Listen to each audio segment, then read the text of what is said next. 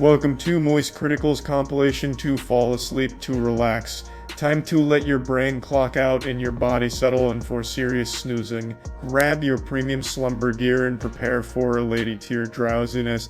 If this helps you drift off to dreamland, drop a like, subscribe, and comment goodnight below. Sweet dreams, you beautiful sleepy souls. Gonna take a few hours to get 20k? Oh, you bet your ass it will, yeah. I know. Don't kick that box in here. Roger, don't kick that in here, man. Have some fucking respect. Roger! Just leave the game running overnight. True, I could just give Anita like 1,000 doobies and just have this shit run all night. I'd run out of weed at some point, but I could stock enough weed to make sure that it's adequate for 20k. Oh fuck, I hit one of my regulars. I'm so sorry.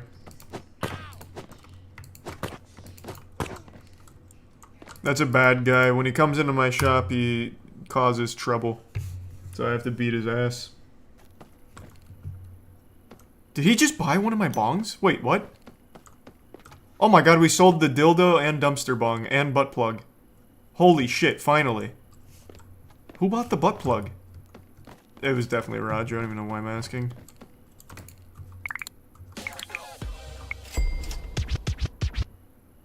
Nice. Easy 800 doubloons. We like that.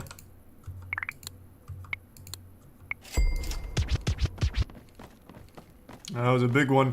I'm almost level 12. I can't believe I'm gonna hit level 12 before I have 20 grand. Yeah, no, we're doing pretty well. Like, we're going decently fast. It's still so much. God, I wish there was another. Rolling 80 of these is gonna be the biggest fucking pain in the ass. Oh my god. Why not upgrade the deadbeats? What do you mean? Can't. That's what I'm saving up 20k for, so that way I can start targeting tourists. Get them going to my shop. Oh my god, what is going on? These are UK cheese doobies. This is so much more than they deserve, and they're still turning me down. 1,000, that's how. Hey, that's fine. Halfway there. I wish it was at least 1,500, but we'll take 1,000. God, we're not even close here. We've handed out 20, so we still need 60 more. Fuck. Once I get this, though, we're finally done with just burnouts. We'll finally be able to get customers. Tourists. Sorry, tourists. Acrylic bong, bamboo grinder, another weight spot, lights, and a medium grow room. I don't need it. Wait, what did I just complete? What did I just... Wait, what did I just get with that? What mission? Alright, hey, I'll take that. I like that. I don't know what happened, but I can appreciate it. I am so fucking tired of rolling doobs. Holy shit. Where are my burnouts at? Christ. Lila, come back. Chris, where are you going?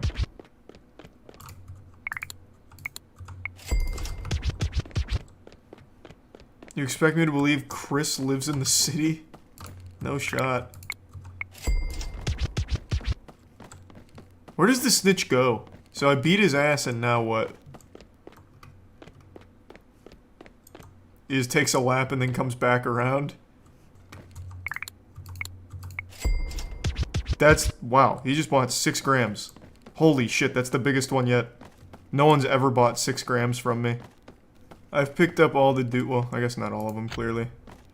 I picked up most of the doobies by trash cans. Wow, and now Chris is buying 6 grams too? Oh man, wait, they are... Oh my god.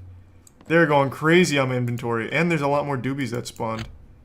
Almost at 13k. We are really making some money moves now, finally. It's about goddamn time. So much doobie rolling. Oh, God. Marissa is such a bitch. She is so ruthless. She never, ever, ever buys from me on the street. She only buys in my lack of air-conditioned shack.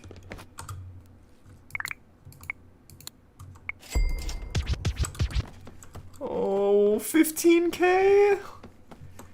Yes! It's finally happening! I need more UK cheese, though. Oh my god, Christ. Let me sell. That is another problem when using, poop doobies. They will not, like, let me sell to them because they don't think it's very good. So the higher quality doobie I roll for them, the more likely they are to, like, deal with me.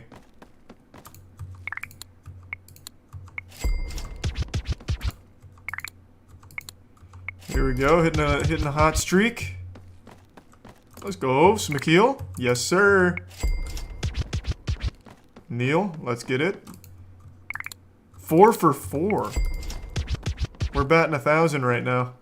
Don't fuck it for me, Carrie. Damn, what an asshole. 17K. We're so fucking close.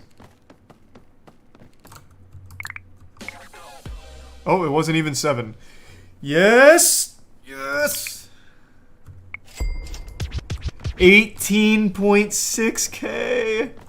Oh, it's so close. It's so fucking close. How did you get so much so fast? Yesterday was slow compared to this. I started rolling doobies and selling them on the street because I had like a little backlog and I wasn't doing anything else. And it was really efficient. Like it popped off. I'm also level 12 now since I've been doing so much selling on the street.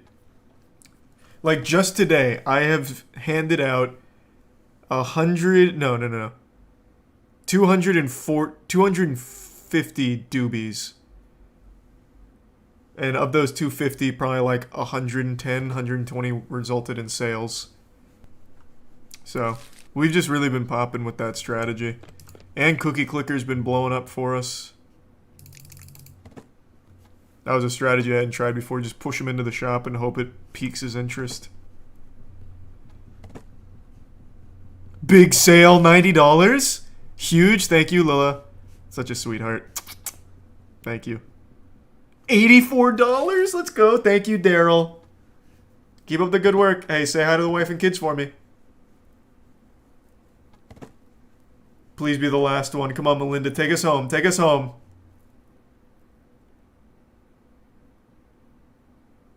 Wow. Fuck you, Melinda. Thank you. Don't come back. And it was Roger! I knew it would be Roger! I fucking called it! My boy! My fucking man. Roger is my final sale for 20K. Thank you so much, Roger. You're like a father to me. We did it. We finally get the shop upgrade. It took us like 12 hours of game time to get here. But we did it. And we didn't use the Twitcher app, which means this was all brain-dead fucking zombie-ass NPCs that we clawed our way through.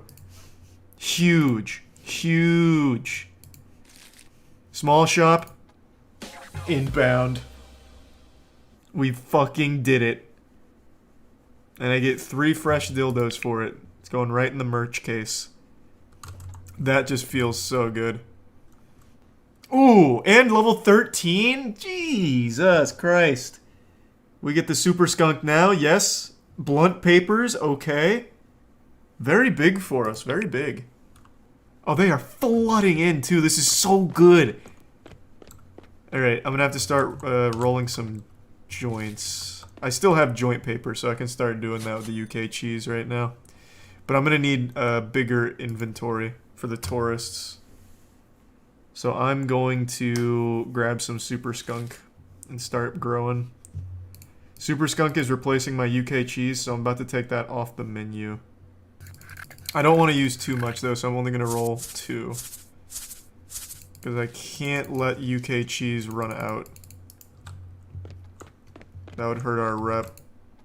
Let's find a tourist. Faith? Let's go. Come to my shop. Yes! Yes! Faith, it's so good to have you as part of the family. Neil, stop. You're scaring her with your tits. Stop. Get away. Get away. Get away. I can't let her see our normal clientele though, or she'll never come back. Welcome, Faith. What do you want? What do you want? What are you looking for? Here, let me help you. Let me help you. A beautiful choice, Faith. 6 grams of amnesia? Absolutely. I'll see you soon. Please come back. Thank you so much. Say hi to the wife and kids for me. The shop is live.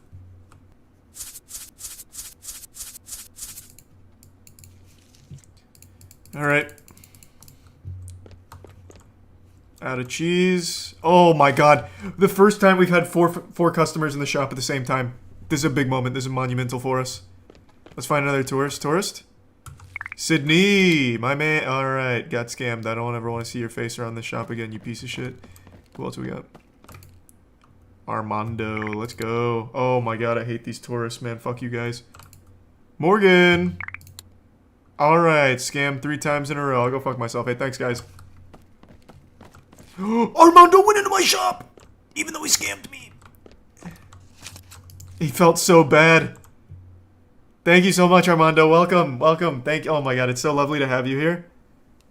Big purchase, big purchase. Come on, Armando. Big spender. Look at that. Look at your clothes. You've definitely got like trust fund kid written all over you. And you spent 60 bucks. Disappointed. Oh, also, I just thought of another thing I can do, which will be cheaper. I can actually buy joints from Diaper Man. So I can buy joints and bring tourists. And it'll actually be cheaper to do that than roll them myself, considering I'm using such high quality strains. Oh, Seth ended up coming in. I didn't even... wow, fuck yeah.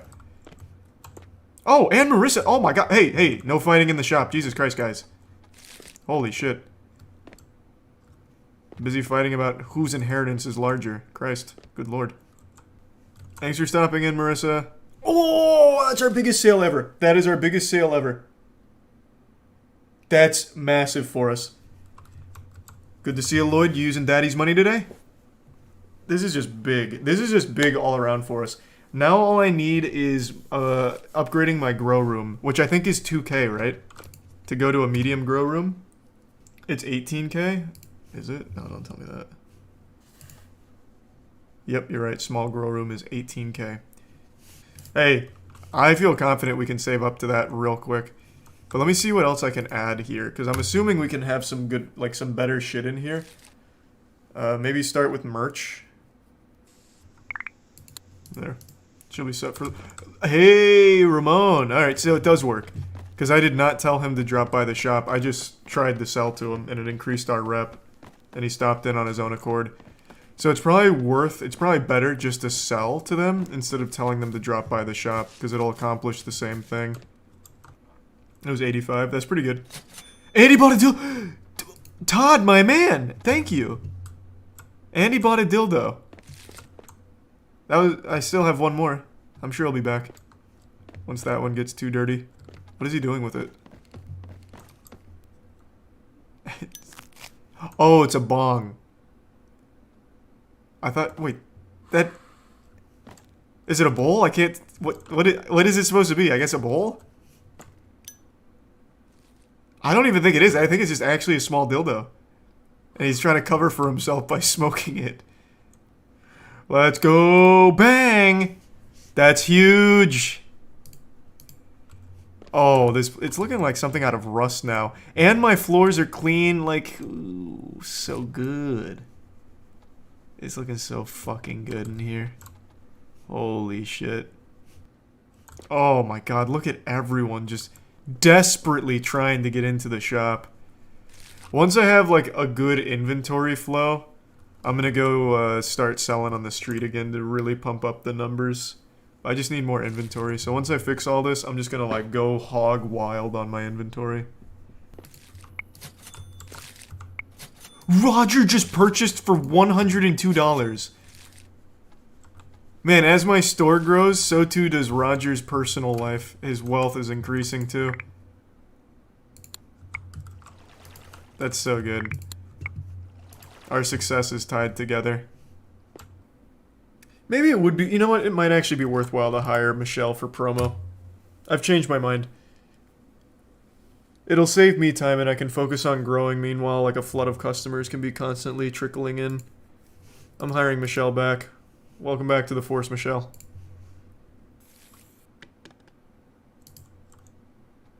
Oh my god, the one right next to it just got moldy. Holy shit, fuck it. Oh my god, what the fuck, why? Why? What a disaster. What a disaster. Holy shit, I'm sad. Oh my god, wow.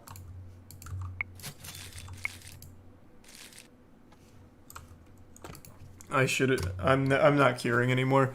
Curing is just straight up not worth it. I'm not doing it anymore. Holy shit, I can do deliveries at a certain point. Oh my god, there's still so much to the game that I haven't even got to.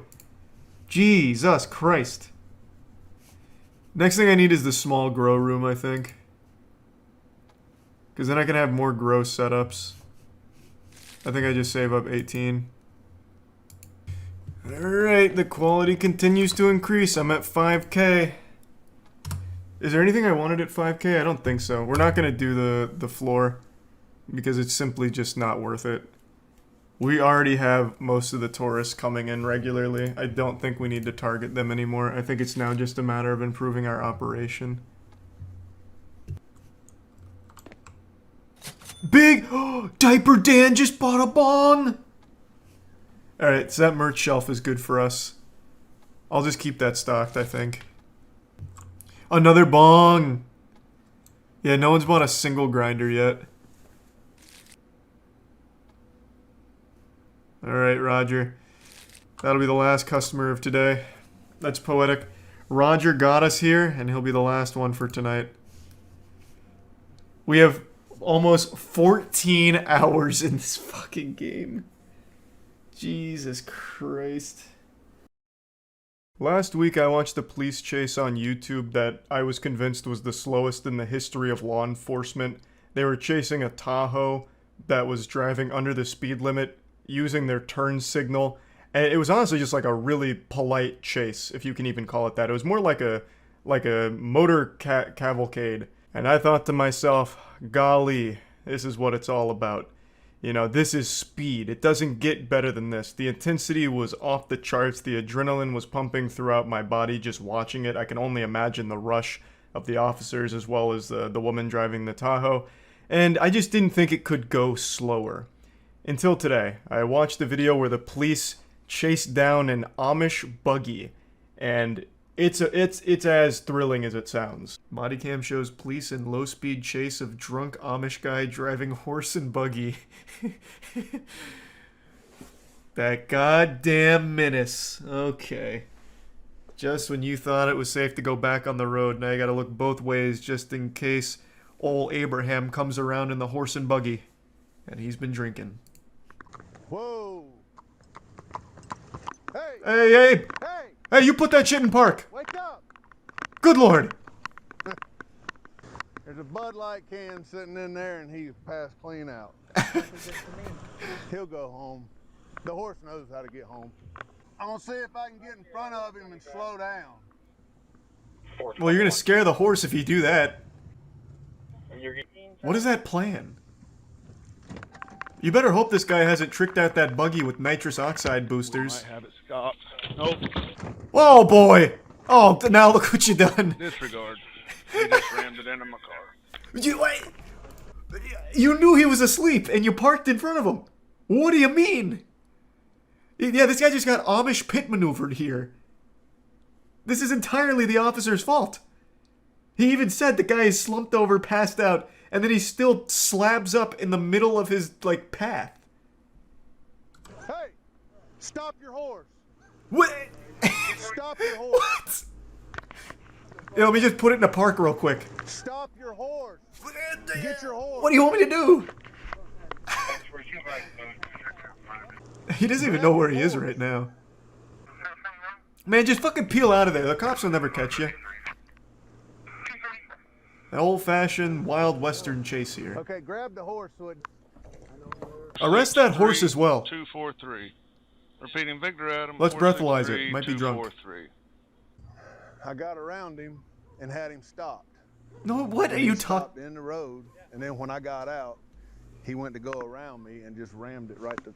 And he's got busted his head. No, I don't think that's what happened at all. What? Pardon? What in tarnation? This guy was asleep. I don't think he made like a conscious decision to go around. I think the horse itself panicked because of your fucking lights pulling up out of nowhere in the middle of the night, and the horse tried to get around you. Not the driver coming up with a conscious decision to try and drift around you. But let's watch it back. Maybe I missed something. We might have it stopped. Nope. Disregard. It's like stopping Santa's sleigh. Like, you just put a roadblock in front of the reindeer. It's your fault. And even here you said we might have it stopped, and then afterwards you're saying I had it stopped, which you didn't. You never had me. You never had your car, as Dominic Toretto said. Granny shifting, not double clutching like you should. And he stopped in the road, and then when I got out... Type of cop to put down some road spike traps to stop it. And he's got busted his head. Yeah, get the spike tarp out. In the damn ditch. I don't know. And I started walking around the corner of the car to grab the reins, and that's when he fucking took off. What are you doing? I watched your body cam. What? Every time you get beside of him, he'd freaking speed up. It's an animal. You scared it. The dude was asleep. He passed out. You said so yourself. This man just made up his own fanfic on camera. Check the comments. No way the comments aren't calling that out. I love that the horse knows exactly where it's going, like a self-driving Tesla. The comments are kind of slapping. He fell asleep in the wagon, horse left for home. He technically wasn't driving. The horse was on autopilot. Don't see what's wrong. Drunk guy has a designated driver. He's a passenger in an Amish Uber. Oh, here, yeah, now the comments calling it out. Anyone else catch the cop changing the story? Yeah. Yeah, this was pretty interesting. This was some of the worst police work of all time. Today I had an itch that needed to be scratched, so I cannonballed into the pool of male astrology just to take a peek at what's been going on in the Sigma scene, as well as the alpha male YouTubers, and of course catching up with the omega male gurus who give some wild and wacky advice, just because it's been so long since I've tuned into the genre on YouTube. Recently, I've felt that the Sigma grind set's begun to fizzle out a little bit, and I was hoping to reignite that fire inside of the hearts of all Sigma males that might be watching. So I wanted to share one video with you that I found. It's called 10 Odd Things Sigma Males Do That Turn Women On. Now, before starting it, I will say I was a bit disappointed to see that they omitted one of the most important qualities of a Sigma male, and that's how they handle one-night stands. I've seen this from a couple other channels, and I just would like to put this here in the beginning before getting into the 10 things, because I think it's a really important one. So a Sigma male's not afraid to be upfront. We know that. So when it comes to a one-night stand, I think the optimal way Sigma males handle it is they always finish it off respectfully. They don't want to leave things on bad terms. So this is just a little free advice to all the Sigma males out there. When you're done with a one-night stand and you know it's not going to be something that's like a long-term partnership, make sure that you're nice, understanding, but direct about it. So get up, give her a bow, and say, "Thanks, madam, for the good pussy. 'Twas doth sodden in those quarters, but I must be off now. Crime never sleeps. Pray thee good day," and then collect your monocle and tobacco pipe and skedaddle. It leaves things on good terms, and you now have broken things off in a much more palatable way.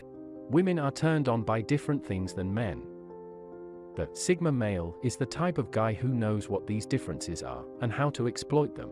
It's fascinating to me how 100% of the time these YouTubers always present their ideas in the creepiest manner possible, calling it an exploit here, making it sound like it's some kind of cheat code or a forbidden jutsu you'll get in trouble for using. It just comes across really weird, saying things like, the Sigma male knows these differences, and knows how to exploit it. It just makes it sound almost criminal. The Sigma male is very familiar with females and the law. So you want to get laid without going to prison for sexual assault? Well, there's a fine line between sexual assault and getting laid, and the Sigma male tap dances on it. Find out how in this video. The Sigma male is the type of man women are naturally attracted to. He has an innate understanding of how to appeal to female biology, knowing which buttons to push and when. Another thing I always find interesting, and this is across like all alpha male and sigma male YouTubers, is I can never tell if it's text-to-speech voices they use or if it's actually them narrating, because their cadence is so robotic, and I'm just never positive. Like for this one in particular, I feel like it's text-to-speech, but then there's certain moments where it kind of messes up and bumbles a word around, and then I'm like, no, it's probably a person. 1. Their light touches. When a Sigma male is sitting next to a woman, he'll reach out and gently rest his hand on top of hers. Or he might come up behind her and lay his hands on her hips or shoulders, just for a couple of seconds before pulling away again.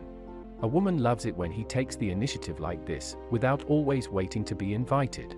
Yeah, so step one here is immediately playing with fire, because if you do this on a total stranger, you might just go straight to jail. Do not pass go and collect $200. This shit's just getting you right in the slammer. It feels like something that is only acceptable if it's done with a girl that you're already romantically involved with, or are at least familiar with enough to the point where coming up behind them and putting your hands on her hips doesn't immediately get you slapped and spit on. If this is a stranger, you might just get your ass beat, and you might get the cops called on you. So I'm assuming this advice here, where don't wait to be invited, is when it's like your partner. Like, hey, maybe rest your hand on her hand when you guys are out on a date, as opposed to just like, hey, if you're in class next to a girl, just rest your hand on her hand as a Sigma move.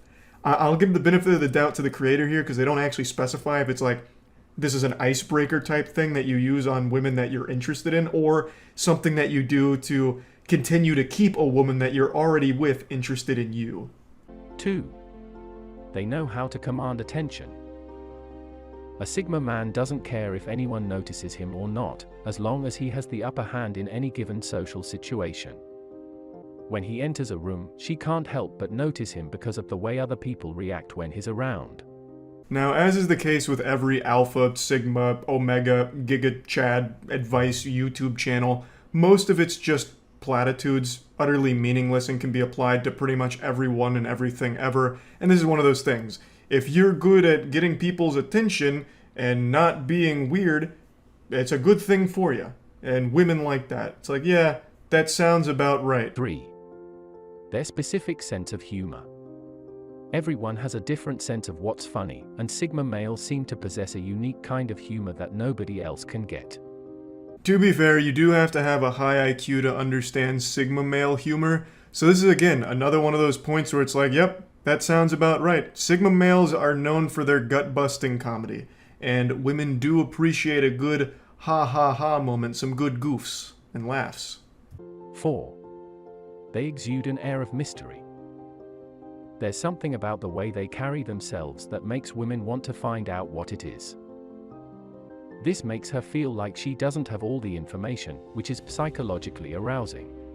This is always my favorite advice, because this is what I bought into going into college, that women love a mystery, which is why I took on the role of an anime protagonist who's very mysterious.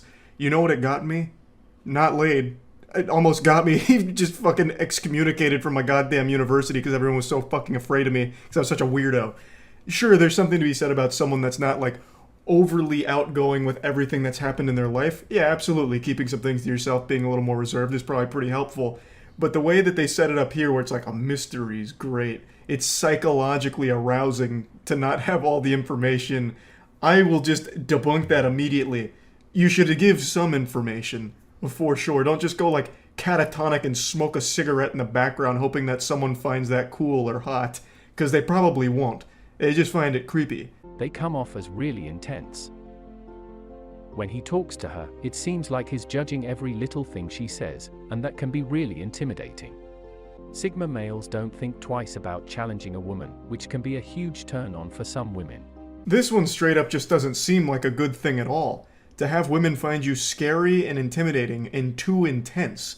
That just seems like it's a massive detriment to getting laid as a Sigma male. And then the part about a Sigma male not being afraid to challenge a woman, that almost just sounds almost threatening. Like, hey, at any moment you say something that's a little out of line, the Sigma male is going to call you out on it. It's like, ugh, you winch, you've gone a bit too far, and you misquoted the great George Lucas. He never said that about Star Wars, and I'm putting you in your place. And you should be turned on by this. It's like, I don't know if that's necessarily a great quality to be so willing to challenge everything and come off as really intense. They are unpredictable. A woman loves to be surprised. If she can see something coming from a mile away, there's no excitement left in it for her. He keeps himself just a little bit apart from society, and that makes it impossible for her to guess what he will do next. I don't really see what being an outcast from society has to do with being unpredictable, unless he's isolated from society in like a mental asylum or something. Like, I don't really understand how those two correlate. You can be unpredictable while also participating in society, right? You can come up with surprises like, hey, surprise, I found chocolates in the dumpster outside. I bet you didn't see this coming. Or, come in with a birthday cake. Hey, I know it's not your birthday, but hey, I definitely subverted your expectations with this maneuver, didn't I? You don't have to be like, outside of the outskirts of society to be unpredictable. And yeah, there is something to be said about surprises and being spontaneous. That could be a good thing for sure. Not just for Sigma males, but for people in general. They have a really strong presence. Some men are just more dominating, and women respect him because of this. They're active listening. A few women are really turned on by men who just tune out during a conversation, but most of them can't stand it. They want to be heard, and they love it when he shows an interest in everything she has to say. Again, most of this video is just platitudes that everyone's heard a million times before. It's not specific to Sigma males. It's just everything here is Sigma male slapped on top of the most generic advice ever from WikiHow and peddled out there as Sigma advice, or these are weird, wacky things Sigmas do that no one else does, when this is just like the most basic shit ever. Oh, be a good listener. Oh, have your own identity with a strong presence and not try and stand out from the crowd with being like overly, showy or whatever. Like, it's all just general advice that everyone's always heard forever. But ever since this whole Sigma versus Alpha versus Beta versus Omega war started, all of this most basic shit gets labeled as Sigma and Alpha and all of that. Like, I guarantee I could find this exact video with the word Alpha on top of it, and it'd be indistinguishable. Their self-sufficiency. He doesn't need anybody in his life. He has his own place, makes his money, and lives on his own terms. They are chivalrous.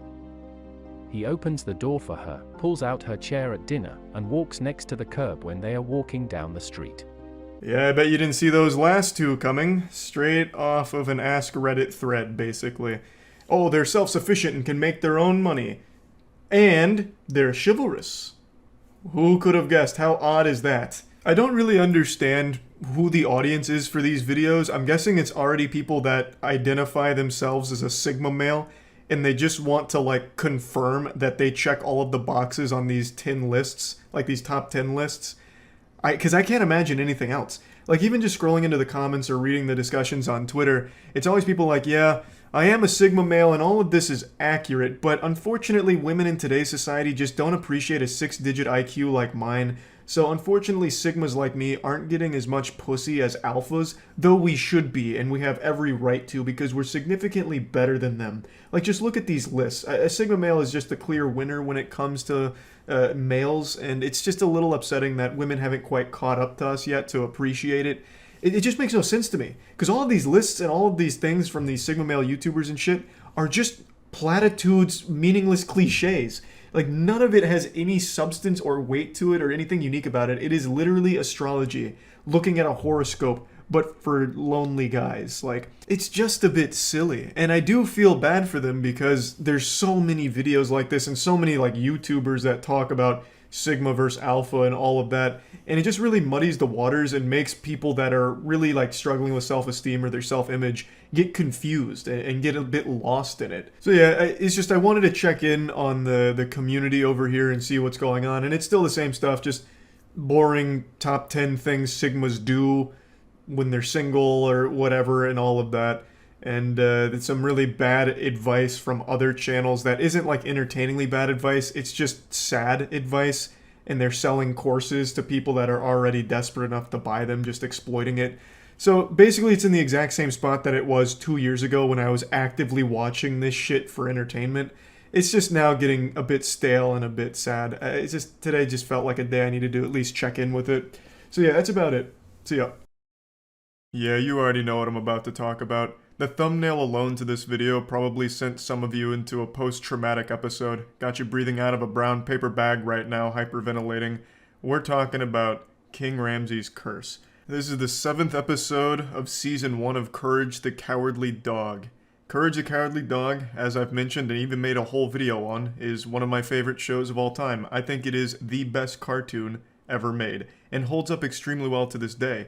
I'm actually rewatching it right now, which is why I wanted to talk about King Ramsay's curse, because I watched the episode just recently. Now, I didn't exactly have like a full-body exorcism out of fear, or like repressed memories taking over and sending me into a Winter Soldier event, but it did immediately remind me of how scared I was when I first watched this episode. It was extremely unnerving. And I'm not alone either. 22 years later, this is still one of the most talked about horror moments in all of kids programming, because people can never forget how afraid they were when they first watched King Ramsay's curse. Return the slab. What? Return the slab, or suffer my curse. What's your offer? This night you will be visited by 3 plagues, each worse than the last. Return the slab. By today's standards, this isn't anything to lose sleep over. You're not exactly going to be checking over your shoulder for King Ramsay's coming around the corner asking for the slab. But back in the year 2000, this was the scariest shit most kids had ever seen in their lives. I know for me personally, my brain didn't even understand what fear was. You know, I used to like roll down the stairs just for fun. Nowadays, if I miss a single step going down the stairs, I'm injured for a fucking week because I hyperextend something in my body somewhere. So I never knew fear until King Ramsay's curse came on. Then I was like, oh my god. This was a show that was watched by millions of kids. It was an extremely popular show. Millions of kids had nightmares over King Ramsay's. That character right there is responsible for some actual childhood trauma, no doubt. But it put hair on the chest of anyone who watched it. It made us stronger, goddammit. But in today's world, this isn't going to be scaring anyone, unless of course you have an intense phobia of slabs, or you're allergic to 3D models or something. Kids these days grow up on the internet, and depending on their parents, some of them are just raised by the internet. So all these toddlers are born into the cyber era and have always had access to the internet, so they're seeing some crazy shit just off the get-go. Like they're brand new to the human race and they're seeing one man, one jar before their 6th birthday. These kids prank each other on TikTok by splicing in actual gore, death, and suicide videos into like other innocent videos and send it to each other as pranks on TikTok. So this is nothing to them. Meanwhile, you have Goofy Ramsay's over here, which was really scary 20 years ago, but now is just kind of laughed at by the youth, I imagine, that can't appreciate good character design. Just look at how cool Ramsay's looks. He looks like an overcooked spaghetti noodle wearing a wizard's robe.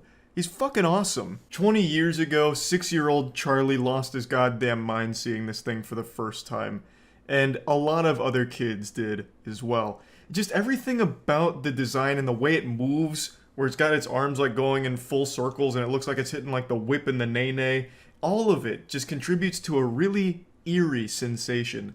And the plot's pretty cool too. It's Eustace comes in possession of an old ancient slab that happens to be cursed, but it's worth a lot of money, so Eustace doesn't want to give up the super slab, so King Ramsay's pays the family a visit and then unleashes 3 plagues upon Eustace, Muriel, and Courage. And eventually the slab gets returned to Ramses, but it's just really fucking cool. Everything about Courage the Cowardly Dog is just a masterclass. I love the show. I think it's timeless. And this episode, I wanted to talk about it because so many people remember it. It was, for a lot of kids, their first foray into scary shit, into the wide world of horror. So yeah, I just wanted to briefly talk about this and just remind you all of King Ramses and his curse. That's about it. So yeah. How much are they paying you? I mean, you can look in the title and see that it's not an ad. Hold on. I just gotta get warmed up a little bit. So is there any, like, advanced tech? Any wave dashes or anything? Okay, I'm getting fucking worked by this guy. Oh, I'm nuts. Nope. Come on, close it out, baby. Oh, God. Clutch. I'm nuts. Oh, what? I forgot to use this in Rage. Oh, just in time? Oh, is there no, like, angel platform here? Just close it out! Jesus!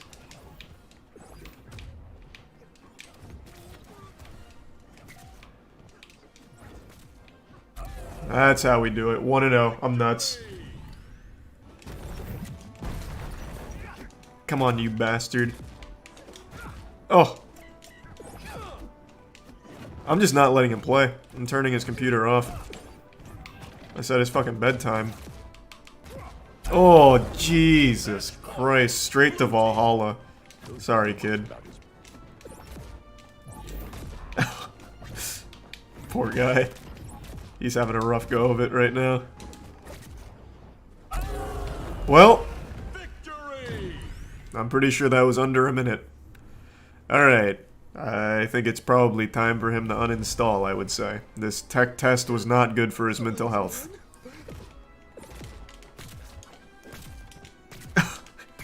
I don't know how many times she's gonna try and land like that.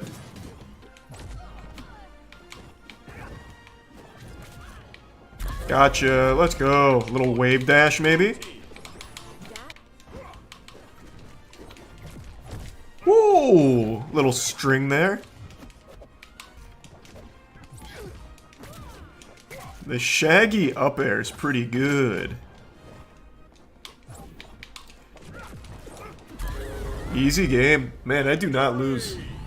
Undefeated, 100% win rate. Thanks, Sub-Zero and Supernova. Nah, this isn't AI, these are human beings. Ooh! Oh, that edge guard. I was going nuts.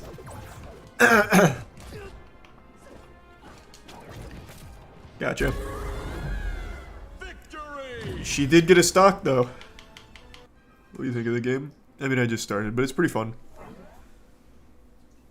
It's like a more polished Nickelodeon All-Stars brawl. We have to kill Superman now? Nope! Come on, Tom. Oh, that was kind of filthy, right in his mouth, too. Oh, you got so lucky. Oh, God. Yeah, I couldn't DI that. Okay, unlucky, unlucky. God damn it, Tom. God, son of a bitch, I can't reach him. He's playing like a bitch. He's son of a bitch. Gotcha. Oh, that was easy. Good teamwork.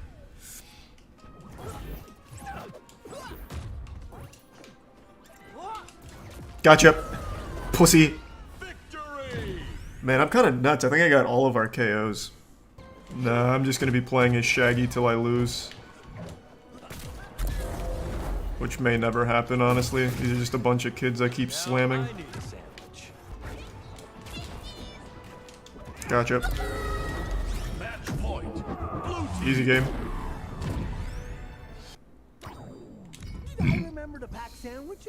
There's no blocking. Dodging. No, you can't like hold shield or anything like in Smash. Just dodging. What do you think is going to be the internet reaction if JD loses the case against Amber Turd? I think Johnny Depp is going to lose the case. Apparently it's like impossible to win those kind of defamation cases. But I don't think it'll matter.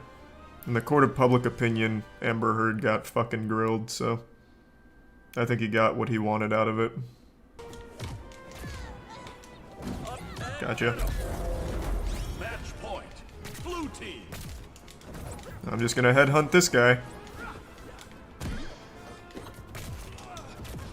Gotcha.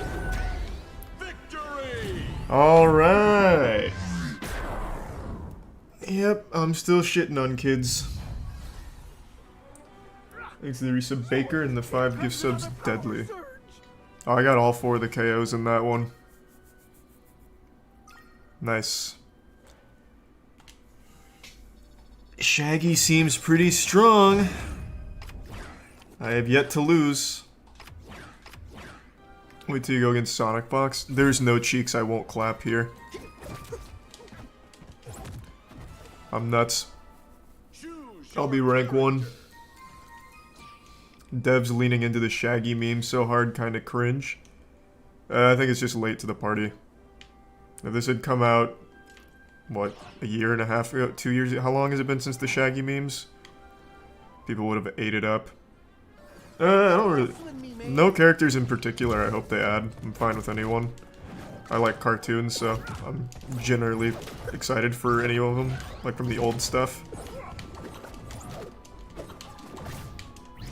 Okay, this guy's kind of good. Holy shit. He is popping off.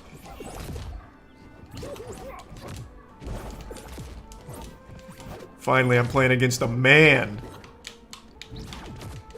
My spacing. Sorry, baby boy.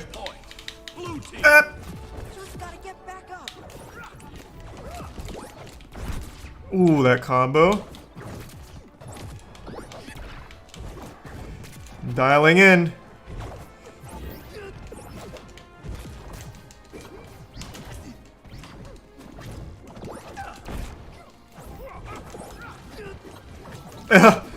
I'm mashing.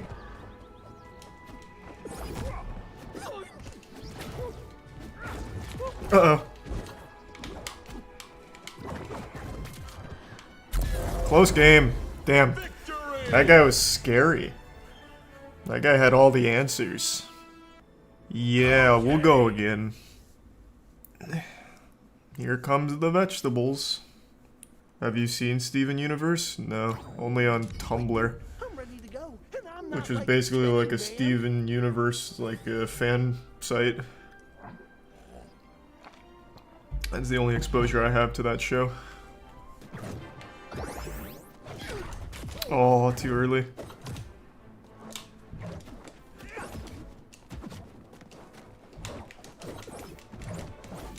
Oh! This is a close game again. Oh, he got a little too confident.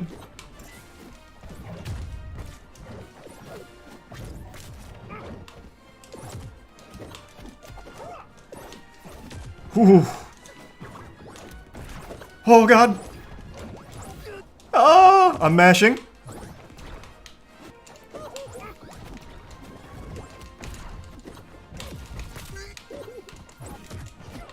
Hang in there. Nice, we got him again, baby. That's definitely the toughest one I've had so far.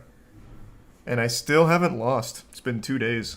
I think this will last longer than Nick All-Stars. It's already got more polish, so I'd say it probably will.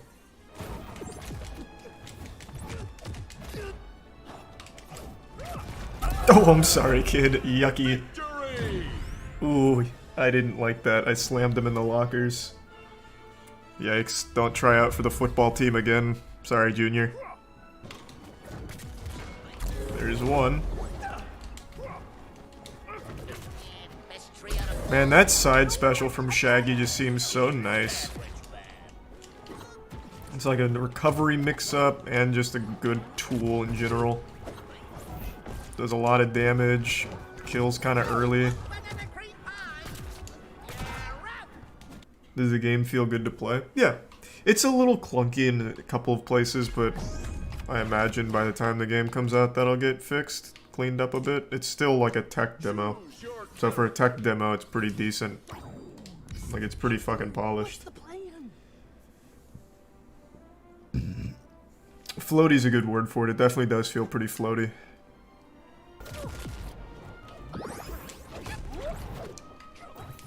Put some knuckle in their eyeball. Oh my god.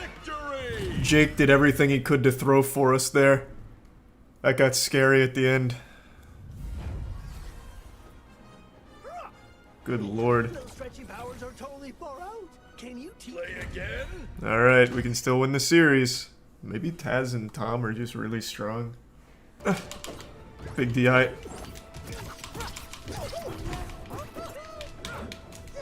Oh my god, I couldn't hang on any longer. Hey, that's not funny. Hiya, Beamer. Okay, my teammate doesn't know how to recover. Red team. That's the I see what's going on now. Every time he's off the map, he dies. I'm trying to target Finn. Got him. Gotcha.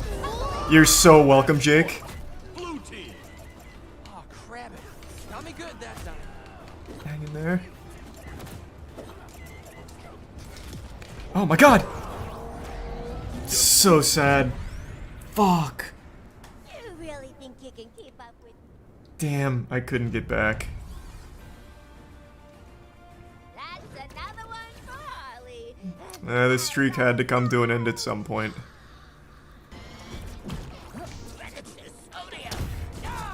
Damn, he hits hard too.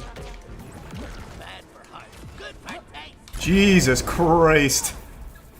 I just turned the game off for him.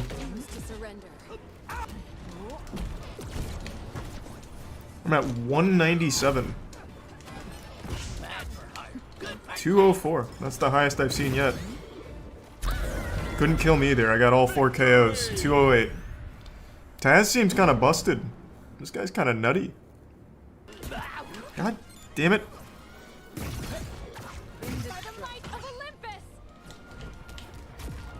Woo, baby. Huge teamwork. Little alley-oop pass there. You're welcome, sport. Let's try Arya Stark. Nice. Game of Thrones was amazing, especially that season 8. Let's fucking ride.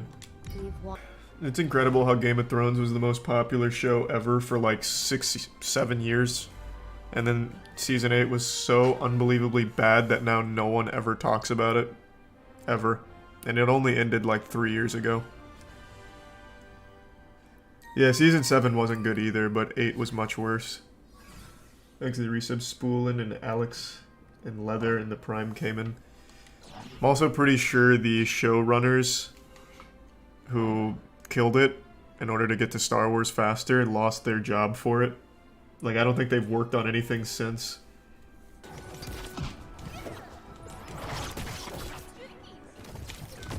Yeah, I don't know if I like Arya Stark that much. Oh. Okay, tough.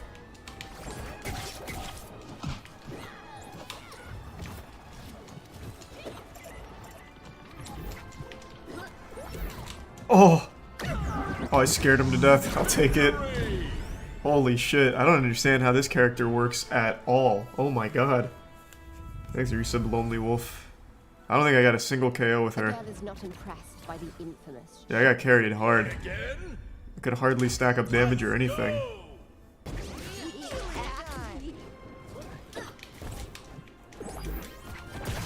What the fuck happened there? Is it lagging or what happened? Was that a move?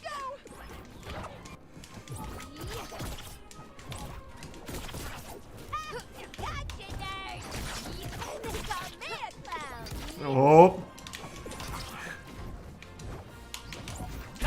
Oh my god. You're so fucking welcome. Oh, yes sir. Easy game. Even with like 9,000 ping, we take that. I'd like to head north now. All 4 KOs, baby. That edge guard on Taz. Filthy. Poor kid, he's punching air right now. Thanks to resub musing. Yeah, Arya seems like she has a lot of moving parts. Choose your character. Let's do, I've seen a little Bugs Bunny. We can do Bugs.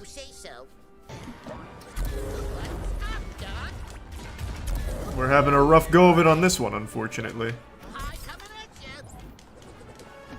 I won't let you down. The fuse is lit. Amazing. Ready? Oh, how did that miss?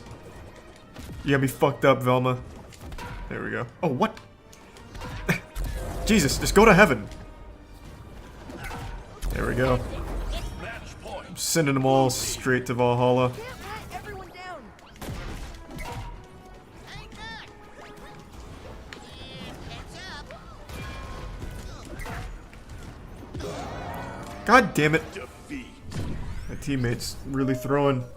Thanks for resub rapid. Wasn't he a level 11 Bugs? Come on now. We need you to get a little more aggressive. Think they'll give us a trophy? Can't let everyone down. Oh, fuck.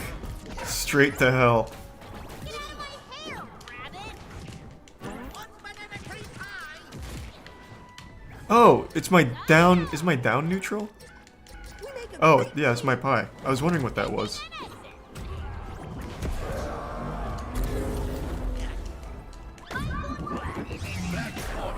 Blue team. I guess no Gotcha. perfect. Victory. Bug seems pretty good. That bat and that mallet are really strong.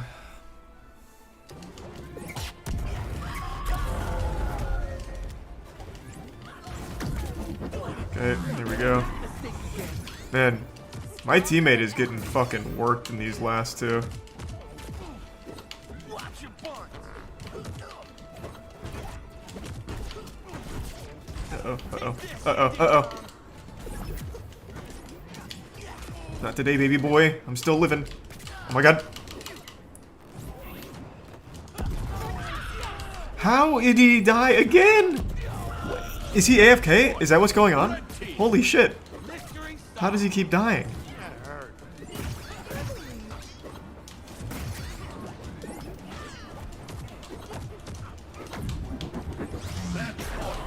Blue team. You thought you had me. Nice. He pulled it together when we needed it most. Huge. We still squeaked it out, baby. Damn, he was putting on so much damage. I guess Rain Dog does a ton of damage. I want to try him next. I was playing with Chase and Steve, and we won like 90% of our games. I think I have only lost one series tonight. Like, in total, Hell yeah. ever. In this game, actually. One thing I've noticed is if there's a Steven Universe character on the other team, it's GG. Like, They have not, yeah, they just haven't developed their brains yet, Charlie. oh, okay. They're all children. They're all children. GG because they're, like, trash and shitty, gotcha. Yeah, Okay. yeah. And they got man clown. I'm still living, holy shit. Clear the way. Still living, holy shit. All right. Gotta screw loose, pal. Mystery sauce. Man, I was really living forever. Nice shot. I won't let that happen again. Really feels like Superman's specials are dog shit. Yeah, But his, I wasn't a big fan of them. his neutrals seem good. I holding up there. I'm getting shot by Finn. I'm here to help. Coming at ya. Man, fuck this Superman. Oh, he just killed himself. Easy. I feel like half the people in this game don't know how to recover. Yeah. I feel like most people that play this game just fucking suck. True. I mean, I'm gonna put it bluntly. These people are trash. Oh! Just straight delivered him to heaven. I'm gonna be honest, dude. I have no idea what the fuck you're even saying. I don't do smash shit. It's like, so in Smash, it's when you hit the ground, but you do like an air dodge at the perfect time, and it cancels all that momentum. Oh, I don't think you can. I know you can do the weird shit when you're like in air and you like stop immediately if you like time it correctly. Oh yeah. All Stars Brawl had that too. We don't talk about that game, Charlie. No, it's a good game. Oh, I thought I timed that right. No. He just keeps doing the same spam. Oh, get fucked. Good shit. I didn't see what happened, but good shit.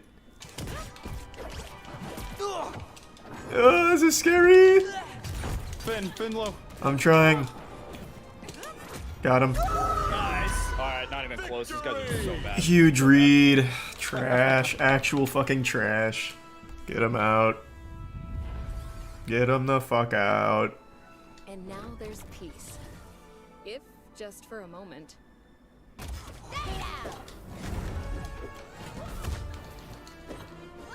Uh-oh. Yeah, I couldn't recover that. Damn. God damn. Well, that's definitely the strongest team we played yet. They're a clan. They're a clan. Good work. Yeah. I could not do anything as Harley. I don't know if they were just good or if I'm just not good with Harley. Dude, they beat us and they declined the rematch. Wait, that's some pussy shit. Are you serious? They declined? That's actually fucked up. Oh. That is fucked. Okay, then They knew we would beat them. Must have just been a fluke then, I guess. I was about to switch to Shaggy too. Maybe they knew. Not the main. Yeah, I was gonna go main. Because, again, it was really hard to tell if they were just good or I had no idea how to play Harley. Oh. No. Oh! That's 1 in the morning.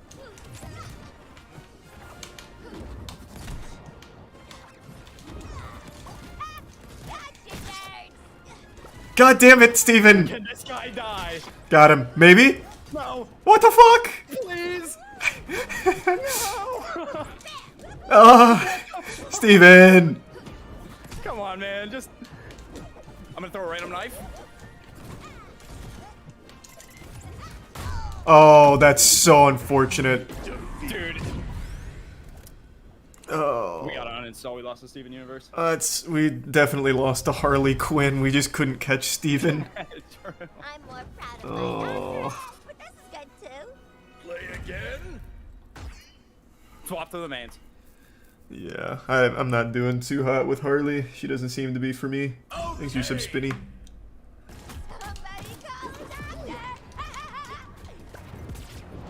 Woo, Dude, baby. Steven What? just got bullied.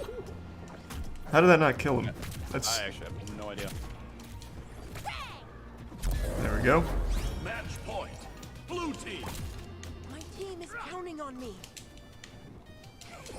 Gotcha. Dude, they just got bullied, man. Yep, 4-0'd in like 30 seconds. God damn. Yeah, that wasn't even close. Pussy. Easy game. Wow, that was super free. Damn. Look at their stats. 58 damage from that Steven universe. Coward. Yeah. Like I said, dude, they're all trash. Yeah. They got one lucky game. Just like in real life. Tough. Can't you make edibles later on? Couldn't tell you, man. I haven't done any cheating. I haven't looked up any strategies. I haven't looked up anything in-game. We are playing this completely blind. And it's been amazing. Oh, that's right. We had Goblin Punch. I forgot we unlocked that. I completely forgot about Goblin Punch. And we have a ton of money. What were we saving for? Fuck. I don't remember my plan. God damn it, I take one vacation here and I already forget what I'm supposed to be doing. I had a whole roadmap in my head. I already have the large shop. Oh, huge shop. That's what it was. Huge shop is a mill. I'm just gonna save a mill and go right into huge shop. That's what it was. Then I need to start rolling those crack woods.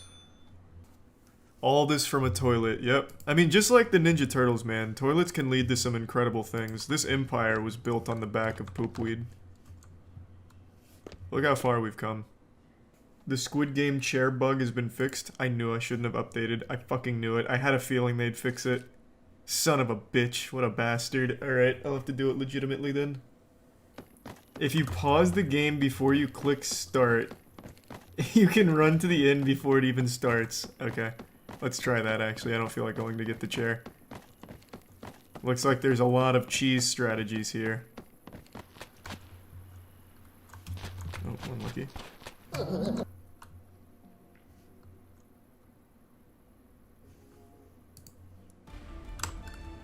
Oh, that didn't work.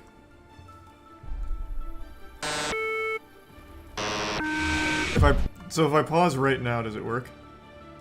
You can still do the chair cheese. I'll try it next time. Thanks for your sub money in the Prime Young. I'll just do this one legitimately, I guess.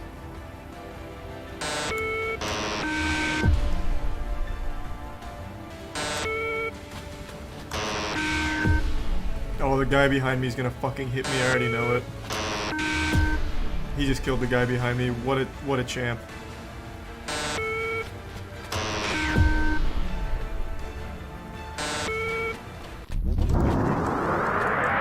Alright, that's the first time I've done it legitimately.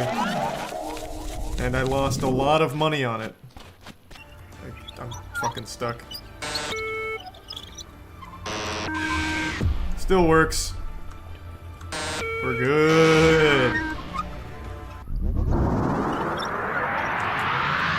The strat is still live, baby. Oh, that took me all the way to level 38 too. God damn. Alright, what do we got? Huge shop, which is good. Now we just need to save up $1 million. Yeah, which isn't unreasonable, I don't think. Ooh, we got an Afghani delivery. Ooh, a California orange delivery for 52 grand. Yeah, I'm down. 52 grand sounds kind of nice. Pardon me, Rochelle. I was driving like a demon last time. Hopefully I still have that spark. Hopefully I still got that dog in me. I'm kind of dangerously high to be driving this right now, though. Holy shit, the chaos. Fuck, gang member. I took a bad path, I took a bad path. Oh god, I panicked, It's alright. AGDQ safe strats, we're still good. Easy 57 Gs.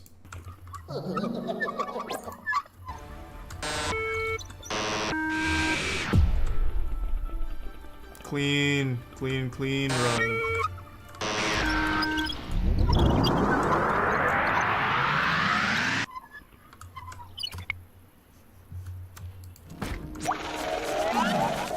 Almost level 30. Man, the minigame's giving so much XP tonight. Hitting that goblin punch has been a real difference maker. Let's go! Cross joint time. Oh, wait! I get a new... Wait, this is super big. I didn't realize I got the last grow setup. Okay, now I don't need these components anymore. That just saved me money. Well, not really. It's gonna cost me more money to do this, but it'll be worth because now I get more slots. I can handle demand. I can pump out merch whenever I need to. I can really do everything I need. So I'm not gonna waste money on the grow room yet. Now with cross joints, it's gonna be even more lucrative than it was before. Holy shit, they're expensive. New grow setup, baby! Welcome to the future! This is the biggest grow setup in the game. We're in the big leagues. I'm out of pots. Son of a bitch. Excuse me, Jerry. Oh, what? Oh, it's like something out of Cyberpunk. God damn. Hey, Roger. This is the furthest I've ever seen Roger away from my shop. He usually just waits outside on a bench. What? Why am I not blowing it in his face? What is going on? Did they fix it? Oh, they fixed it. Unlucky. Well, now I wasted a whole fucking crackwood here on this guy. So what's the most efficient way of getting them addicted now, then? How does this one work? Find 6 crab. Oh, what the fuck? Oh, this is so unlucky. What? How do I quit? How do I quit? I can't bring out anything but this. Oh my lord. What the fuck? What the fuck? How do I quit? How do I quit? Okay, this is awful. Now my shovel's gone. I can't even bring my shovel back out.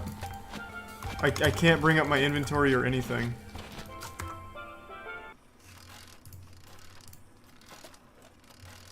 How do I have a 1-star service rating? Oh, because I don't have any merch variety. And I'm not doing discounts. Okay. We can really mix it up. I'm fine to get a little crazy. Why would you do that? Man walked by and kicked my car for no reason. Oh, no. Oh my lord. My wheel's busted, but I'll still be fine.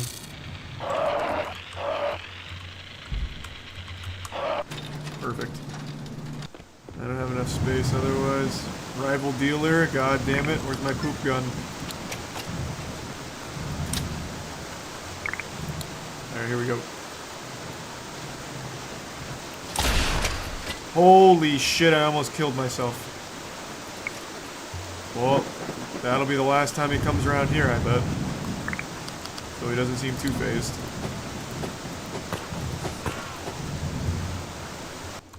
I still have so much merch on the shelf. Why aren't they buying? You selfish pricks! Let's see if they actually are buying more, or if that guy in chat was just wrong. Because I'm pretty sure the only thing that dictates how much they buy is that thumbs up. I don't think variety matters for how much they buy.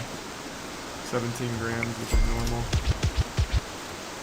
Variety matters how much they buy when it's in your store. Ooh, so only from inside the shop. Gotcha. Whatever, I'm just gonna have a lot of variety. Maybe this will be worth. I heard pots break already. What the fuck? I am vaporizing pots here. What is happening? Yeah, it looks like my merch finally started selling, so this will be good timing because I just got a whole new inventory queued up. Alright, we now have the best growers, which is huge for us. Let's just go sell on the street and get some XP. How are you out of doobies? How is that possible? How? You of all people? Yeah, I'll go to the club right after this.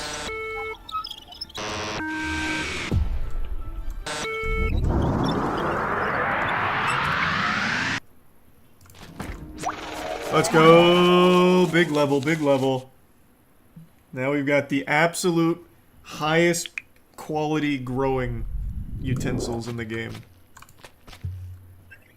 And I'm only 370k away from the huge shop, which is the biggest shop in the game. We're on the cusp. Alright, let's check out the club. Maybe I can make a ton of money at the club here too. Though I think what's gonna happen is I'm just gonna lose money here just throwing it on the strippers. Mandela here with an attitude.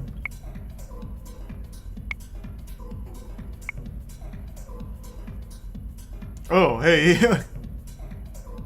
I mean, yeah, here, I've got it. Club ass milk? Let's go. I love club ass milk. Hey, yeah, let's go. 100 bucks, that's free. Hopefully I didn't just waste 1,000 grams.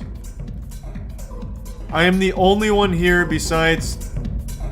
Is that Chris? Jesus Christ. It's Diaper Dan. What the fuck? Can I at least rob them or something? What a waste of... Oh my god, my Swazi gold too. My highest quality strain. Is there anything to do here? I can't even talk to them. Yeah, if I had gotten jumped, I wouldn't have lost nearly as much. Son of a bitch. Ass milk sucks. Hey, Rashad. Oh, you already went to my shop. I can't even get a little side hustle going. Reload. Oh, cool. Actually, yeah, that's a great idea. Good call. I get to keep my Swazi gold. I forgot I made a save right before that. I'm not giving you doobies, Michelle. It's just not even fucking worth it. Honestly, I might fire you. If you keep waving your hands, I'll do it again. For the 30th time. I really don't need him promoting to burnouts. Like, does that even help me? They buy like 9 grams. How close is he leveling up? He's not even close to being able to fucking promote to tourists. I might just fire you, Michelle. In fact, he might be detrimental because then he holds up one of the burnouts who's probably already going to my shop in the first place. You know what? I've made up my mind. I'm firing him. My daily firing of Michelle. Now, this is a good promoter. Jennifer and her are going to be a great team. Because Jennifer's about to unlock going right to locals. Oh, what the fuck? How is... This is so unlucky. How does that keep happening every time I'm doing a minigame? Holy shit. Come back, come back, come back. Oh my god, now I'm stuck in the chair.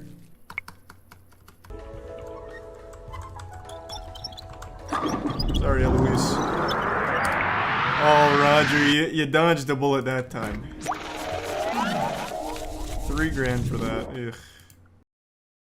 Initiating moisture.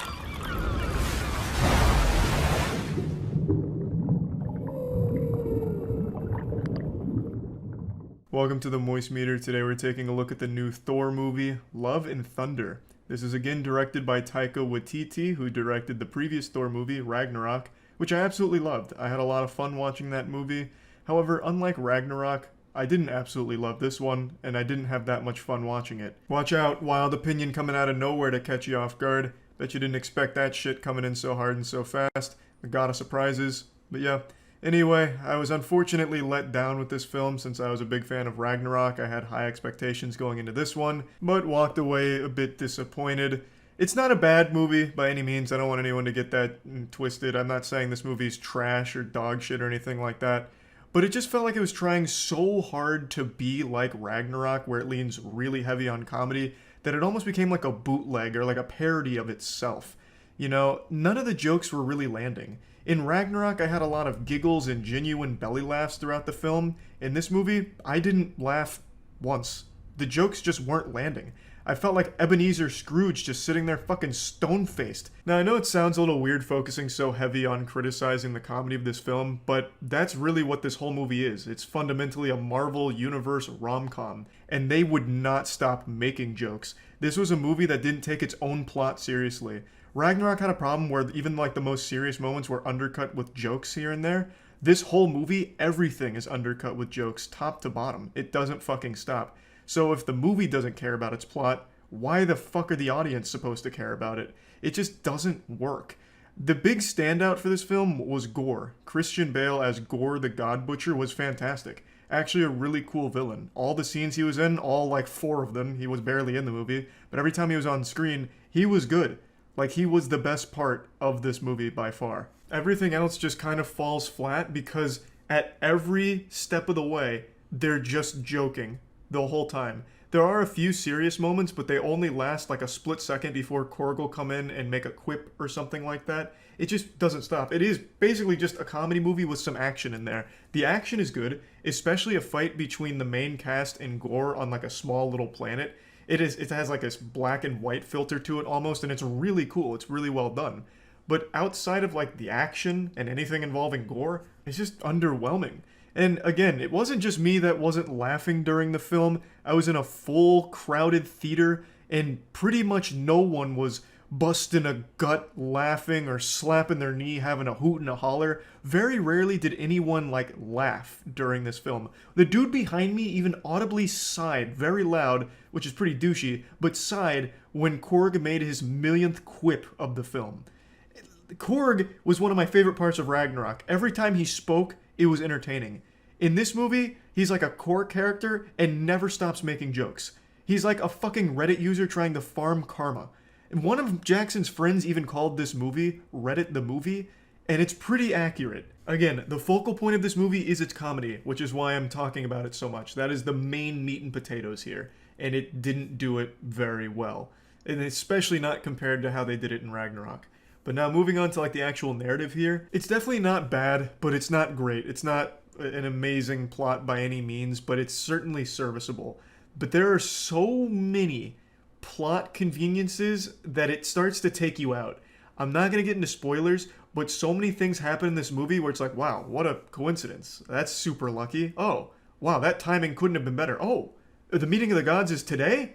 Oh, wow, okay, good. I guess that's just when we needed it. Like, there's just certain moments that feel like it's almost a Saturday morning cartoon level of, oh, that's convenient. Like, it doesn't feel earned half the time. Like, it's hard to talk about without spoilers, but one thing they can do in this film is they can be pretty much anywhere in the universe whenever they want to be, thanks to, of course, like the Bifrost. But even when they're not using the Bifrost, and there's some time where they don't have the Bifrost, when they don't have the Bifrost, they can still be anywhere in the universe exactly when they want to be. They can just instantly be there, even without the Bifrost for some reason, somehow. So there's never any, like, stakes when it comes to tracking down Gore once they know where he is. It's never, like, a tough journey to get there because they can just instantly appear there somehow, even when the Bifrost wasn't available. It's just, I don't know, there's a lot of moments here that just don't really work super well from a narrative perspective, but I like the overall plot. You know, I actually like the relationship between Thor and Jane. I think they did a decent enough job of making us care about the two of them. You know, Jane is now a Thor. She's been chosen by Thor's ex-Hammer, and they haven't seen each other in a long time, so it's all about, like, rekindling that relationship, and I think they actually handle it pretty well. And Jane's pretty good as Thor. I think she does a great job. She's fun to watch in the action scenes, and it's just pretty badass, anything that involves action. The visuals were really good. I mean, as you would expect, it's Marvel, but I actually really liked it because it was such a heavy emphasis on, like, space shit, which I'm always a sucker for. So they even have, like, a fucking boat that's shooting out, like, a rainbow road with the Bifrost that's being pulled by some goats, and it's cool. It's cool to look at. There's a lot of cool moments. But just know those cool moments are going to be soon behind you when they're interrupted with yet another joke that falls flat for the millionth fucking time in the film. I'd like to stress again, this isn't a shitty movie. This isn't some dumpster fire of a film, but it is absolutely carried by its visuals, its action, and its villain. But the action, visuals, and villain are pretty goddamn good. And like I said, I do like the relationship between Thor and Jane. I actually thought they did a great job with that, especially since most of the heavy lifting with that relationship had to be done in this movie. Because prior to Love and Thunder, the two of them didn't really have a whole lot going on together. I never really thought that they had a great, like, well-built relationship, so this movie had to do a lot to make you actually give a fuck about that, and I think it did a decent enough job at that. Plugging Thor Love and Thunder into the moist meter, I'm giving it a 65%. I don't think it's a bad movie or anything like that. I think there's some good moments, but overall, it's just almost like a rom-com Marvel movie where a lot of it just takes the wind out of its own sails by just making unstoppable, unrelenting amounts of jokes, most of which don't really land. So yeah, that's really about it. So yeah. 3 weeks ago, I posted a video with an open challenge to anyone on the internet. This was kind of like my Willy Wonka moment, but instead of inviting you all to a chocolate factory, I invited you all to an insane asylum. The challenge I issued was perhaps the hardest challenge that currently exists in all of gaming. It is a challenge that has been completed by 0 people in 18 years. That's right, no exaggeration, not a single person in the entire world has completed this challenge in the 18 years that it's been available. But I was naive. In my hubris, I thought I could play God and make a miracle happen. I was under the impression that maybe the reason this hasn't been completed is because the motivation for gamers just wasn't there. So I took a page out of Scrooge McDuck's playbook, I reached into my pockets and I slapped a $5,000 bounty on this bad boy, thinking that this would incentivize people to run it and we might see a champion emerge. But unfortunately, all we've seen emerge so far is mental illness. This has broken some people's minds. Spirits are shattered. I wouldn't be surprised if some runners got addicted to hard drugs as a result of this, just trying to forget the pain of even attempting the challenge. Over the last 3 weeks, it has been misery for quite a few runners who've given it a try. Let me go ahead and break down this entire thing for you. The challenge was completing Halo 2 on Legendary difficulty with 13 of the 14 skulls on deathless. So 0 deaths, solo, Halo 2 Legendary, with 13 skulls on. The only skull not on is Envy. For those that don't know, skulls in Halo 2 are gameplay modifiers that make the game harder. All of them except for the Envy skull. The Envy skull gives you camo when you use your flashlight, so it's super helpful. So turning that skull off, but still doing the other 13 skulls, completing it on Legendary, solo, without taking a single death. It's never been done before in the 18 years that Halo 2 has been out, and I really wanted to try and push the human race towards greatness. I wanted to witness history being made. And I've watched so many streams of so many different people trying this, and it's just sad. I'm not kidding, this isn't an exaggeration. Of all the runners I've seen over the last 3 weeks, 99% of every single runner couldn't get past level 1. About 80% of that couldn't even get past the first 2 rooms, which includes me because I've tried this myself. Of every single runner, there's only been 4 runners on Twitch that I've seen get past level 1, and only 2 of them have done it more than once. A popular YouTuber named Hidden Xperia even attempted it for a video and didn't get past the first level. And this made me realize something. I underestimated the challenge. I looked into it a bit more, and I'm going to explain some things that are going to help a lot of you that still want to attempt it, and I want to encourage you to keep attempting it. So, I am raising the bounty. I will now be offering $20,000 to the first person who can complete my sadistic challenge here. This shit is diabolical. I'm not going to sugarcoat it. I'm not going to pull any punches. I'm just hitting you with the straight fucking filthy asshole of the truth. It is brutally difficult, and this is going to take a long time. $20,000 to the first person who can actually make history here and complete the challenge. I'm going to go over the rules again. It has to be streamed on either Twitch or YouTube. And it has to be solo Halo 2 Legendary difficulty with 13 of the skulls on. Envy cannot be on. So all the skulls except Envy on. No save load cheesing or any external modifications or anything like that. Just good old-fashioned spit and elbow grease. Glitches are allowed, but of course not like cheats or anything like that. If the glitch is present in the game, you're welcome to use it. In the description, I'm putting a link to a place to submit VODs. If anyone out there actually accomplishes this, submit it to the link in the description, and we're going to go through that shit with a fine-tooth comb. We want to make sure there's no editing or tomfoolery afoot, no fishy business. This is why it needs to be streamed. There needs to be VOD evidence proving that it's real. No sly editing or tricks like that, which is why the streaming is such a big requirement here. Now, I'm also going to be linking a Discord in the description that was started by the community that has all of like the best strats and best ways of approaching this challenge. So if anyone's interested in learning how to do it or having information at their fingertips to give it a try, the link to that Discord is going to be in the description. That could be really helpful. There's 2 ways of doing this. You can either do it on Halo 2 Classic, the original Halo 2 Xbox game, or you can do Halo 2 Anniversary, which is in the Master Chief Collection, and that even has a LASO playlist that has Envy off by default. Now let me give you all of the cheat sheets and everything that we've learned, or I've learned rather. Halo 2 Anniversary is significantly harder to do this on. The tick rate in Halo 2 Anniversary is higher, which means the enemies are shooting more frequently, faster. So they'll mag dump you so quick that you'll insta-die, whereas in Halo Classic you'll have a little bit more time to respond and hide or respond and fight back. Halo 2 Anniversary is much more difficult here because not only is the tick rate higher, some of the glitches that exist in Halo 2 Classic don't exist in Halo 2 Anniversary. The biggest one being ghosting. In Halo 2 Classic there's a glitch called ghosting, which allows you to displace your hitbox, and it's crucial in the first level. Using ghosting, the first level is actually pretty doable. It's pretty easy. You can ghost through multiple doors and skip large sections of the map, and that's totally fine. Like I said, doing this challenge, you can use glitches. The only thing you can't use is actual external cheats or macros or anything like that. So Halo 2 Anniversary doesn't have ghosting, which is a crucial glitch, really helpful, and the enemies shoot faster and hit harder because they're shooting faster. So Halo 2 Anniversary doing this challenge, I honestly don't know if it'll ever be done because of one level in particular, Gravemind. Gravemind is infamous for being the hardest level in Halo franchise history. This is the level that put hair on your chest when you were a child. This is where most people got stuck, and it's the level most people remember as being the biggest pain in the ass. It's absolutely brutal.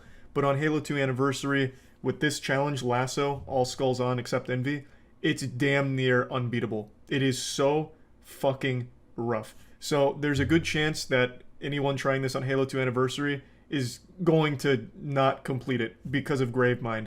And Gravemind is like one of the last levels too, so when you get to Gravemind, you're already like 70% of the way there. So you're like 4.5 hours in. It's just soul crushing. So let me get to my recommendation. If you seriously want to attempt this and seriously want to complete it, I highly recommend doing it on the original Halo 2 disc, the Halo 2 Classic. You can play it on Xbox 360. I think there's even Xbox One backwards compatibility, but just playing the original Halo 2 Classic, because that allows you to do ghosting and the enemies aren't shooting as fast, so you can actually survive certain things and respond to certain things that you couldn't in Anniversary. But that also comes with a catch, because in order to do this on Halo 2 Classic, you're going to have to collect all 13 skulls manually each time. So you're going to have to collect the 13 skulls, and you're going to have to do that every time you want to run this, unless you just keep your console on forever. Because Halo 2, unfortunately, being as archaic and primitive as it is, when you turn off the console, the skull effects go away. So you have to get the skulls again in order to activate them. There's ways of kind of cheesing this with making certain save profiles in front of skulls. So if you want to do this multiple times across multiple days, you make these profiles and then just load them up, grab the skull, and then start.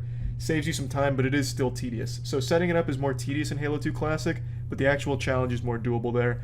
Whereas starting in Halo 2 Anniversary is more convenient because the skulls you can just turn on from the start, but actually completing the challenge there is much more difficult. So there's trade-offs for both. Now I'd like to talk about the two runners that I briefly mentioned that consistently get past the first level. The runners are Jervalin and Pedrogas. Jervalin is the closest by far. I'm going to go ahead and show you a couple Jervalin clips here, but he's gotten to Gravemind a few times actually, but has unfortunately had his runs cut short due to some bullshit, and it's just rough. Let me show you some Jervalin clips. Just get me up top, brother. Oh, shit, dude. I played that hard as fuck. Okay, I gotta kill this guy. Come on, dude. Just give me my back smack, brother. No! He ate a back smack, dude. He ate a back smack. Oh my god. Oh no, I think I might be dead, boys. Oh my god, I'm fucking dead, chat.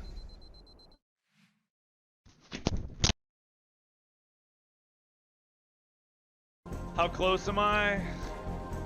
I mean, I've got the best shots, guy, but I don't know, I could get it right now, or I could get it 6 months from now. You just don't know. It's just...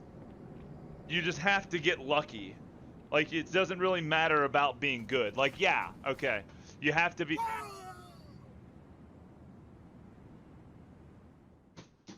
That first clip where the brute shook him down for his lunch money was on Gravemind. That could have been a huge clutch moment there, but it just wasn't in the cards. Actually, as I'm making this video, Jervalin is still streaming runs right now. Are you coming over here?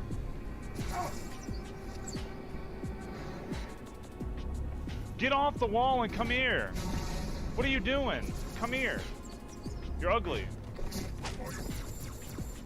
The Sigma grind set is absolutely remarkable here. But like I mentioned, he's not the only one. There's another runner who's consistently at least made it past the first level, and that's Pedrogas. Here's just a clip of some of the chaos and an unfortunate run ending moment.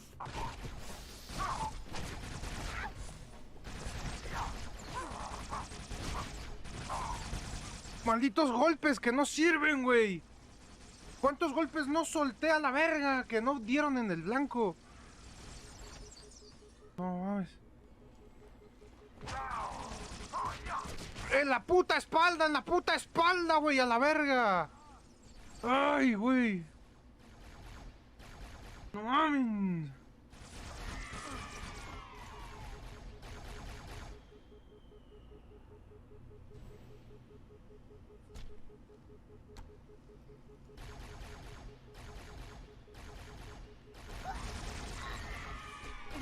Güey, ay, no mames, güey, es en serio. Yeah, it's soul-crushing and demands perfection. It's like a 6-hour run, 6 to 7 hours depending on how efficient you are, and you have to play absolutely perfect the entire time with almost no mistakes, and still luck needs to be on your side.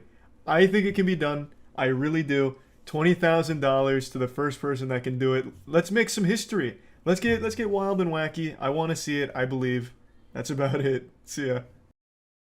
Today was a big day. R. Kelly got sentenced to 30 years in the slammer for sex crimes and human trafficking. I first heard the breaking news during stream while watching Moist Esports compete in the London Major Rocket League tournament, and I gotta tell ya, I was blown away. Here was my initial reaction to that information. R. Kelly just got 30 years. It's possible to Victory scream! For something new? Huh? I think most people know R. Kelly for the time that he pissed on an underage girl. Most people just kind of remember him as the super soaker sprinkler tinkler who just urinated on a fan who was underage. That's mainly his legacy, but some people do also remember him for his music, but outside of his music, he has a long history of doing awful, awful shit that he's finally going to prison for. I'm honestly surprised his bribery attempt didn't work. I remember he made a very public statement saying that if he's found innocent, he'll release more Trapped in the Closet chapters, and I really thought that would do it. I figured that would clear his name, the judge would just throw out the case on the spot because he'd be hungry for more Trapped in the Closet lore in the extended universe.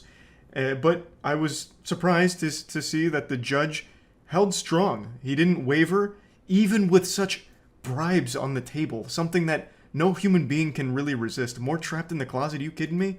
So hats off to the judge for not giving in to temptation and sin. For those that don't know, R. Kelly is the mastermind behind the Trapped in the Closet epic, which is a 33 chapter long song, each chapter being its own self-contained song, and it is one of the finest pieces of art our species has ever concocted. I can't even find the right words to describe it. It's just on a whole nother level. Like, this is why we were put on this goddamn space rock, so that way we could listen to Trapped in the Closet eventually. All roads of evolution led to us listening to Trapped in the Closet. It is so unbelievably goofy. I'll give you a brief synopsis, but I won't be able to do it justice. So the song was created by R. Kelly, who must have been dangerously close to a ketamine overdose when he came up with the lyrics. It's just kind of like the first things that popped into his head when he made this, but it's all about cheating. And then the crazy series of events that happens as a result, just like a cascade of lunacy. So it's like an opera where they sing back and forth, and it starts with a man cheating on his wife. And it's set to one of the wackiest beats ever. It's like something you'd find on Fiverr by accident. It sounds like an alien abduction, so there's like a water phone going off, like,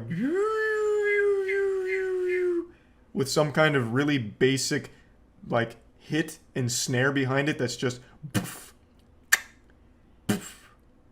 and a leaky faucet on top of that that'll just hit you with one of these.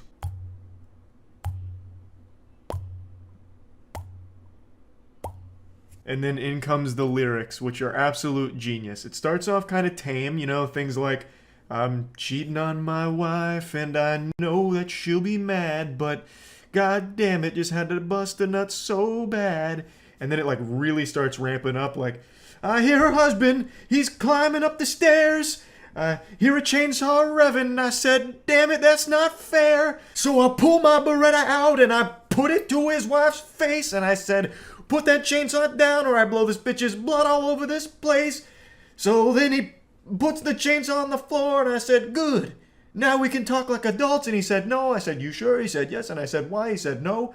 Like, he gets into an argument with himself in his song. Like, those are bars that he'd spit back and forth. Like, no. He said, yes. I said, yes. He said, no. It's fucking amazing. And then it just like, he always ends every chapter on a twist, so it'll be like, it turns out that's not his wife, it's my wife, and I would never abuse her, and there's a knock at the door, and it's me from the future, future, future. And then it's like, going into chapter 2, it's amazing, it's fucking amazing. Also, I stole that last line from Andrew. We used to spit Trapped in the Closet style lyrics back and forth at each other, and he came up with like a beautiful cliffhanger for R. Kelly Trapped in the Closet with like the time travel line. It's just so unreal. Like, I still can't believe that it actually exists. I listen to like the first 12 chapters pretty often. He ends up introducing like 40 characters, and then going into like chapter 13 through 25, he completely switches gears where he doesn't follow any of those 40 characters and instead follows Rosie the nosy neighbor, who's just a side character. Just completely shifts it. And it's a lot more boring. Like, it really falls off after chapter 12, but, you know, it's hard not to appreciate the first fucking 12 chapters of this goddamn thing. It's unreal. So I really thought, you know, like, bribing the judge with more of this might just do the trick, but it didn't.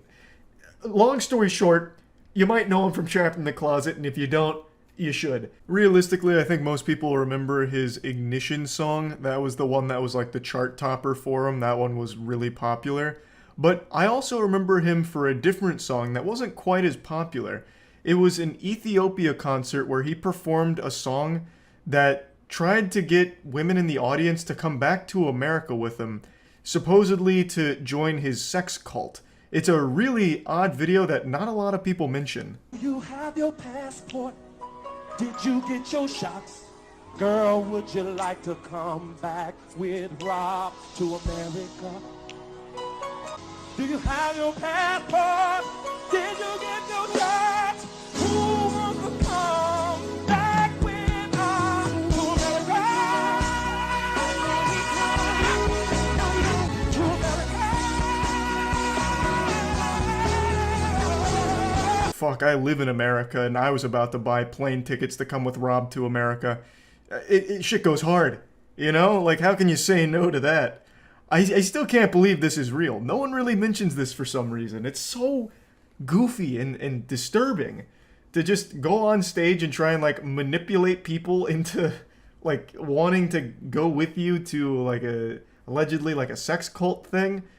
Fucking pretty blatant. Even made a whole song around it, because the background band also even chimes in with some harmonies saying, like, America, America. And, like, they're clearly in sync with the music, so they practiced this, they rehearsed it, they knew this was going to be a song. Like, do you have your passports? Did you get your shots? You want to come back with me to America? Kind of weird, kind of silly. But that has nothing to do with any of his charges, I don't think. I don't know if this is something he's being charged for. But overall, he just has a long history of being an absolute fucking villain. A long documented list of tons and tons of evidence to support the claims of a lot of victims of his. And really, it's overdue that he goes to jail for these things. So that's great, even if it comes at the cost of no more Trapped in the Closet. God damn it, it's a sacrifice we're gonna have to make.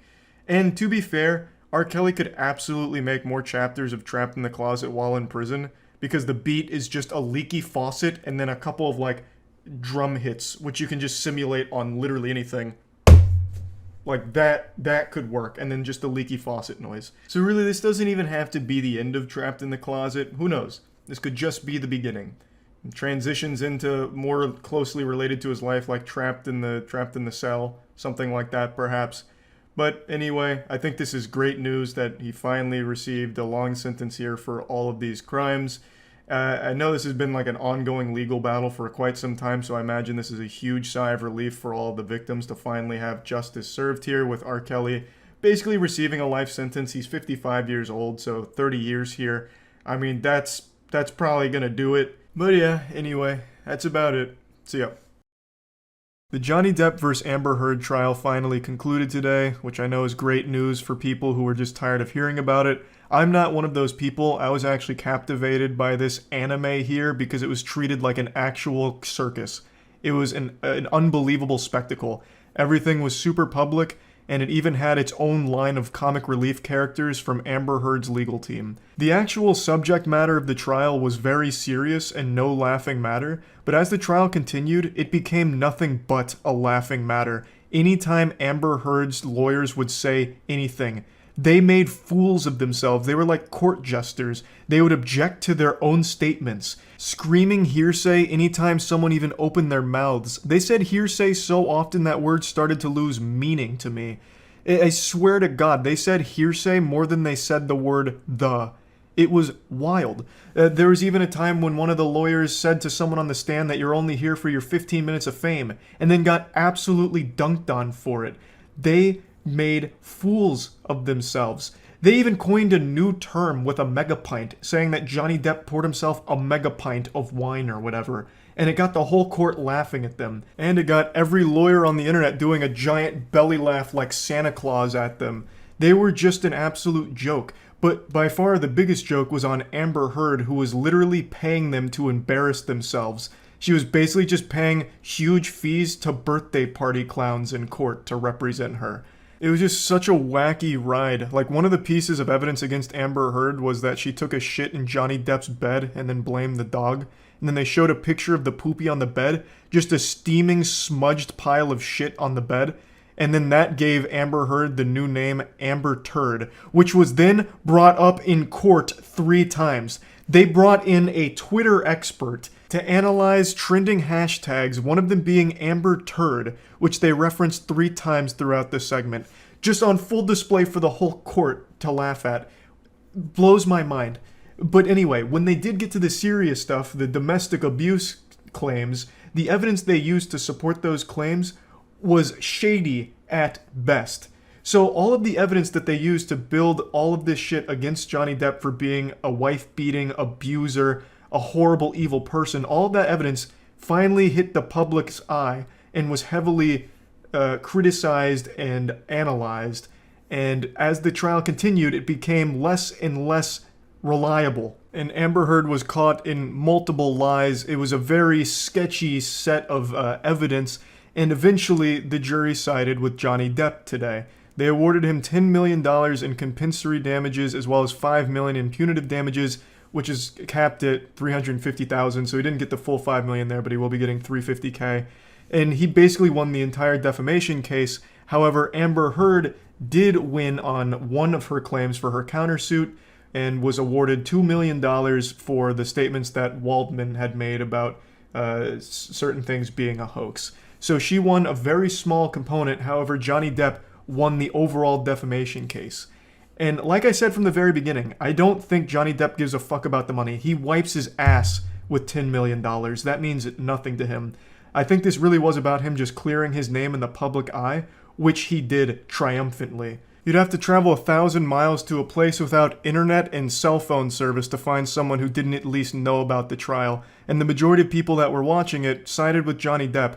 Once all of this evidence came into the court in the public eye and they analyzed it and really got into the meat of it, people then started siding with Depp and his team because the evidence against him was so fucking sketchy. And this led to a lot of people literally like worshipping Johnny Depp, like kissing his feet and all of that shit. It got like kind of crazy. And I want to make my position clear here. I've said this before, but I want to say it again. I don't think Johnny Depp is some infallible saint who would rush into a burning building to save children's lives or something like that. I don't think that he's perfect or anything, but there is no evidence to suggest that Johnny Depp is an abuser. None of his exes have ever said anything like that or brought anything forward against him like that. All the evidence Amber Heard used against him wasn't really substantial evidence. It wasn't like super credible. It was proven in court that it was walked through editing software at the very least. So there's no real evidence to suggest that Johnny Depp is an abuser in any way. So I do think today that justice was served. As one person in Twitch chat said, Amber Heard made her bed and it was time she shit in it. And that's exactly what happened here. The only things Johnny Depp was found guilty of are sleeping in weird positions, spilling ice cream, dabbling in drugs, which isn't exactly like a stunning revelation that's going to have people gasping and recoiling in their chair in disbelief. I think everyone ever knows that pretty much all Hollywood celebrities do drugs, so that wasn't exactly shocking. And also, he sent really cringy, edgy text messages to people about Amber Heard. And yeah, the text messages were kind of weird and read like some shit you'd find on an obscure Tumblr blog from some edgy teenager, but that's it. Gross, weird text messages and sleeping. Those were the only things that he was confirmed to be guilty of. Nothing abusive has been confirmed with any actual evidence to support it from this trial. I'd also like to say I'm really tired of the people that just sit in the middle without doing any amount of research and say, I think we can all agree that they both abused each other.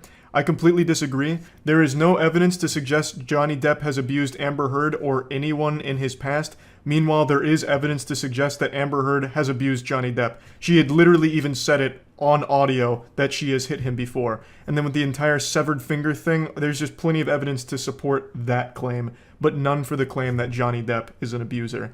So I don't like that perspective, and I equally don't like the media trying to spin this as a really bad thing for women. I've already seen plenty of articles illustrating how dangerous this is for women who are survivors of domestic abuse. Amber Heard losing this means that no one's ever gonna believe women again. No, that's fucking outrageous that you would even say something as disgusting as that and then print it. This has nothing to do with that. This has to do with an individual lying to ruin someone's life in a completely malicious way. And it was proven in court that she lied multiple times about multiple things. This has nothing to do about not believing women. This has to do with one person who happens to be a woman that told these lies and got blasted for it legally. And I'm so tired of that fucking spin on it. Now, I do think this is a good thing for male survivors of domestic abuse because for many years, people just looked at that as like a comical haha goof. Men can't be victims of domestic abuse. There was even a goddamn episode on Dr. Phil where a guy who was being abused by his girlfriend was brought on, and Dr. Phil to his face said that he probably deserved it and to toughen up, and it's his fault he's getting abused by his girlfriend. And then there was also that case where Terry Crews came forward with his accounts of being sexually assaulted, and people on the internet attacked him for it, like, toughen up, this isn't real sexual assault, men can't be sexually assaulted. It's disgusting. And I think this case does help bring light to the fact that men can be victims of domestic abuse. And in one of Amber Heard's audio logs, she even hints at the idea that no one's gonna believe a man is the victim of domestic abuse. It's fucking gross, and I'm really tired of that perspective. I've said this for a long time. That shit makes me angry. Men and women can both be victims of domestic abuse. Yes, it is probably more common in women, but that doesn't mean that it's impossible for men to be abused as well. And this has nothing to do with men versus women. This case just had to do with a man who happened to be likely the victim of domestic abuse being attacked by his ex-wife and having his life ruined and completely shut down because of false claims and allegations made against him by her. This has nothing to do with not believing women. So yeah, anyway, I just wanted to briefly talk about this since I actively followed the trial like everyone else. And since it's concluded now, just wanted to talk about it a bit. That's really all. See ya. Looking good. I'll need a few more batches of Denki. Good news is, dumbass fucking Jerry planted only the really long-growing seeds in all of my boosted pots. Amazing. Thank you, Jerry. Holy shit. It is crazy how many Goblin Punch deliveries I've been doing. I'm honestly selling and delivering more of this than the pizza places in this, I imagine. Like, Papa John's is going to be out of business in this area. Everyone's too busy ordering Goblin Punch. Alright, this should be like 180k. Sorry, kid. I'm already there. 155. That ain't bad. Nice. Fuck yeah. Oh, he didn't like that. Sorry, Bill. I'll get you a better vape next time. Unlucky. I bought that at a gas station, too. That shit had, like, love and care in it. What in tarnation? What is this? Mixing Denki with Afghani? What are you doing?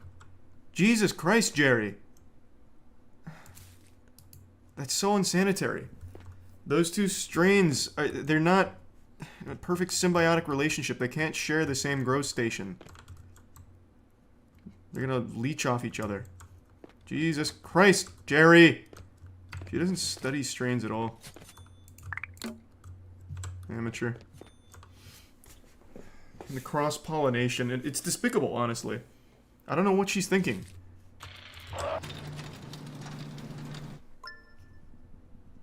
Huge level up. Let's go.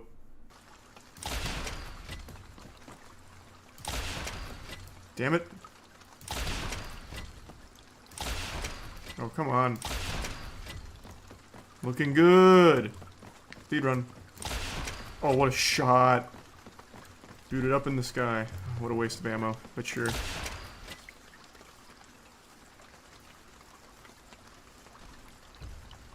Damn, I actually hit a balloon with that too. What a trick shot. Let's go.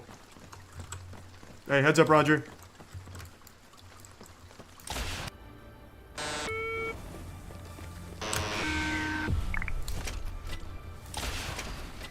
Damn, I was hoping that could push him. Damn it. That'd be such a huge play if it could.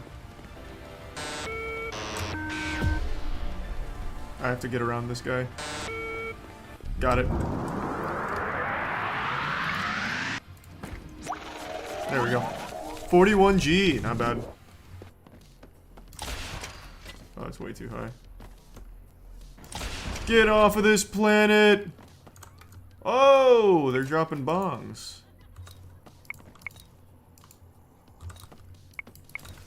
Oh, they've come for our kush. I always knew this day was coming. No! Was that Roger? Did they just abducted Roger? That's probably like the 5th time that's happened to him. Fire! Fire! Christ.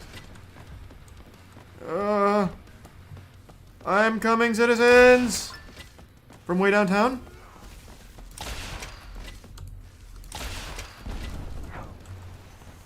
Ah!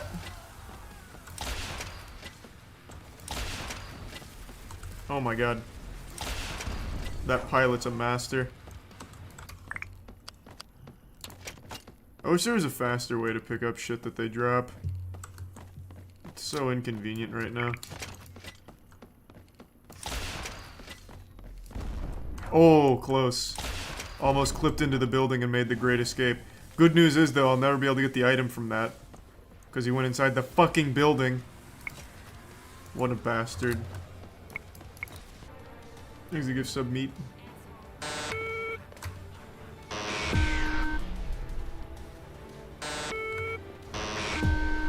Oh, vaporized at the finish line.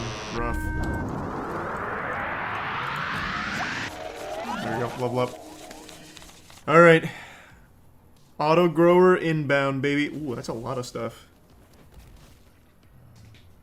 So we got the cannabine and the field monitor. That's huge for us.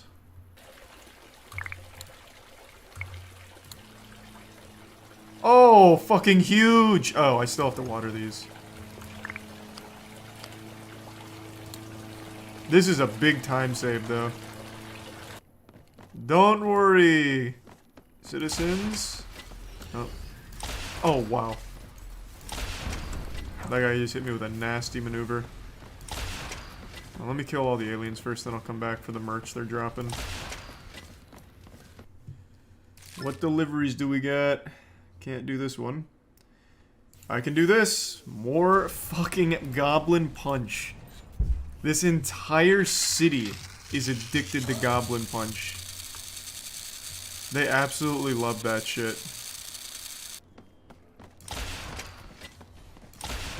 Roger just fucking phased in here. Good for him. Man's mastered the instant transmission. Oh, what a play! My speedrun strat looking really solid right now. Oh, right, I keep forgetting to look for a new employee. Keep forgetting, but now I've got it. No. Oh, I have Ash Blunts. That's right, I forgot that I unlocked her.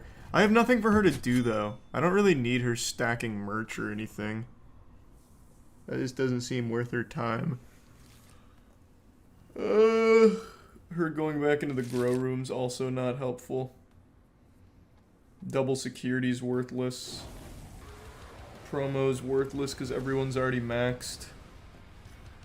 You can fill as many counters as you want in your shop. Yeah, it's just I don't see a need for it right now. Like, it's not going to speed anything up. Because, like, there's never any queue. You see?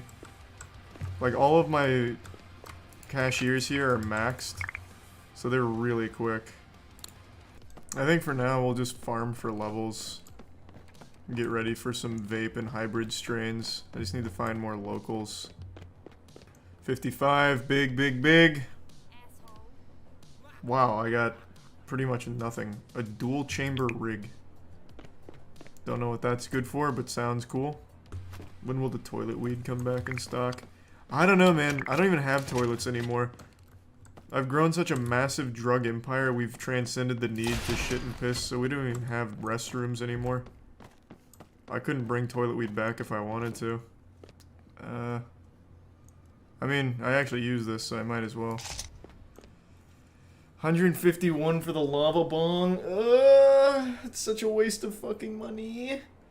Can I smoke out of this, though? I'm gonna try it. Absolutely massive waste of money, but let's see. No.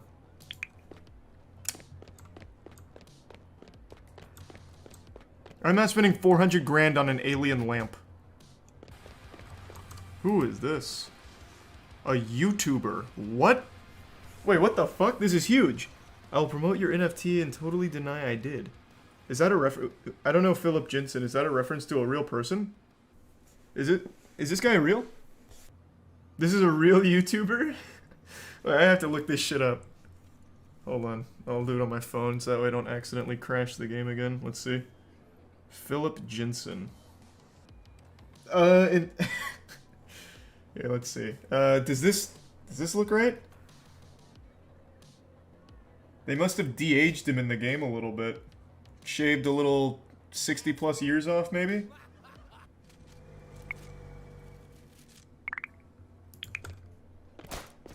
What? Jesus! Oh, I thought he was shooting at me. Oh my god. What was... This man's just blasting.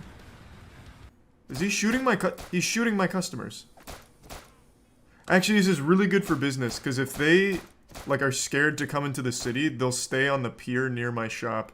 So they'll always be near my shop. This guy's actually great for business out here if he's just going to keep sniping people. Because then that'll force them to run to me for safety. Plus I have Steve on security. Another Goblin Punch one that's going to just deplete my whole inventory. Whatever.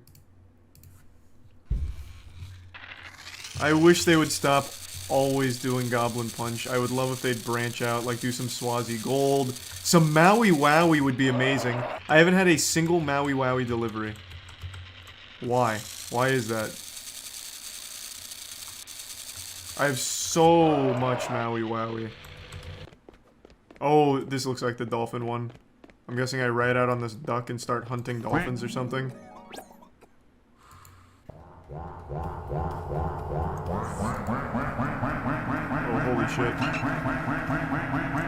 Oh my god. She controls like a dream. No! Every time I do a minigame, a snitch enters my shop. I don't get it. That's so sad. Luckily security's there though.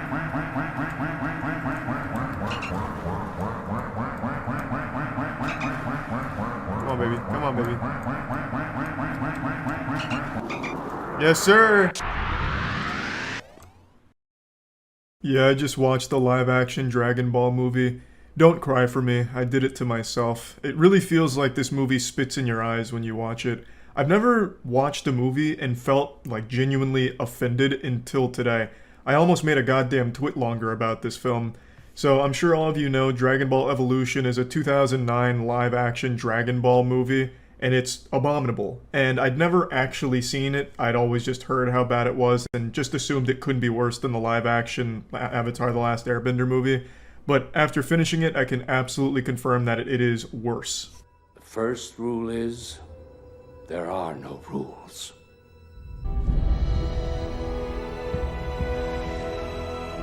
I didn't immediately recognize that was a leaf that flew by. I thought someone had thrown a hot dog at Goku's face, like an angry theatergoer throwing tomatoes at the screen or something. I also thought I just completely purchased the wrong movie for a second and just got scammed, because this had nothing to do with Dragon Ball right off rip. The storyline is Piccolo's been sealed away by some ancient curse, and his apprentice Ozaru was sealed away with him, and now it's all about not letting him be unsealed, but he is unsealed. They don't explain how, but he escaped the seal, and like Gohan, Goku's grandpa says, the first rule is there are no rules, which is a line straight out of Fast and Furious. This suffers from the exact same curse that Avatar: The Last Airbender live action suffered from, where none of the characters look like the characters they're emulating, and nothing in the movie even comes close to anything that happened in the shows. First one to touch the ground loses.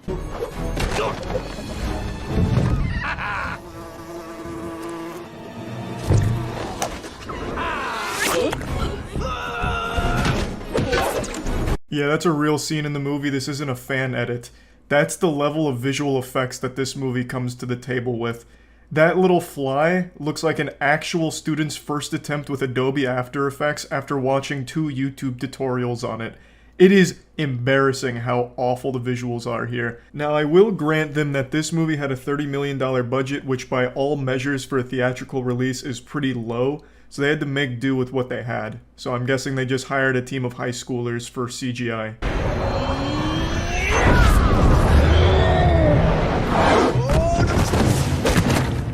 This is probably the most insulting part of the movie. That was airbending. I'm not making this shit up, listen. I will take you to a secret place where a chosen few were taught to master the energy of the 3 elements: air, fire, and water. Shadow Crane Strike is the most basic of all the air bending techniques. I honestly felt like I was being made fun of, like my feelings were hurt just listening to this. They tried to like hijack Avatar, which is poetic because this came out a year before the last Airbender shitstorm, so it's almost like a little foreshadowing for like the impending disaster that would be the last Airbender movie. I just couldn't believe it when I heard this. For some reason they just bring in bending. Inexplicably. I mean, that's not in Dragon Ball. It's not like a crucial part of Dragon Ball. It's not like all of a sudden like Aang comes out of nowhere and kills Vegeta or some shit like that, or makes a wish on the Dragon Balls himself. I don't understand how this even happened. And it makes me put on the tinfoil hat a little bit to get into the conspiracy side of things, where maybe Hollywood was working together to ruin 2 franchises within a year, and they chose Dragon Ball and Avatar. Promise. Okay, you made me promise not to fight. Then teach me something I can use. Teach me how to get the girl. Teach me how to talk to her without stumbling all over everything I say. This movie is so shameless they decided to make Goku an insecure high schooler who gets bullied and asks his grandfather for advice on how to get laid. Who do you think your grandpa is? Some kind of alpha male YouTuber giving you the secrets to pussy? It makes no sense why they would even make this decision for the film.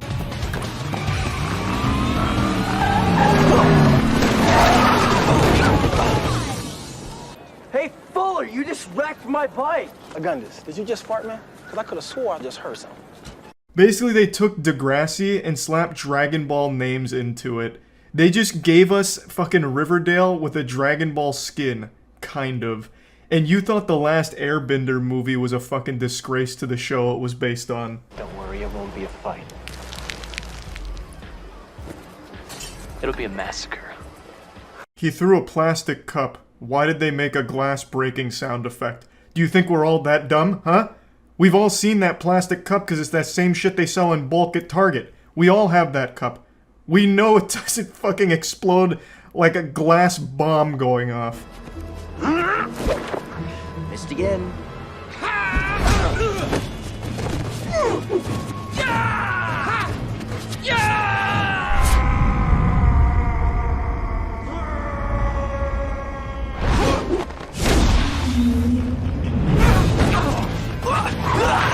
He gets invited to a party, his bullies are there and they want to beat his ass, but he made a promise not to fight them, but he didn't make a promise not to dodge them and make them fight each other. So he dodges all of their attacks and they end up beating each other's asses instead. And I have to wonder, what high schoolers fight like it's the goddamn Crouching Tiger, Hidden Dragon? One of them comes in with like a flying drop kick from across the fucking driveway for Goku to dodge. But anyway, he ends up dodging everything, they all hurt themselves, and Chi-Chi was watching and instantly falls in love with him. Doing good. Hey, Fuller! You got a couple of dings there you might want to try buffing out.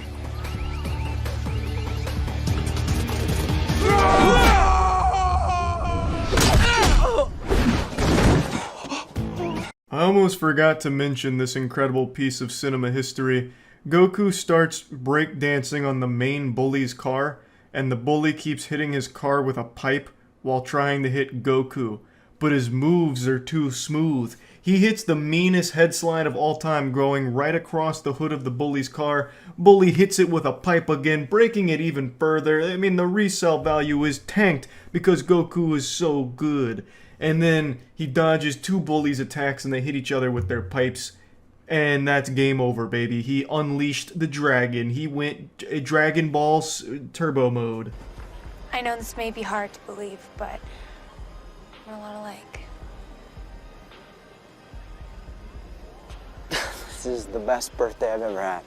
Goku and Chi-Chi share a very spicy interaction here, a lot of flirting, and my god, there is no chemistry between them. It's like chocolate milk and cereal. They just don't go well together. But while they're engaging in this flirting, Goku's grandpa gets murdered by Piccolo. He uses the Force to kill him.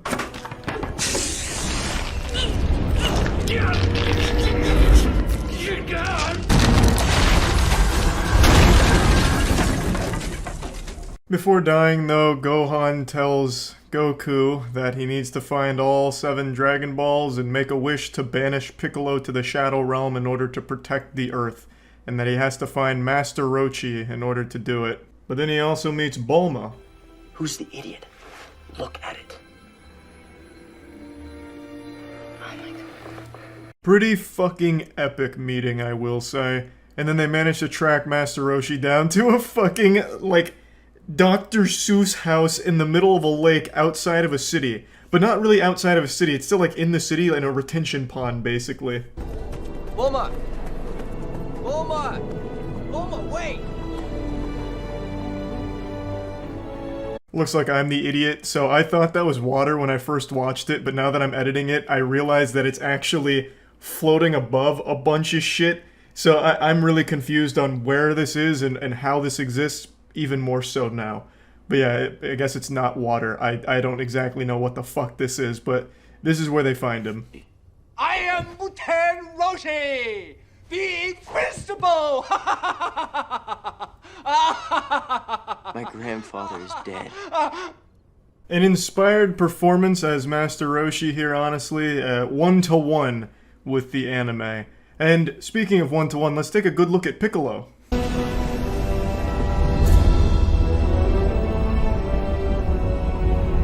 Amateur cosplayers do a better job of looking like Piccolo than this $30 million budget movie.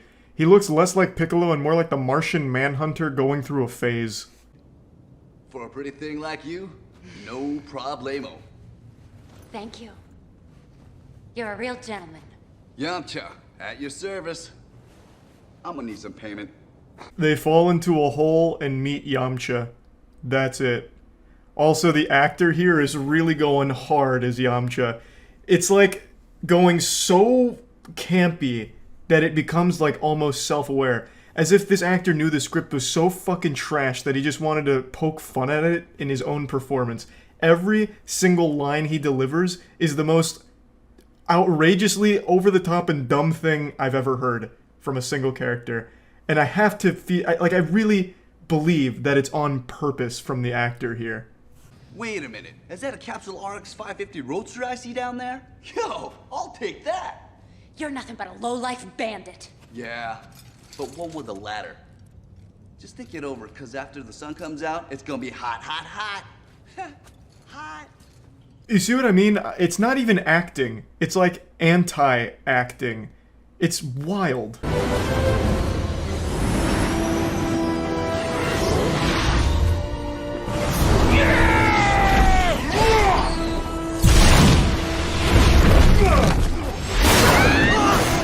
I'm just not gonna bother showing anything from like the middle part of the movie.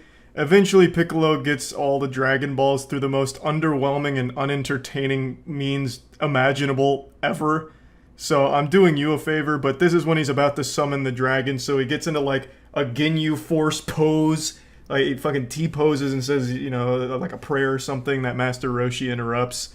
And you could see again the visual effects on full display here. You could feel every goddamn penny of that $30 million budget shining through in this beautiful spectacle. Is a shell. This is who you are.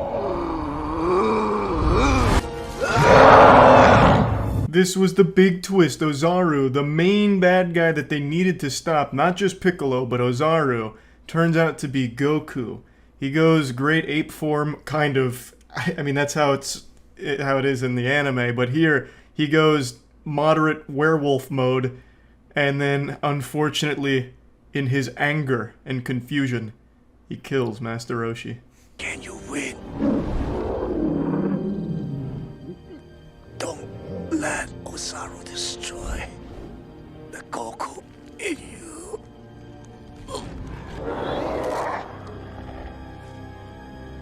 One of the saddest deaths in cinema history, I would argue, but luckily it was just enough to help snap Goku back into himself and out of Ozaru. The Dragonball is mine.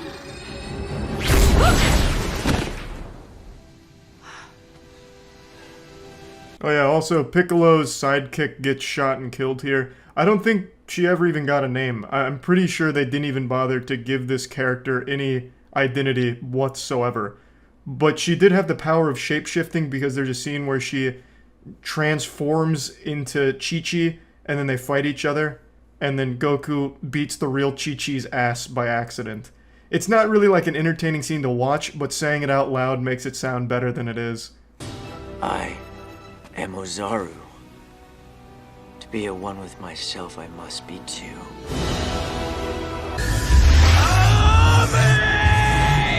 Again!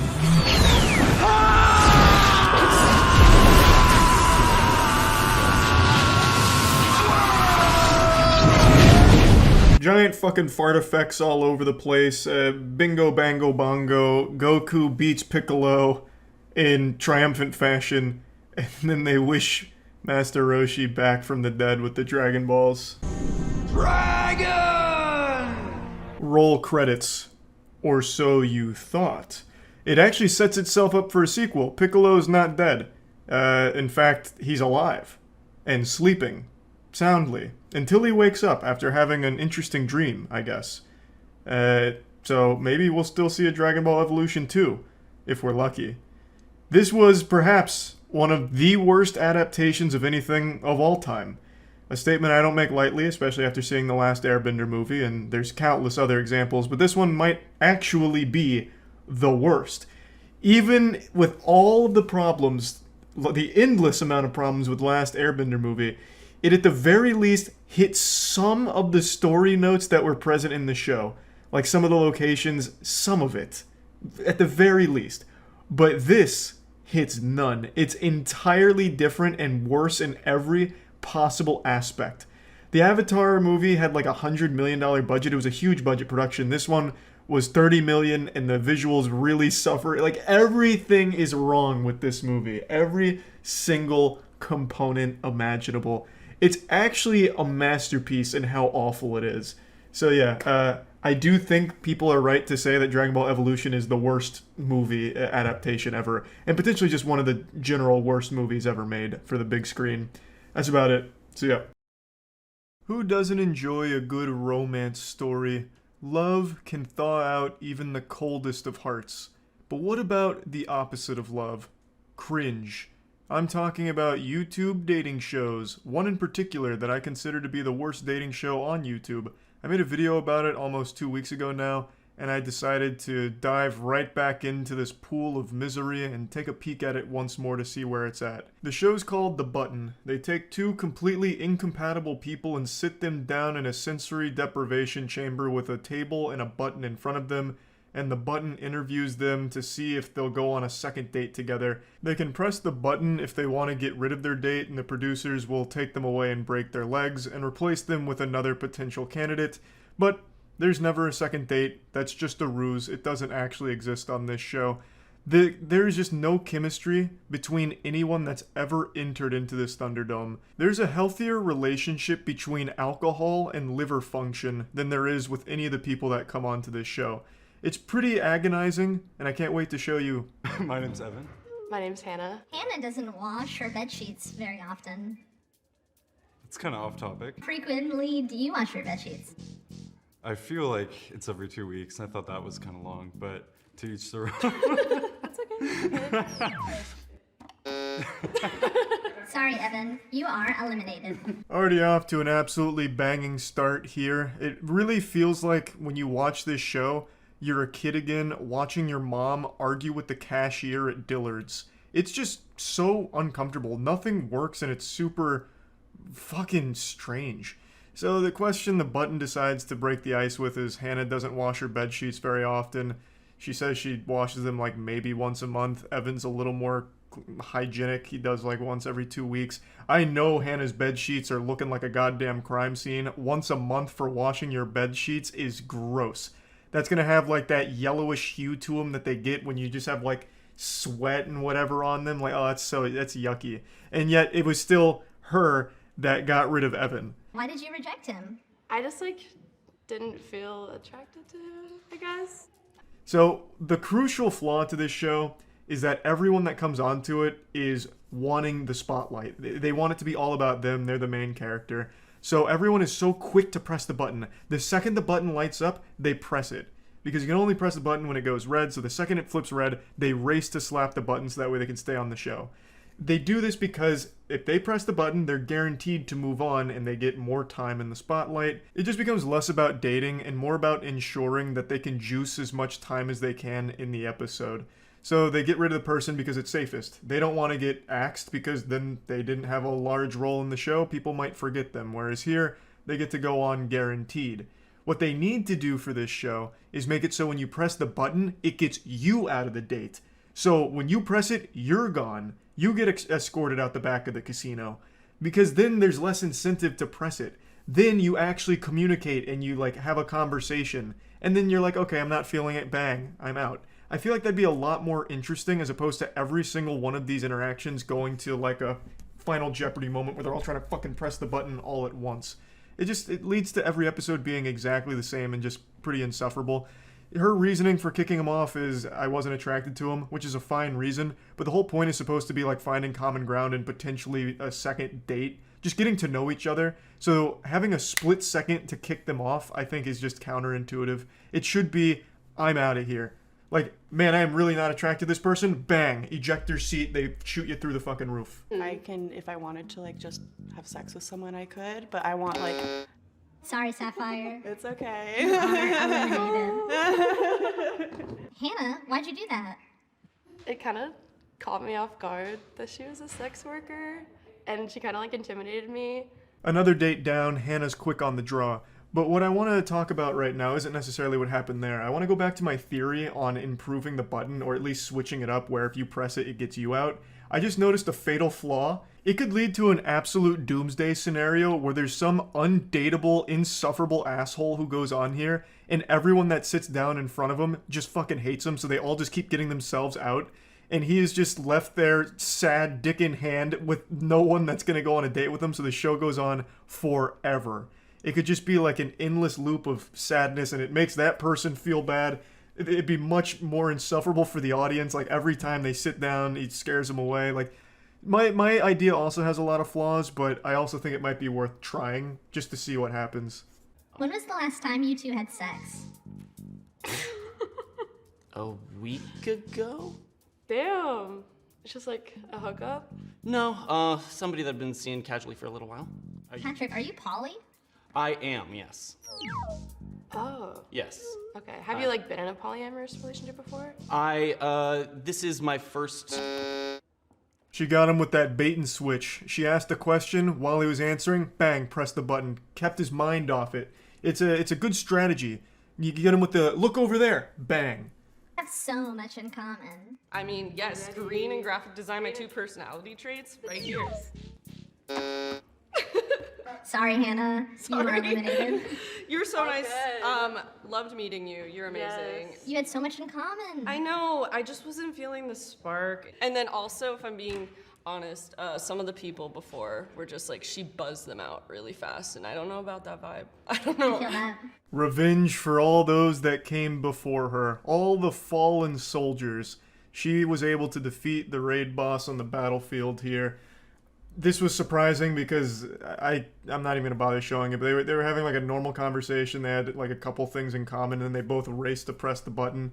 Once again, just showing how it's only about like as much spotlight time as you can get here, not really about trying to date or anything. It's just not that entertaining because the small talk doesn't last more than 10 seconds, and it's always just who can press the button first. Hey. Hello. Heelys. Yeah. Yeah. What's your name? Emil. Emil. Nice. Yeah. I'm Pi. Pi? Mm-hmm. What's your handshake? Handshake, yeah. Nice to meet What you. are Heelys? Are you at? Bun doesn't know anything. Okay. Yeah. You want to take this one? I mean, you're wearing them. Yeah, you're right. She was talking about not feeling the spark in the last one. God damn. This is the Allspark right here. This is what the fucking war for Cybertron was all about in the Transformers movie. Good lord. The connection here is off the chart. You can really feel it. It's electric. They're like immediately engaging in back and forth hostility over nothing. I mean, she just pointed out that he's riding in on Heelys and this dude's like all combative. He's putting up like a defensive shield right away. I don't know. I feel like we're about to witness an actual fist fight. Heelys are shoes that have wheels in them. So, would you consider yourself a skater? I would consider myself an ex-skater. Is it because the wheels aren't there? It's because what? Oh, on the Heelys right now. Oh yeah. You know what? You can't. I wasn't saying that. Oh my god. Yeah, I didn't like that. Finally, some true love on display here.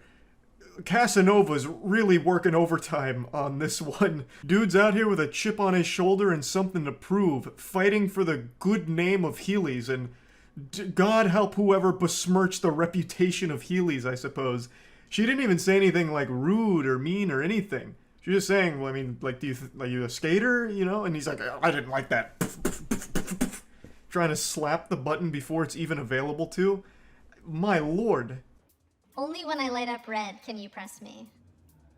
Oh, this is awkward. Oh no. Yeah. Shit. Wow. Wow. This is so cringe. It is. I'm dying. I'm just Okay, gonna hit the button. No. No, I want to hit it now. Alright, now we both want to hit the button. I mean, I was vibing until you wanted to make me leave, so. Well, shit. I hope that button never turns red so they can never leave this hell.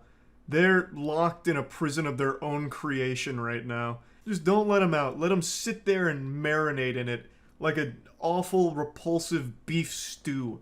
Like this cauldron here is filled with nothing but passive-aggressive insults and anger. And god damn it, I'm cherishing every second of it. What are you two looking for in a partner? Let's try and save this. Basically, I'm looking for a partner who understands Heelys. I do, is what I'm saying. You do? Okay. Yes. All right, cool. All I right. was not making fun of you for the Heelys. Do you like The Cure? Sorry, Emil. It seems like this guy's whole personality is Heelys, so when he thought that they were being insulted, he tried to go to bat for them, like to defend their honor. And it led to this catastrophe here. What are you looking for in a partner? Someone who understands Heelys. Of course he's saying that like just as another passive-aggressive thing to Pi, but like I don't understand why it hurt him so deep. It's like her even mentioning the Heelys in a way he thought was belittling opened up so much trauma from his past that it consumed him like a darkness inside of his soul. Like I don't know what the fuck happened, but anyway, Pi goes on another date. They talk for like 4 sentences and they decide that was good enough and they win. Great conclusion. Just another wild episode of The Button. I don't think I'm going to watch any more of it. It's just really the same thing every time with people that aren't very nice to each other and have absolutely no chemistry or any ability to communicate with one another, because all of them are trying so hard to get as much time in the video as possible, it feels like. So, that's about it, really. See ya. I know when you all look at me, you see an emotionless alpha sigma male hybrid fusion, just a 5'6" slab of masculine meat. But I'm more than just an athletic specimen of raw testosterone. I'm a human being, and it's so easy to forget that on the internet. Across the cyberspace from behind the computer screen sits a man, who was once a boy, but over the course of many years became a man. Me. and I sit here in my throne of swamp ass, and just like every Facebook status for every teenage girl during the early 2000s, I live, I laugh, I love. And today I just want to show you a different side of me, the happy side. I'm obviously just messing around here, but I genuinely am very appreciative of what's been going on with the channel recently. We hit 11 million subscribers a few days ago, right before my birthday, and what an incredible gift that was. So I just wanted to give a big thank you for the incredible fucking support recently. It's been mind-blowing.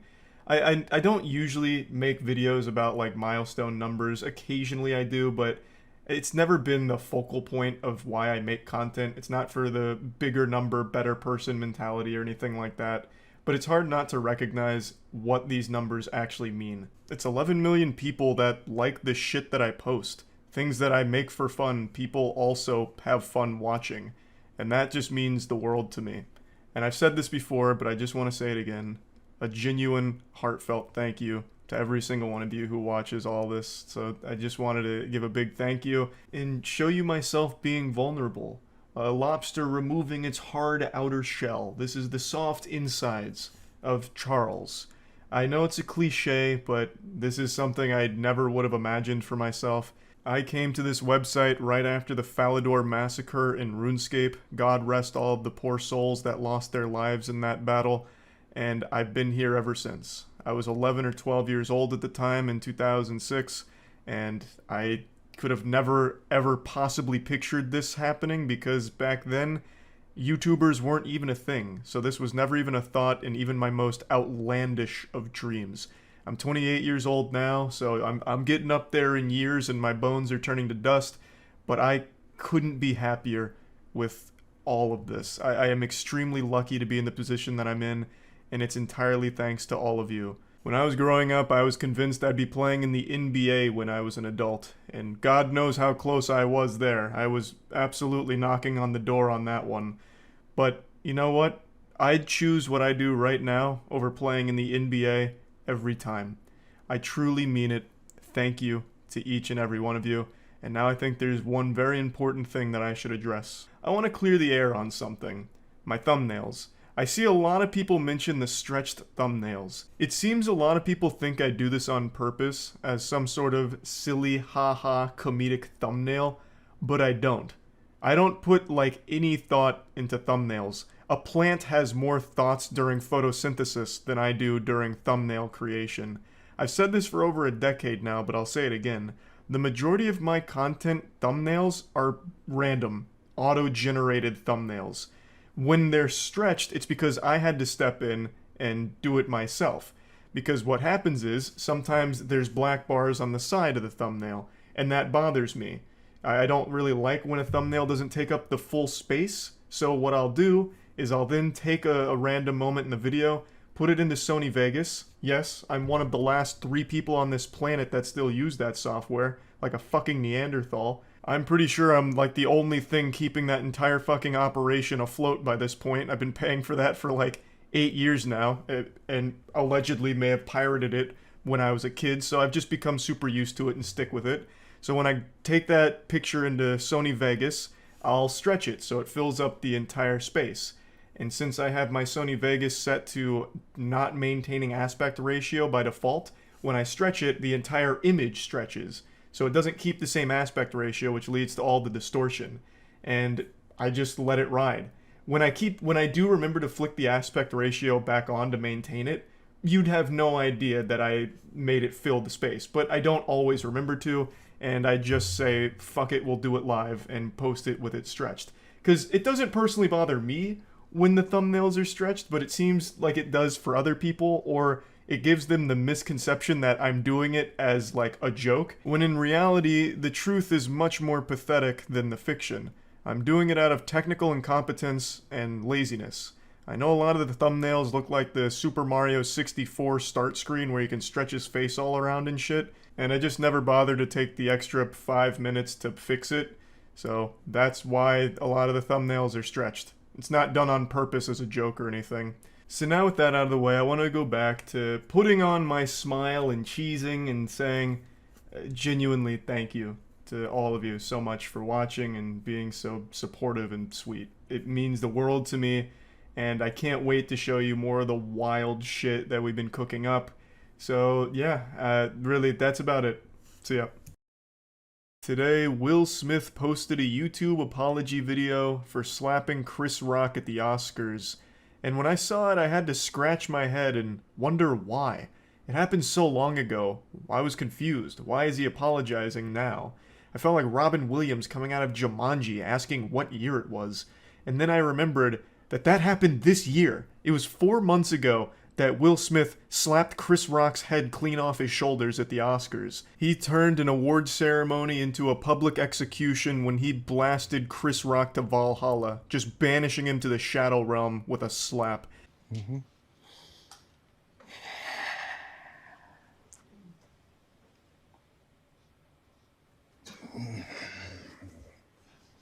Oh baby, that's right. He starts this with the most generic YouTuber apology intro imaginable. A slow walk into a big sigh right before getting into the actual apology.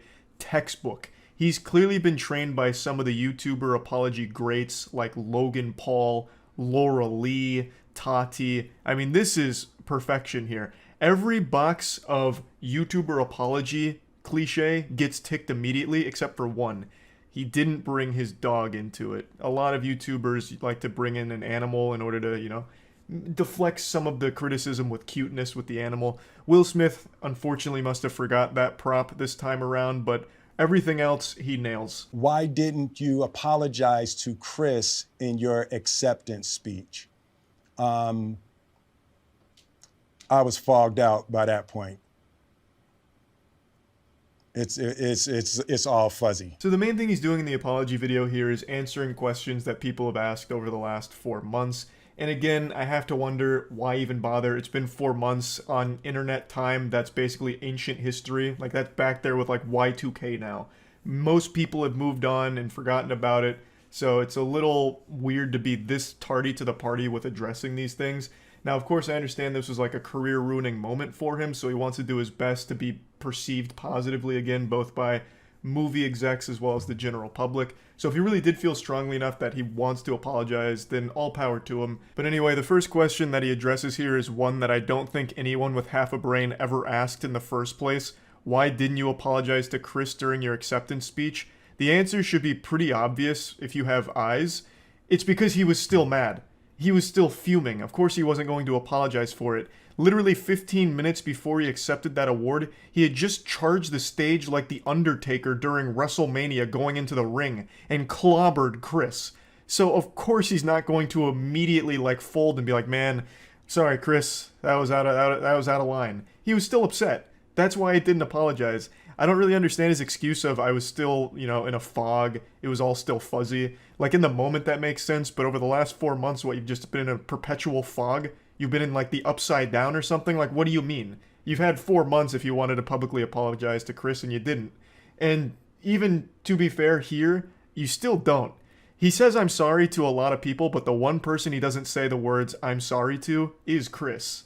I've reached out to Chris, and the message that came back is that he's not ready to talk, and when he is, he will reach out. So I will say to you, Chris, I apologize to you. My behavior was unacceptable, and I'm here whenever you're ready to talk. That almost sounds like a trap, like, hey, I'm here whenever you're ready to talk. And it turns out Will's been training for the last 4 months with slap boxing, so he's been like slapping brick walls until they collapse, so he's ready to really get him with like a double whammy, get him with that encore performance. There's a big difference between saying, I apologize to you, and I'm sorry. I don't think people really understand the value of just saying, I'm sorry. I think it's the most important thing to say during an apology, which he does say later on to other people, but never Chris. To Chris, he just says, I apologize, and the action was unacceptable. which is, you know, that's good, that's definitely a start, but I really think you needed that cherry on top here of an I'm sorry. This is also just one of those things that should have been handled privately. I'm sure there were plenty of ways in the pipeline to let Chris know that you were genuinely remorseful for what happened, but I understand why he thought this was a good idea. I'm gonna make a video coming forward, publicly apologizing and owning up to my mistakes, letting people see how horrible I feel and what I'm doing to change and be better.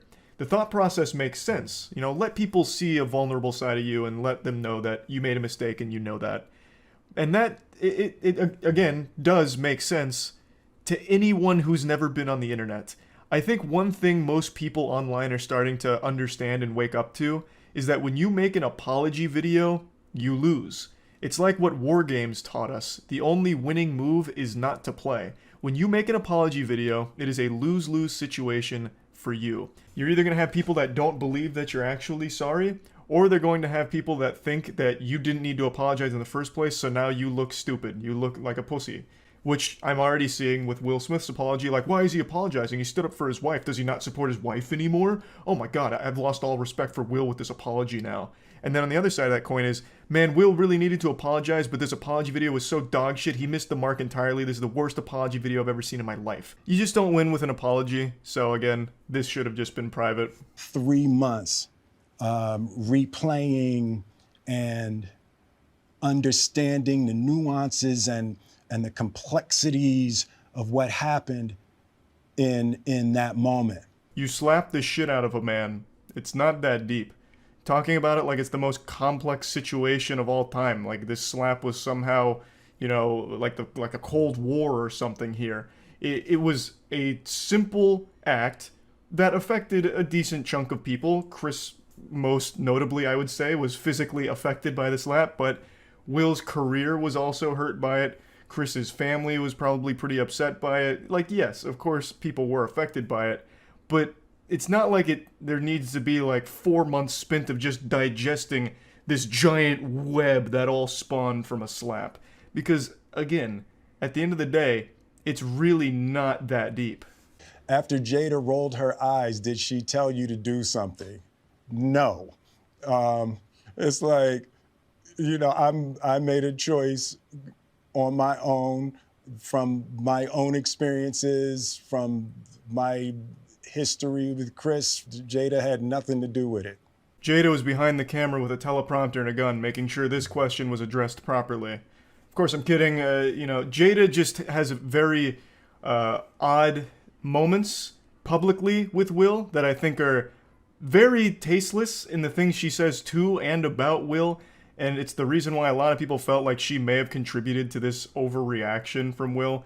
You know, her rolling her eyes and then just having all of that context with the things she has said publicly about and to Will just made people wonder whether or not she was somehow involved in that decision from Will. But he's clearing the air here, saying that it was just him doing it. And you know what? I'll take his word for it. I think this was just an impulsive decision here. I don't think Jada has some kind of device that she can control Will's brain like something out of Dexter's lab. I really think he just completely overreacted and went fucking berserk here for some reason.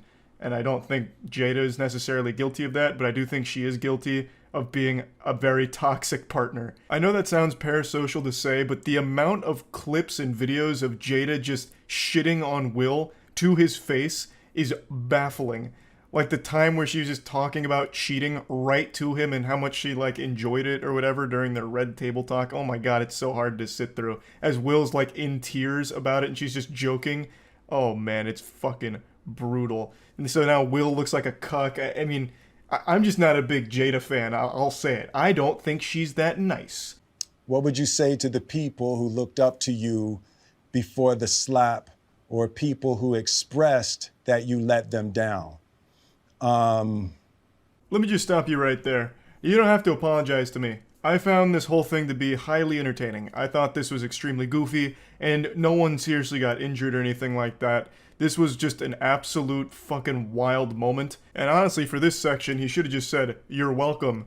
You know, to the journalist that wouldn't stop fucking writing about it, like a million articles all going deep into it for no fucking reason, talking about how this is setting a bad precedent and how in the next Oscars, all of a sudden people might be showing up there with battle axes to attack their critics, how journalists are no longer safe, you know, this and that. Like, he honestly should have just said, "You're welcome," for the 2 weeks of just articles and videos about it. Now, of course, there were super fans of Will that were disappointed to see this, and I think it's cute that he said that he was sorry for it and letting them down. He apologized to Chris's family, his family, for the negative backlash they've faced. He apologized to pretty much everyone that was directly impacted by it. And now in this section, he's talking about how horrible he feels when he doesn't live up to people's image of him. And I will say he does seem pretty sincere for the most part. But again, it's been 4 months. Most people have moved on. This was pretty unnecessary. Though I'm sure a lot of people that did feel like really disappointed appreciate the gesture. Disappointing people is my central trauma. I hate when I let people down. It hurts me psychologically and emotionally to know I didn't live up to people's image and impression of me. Deeply remorseful. And I'm trying to be remorseful without being ashamed of myself, right? I'm human. And I made a mistake. But yeah, he finishes it off by saying that he is remorseful and he's, you know, working on being better. And if you stick with him, you can all be friends again. And that's basically where it concludes. Overall, I don't think it's like the worst apology ever, especially in the tier list of YouTuber apologies. I think this one was one of the more sincere ones, at least from everything I've seen from it. Unless I've been deceived by his great acting, I couldn't tell you. But this is just one of those situations that is so wild to me. Why do this 4 months later? If he had done this like a day, 2 days, even a week after this happened, I think the reception to it would have been much better than it currently is.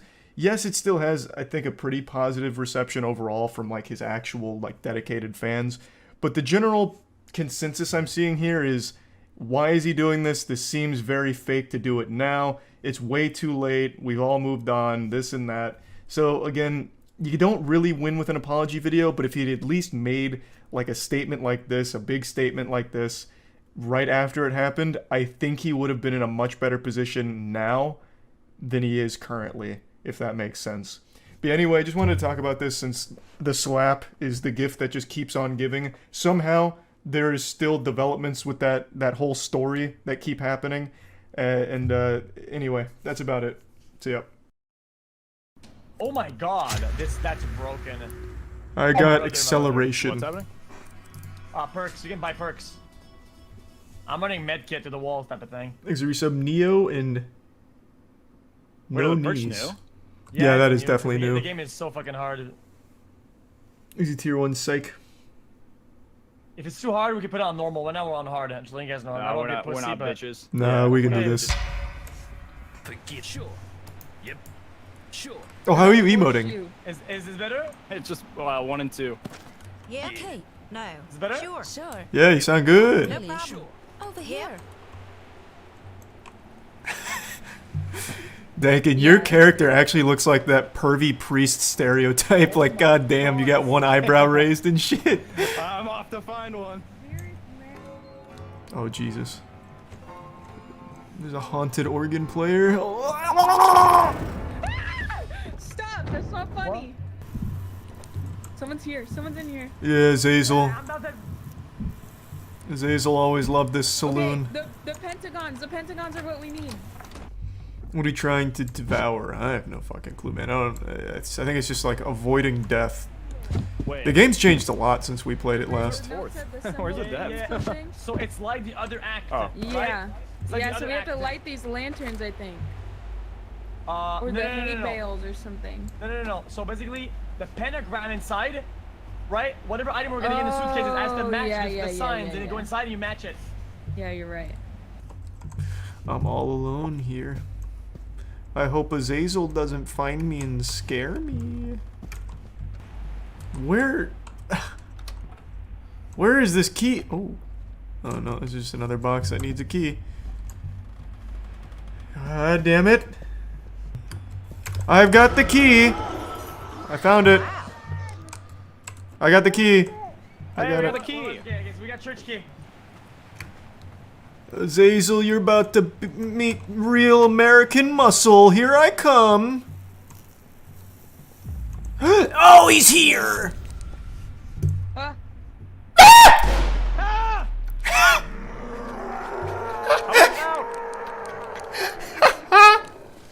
I'm doing the gas! I'm doing the gas! Kill him quick!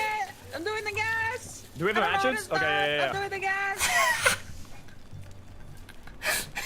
Oh, there's a huge thingy statue of him right here. Damn, he's got some fucking milky. Jesus Christ. Oh, we have to burn books. We're burning books. Oh, right. Get the books. Here. Oh. Nice. Oh wait, this is all lit up now. That's the yeah, that way. I got a mine book. Yeah, that's this one. That's the mine. Take What? You good? Oh, I hear him. Oh yeah, there he is. Wait, oh, everyone left me. Oh fuck. Oh my god. Oh, now we're fucking cooking. This is good work. Done. I got it. Put the book in. Yes, brother. Oh. Come on, my brother. I'm doing it. Give us a thumbs up, brother. Yo. Your face looks like Buzz Lightyear if he was on bath salts. What a goofy character. Oh, I picked it up. Oh, now we have to take the pentagram bookie and bring it to the top. Oh. Alright, good. Let's ride. Oh, we almost lost her. We're dead. No, you stop saying that. Jesus. We're fine. I hear him. I hear James. We're fine. He's there. Storage lockbox key. Oh, nice. We have. I got clothing store. Oh, you got the clothing store. That was across wait, the. storage lockbox? There's a ghost here. He went to the right. Just run. You'll be fine. Wait, the dude's got a gun? Yeah, no, she's fine though. Oh, okay. Yeah, no, she's doing fine. Watch out! Keep my wife's name out of your fucking mouth! Oh, I'm getting hit! I got you. Easy. Okay. Now let's burn the gun key. Oh, blah. I'm on it. Wait. Or shoot him. Ow! I can't. Where's my UV light? I'm out of UV. I don't have any UV. Guys.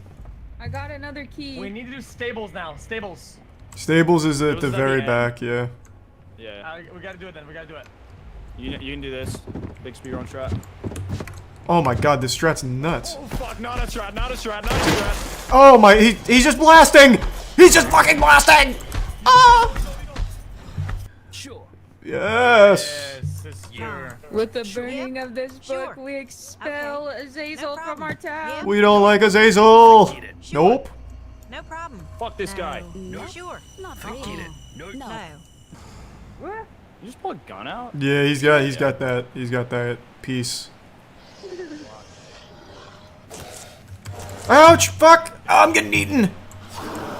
You're good. Let's resub Zohan and Dredgen. Who in here? Wrong spot! I've got matches. Alright, I lit it up. Let's ride. Big guys coming in, big guys. Oh, never mind. He's just walking out. He's just chilling. We're good here. Yep. Insult him again. He liked it last By the name time. of the Holy Ghost. Forget it. You shall return and banish to your realm. Go I hear Azazel's a big stinky boy. Gross yucky boy. Give me that shit. He poops his pants. Ew, what the fuck, Adept? That's way too. What the fuck? I'll let him get close. Oh, hey, on the right. What, where? I got shot!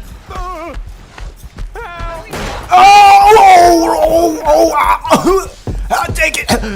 Brother, take it! He's got me!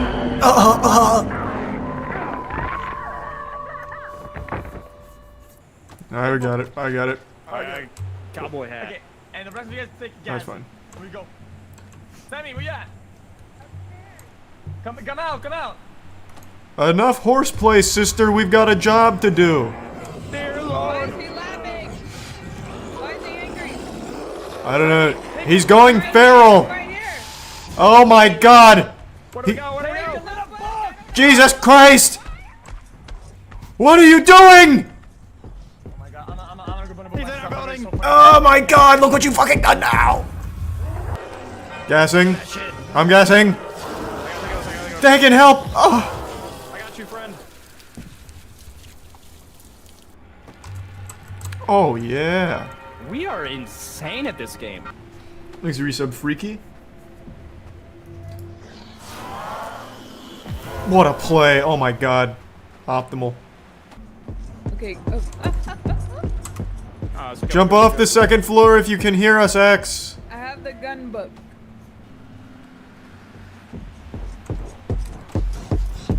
Oh God, he's really coming. That dude is booking it. Wow, she's really holding her own. Oh boy. Oh boy. That doesn't look good. Yeah, that is not good. No, no, no. Hey, thanks, big guy. No problemo, man. Oh, hey, what the fuck is this, man? Where's my coverage? Ow, help! Oh, Jesus Christ, he's blasting! Remember me! I fear no evil!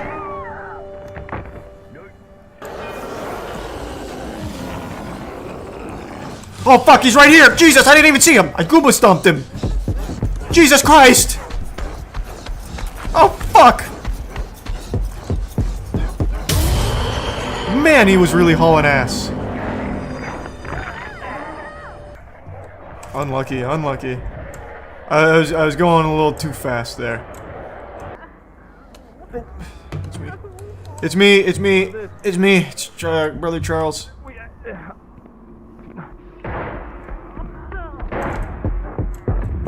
No!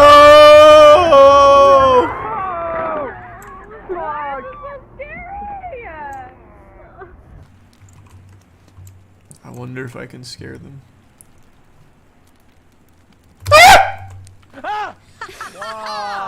I got chicken. Hey, no, no, no. Gas, gas. We need that gas. Let's go. I got it. Back to the Shadow Realm, Azazel. Now I'm gonna regas. Let's go. Let's ride. We need one more key. Azazel, we need to bank a bookie. Oh, fuck, he's sniping. Let's go. Oh, he's mad.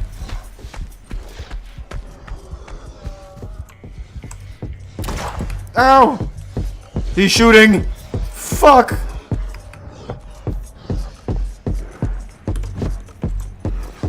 Oh my God, remember me as a hero. That was nuts. I need matches. I get the bookie. I'll grab matches. I know we're somewhere. This one's lit. What is this? What does the book say? What does the book say? Oh my God, you don't want to know. It's speaking parcel tongue. Slytherin. He's coming. It was a noble sacrifice, sister. We won't forget it. Thank you, sister. We only need 3 more. Yeah, so we need this saloon book. Oh, Jesus! What the fuck? Maybe you'll forget about me.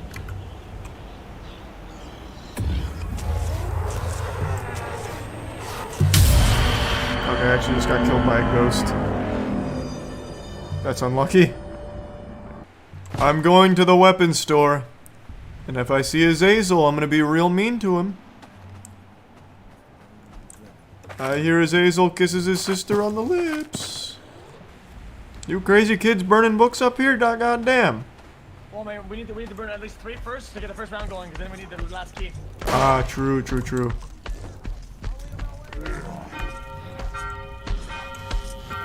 Got him. Good work. Open front door. I got you. He'll never catch us, Brother X. Oh my, he's here. We're dead. I've got him with the UV light. Ah! This one's for my country.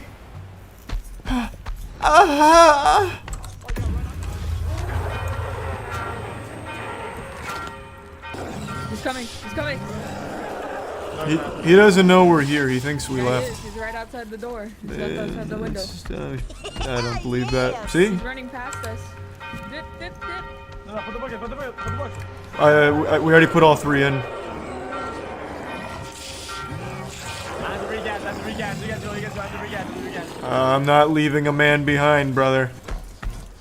Okay, juke him, juke. Let's go. Jump down the pit. He can't do that. Yes, sir, yes, sir.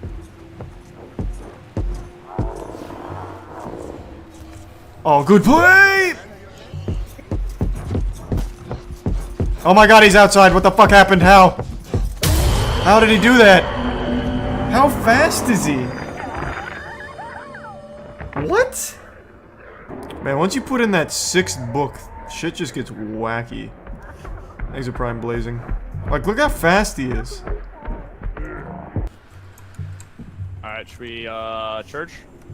We should probably wait. Oh, okay. I have a book. Wait, where am I? This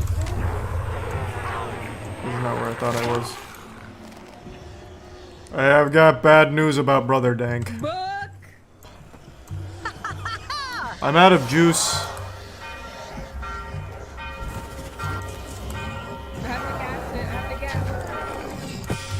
I put the book down. I don't have any battery either. Oh. I have no battery. Oh, never. I thought I saw a battery here, but I didn't. Wow, this man is nuts. What the fuck was that? Oh my god, that turbo speed. He came in like McCree alting, but like super fast. God damn. Oh yeah! The whole congregation's gonna love this one. I'm coming. I'm coming. Let's go.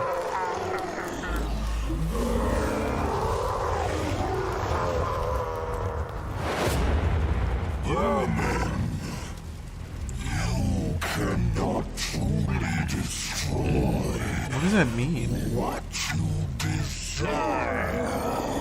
No one desired like a dual revolver wielding weirdo. What does that statement mean? Thanks, Risa Brain.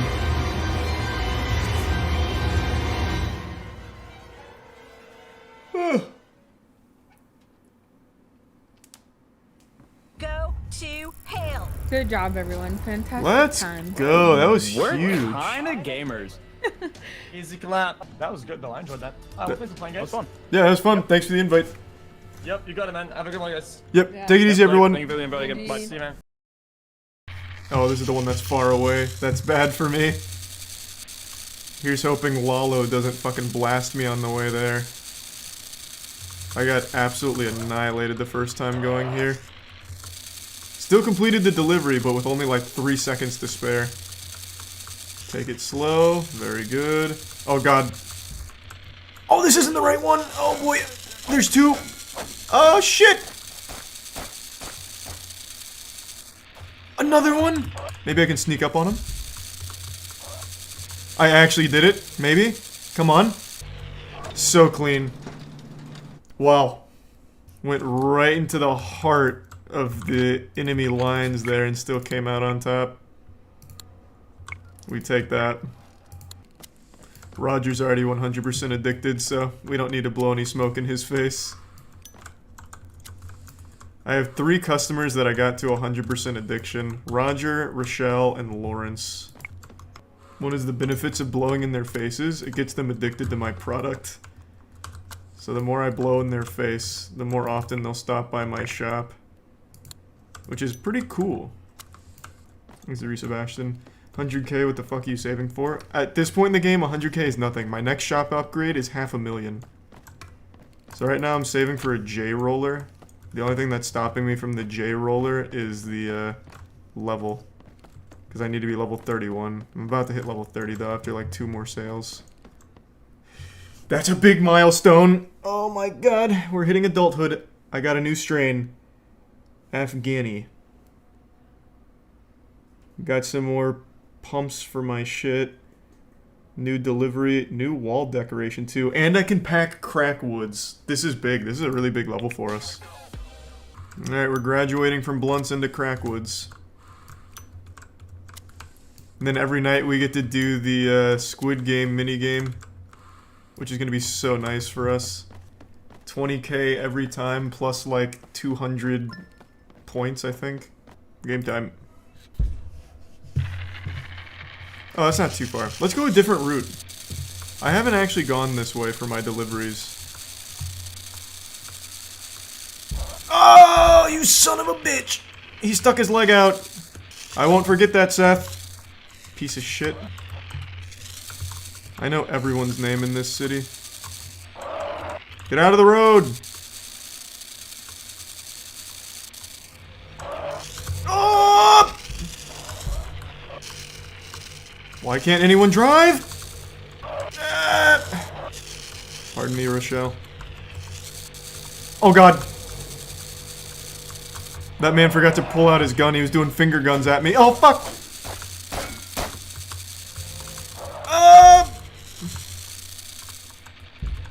Wow, this was a scary journey, but we made it. Easy.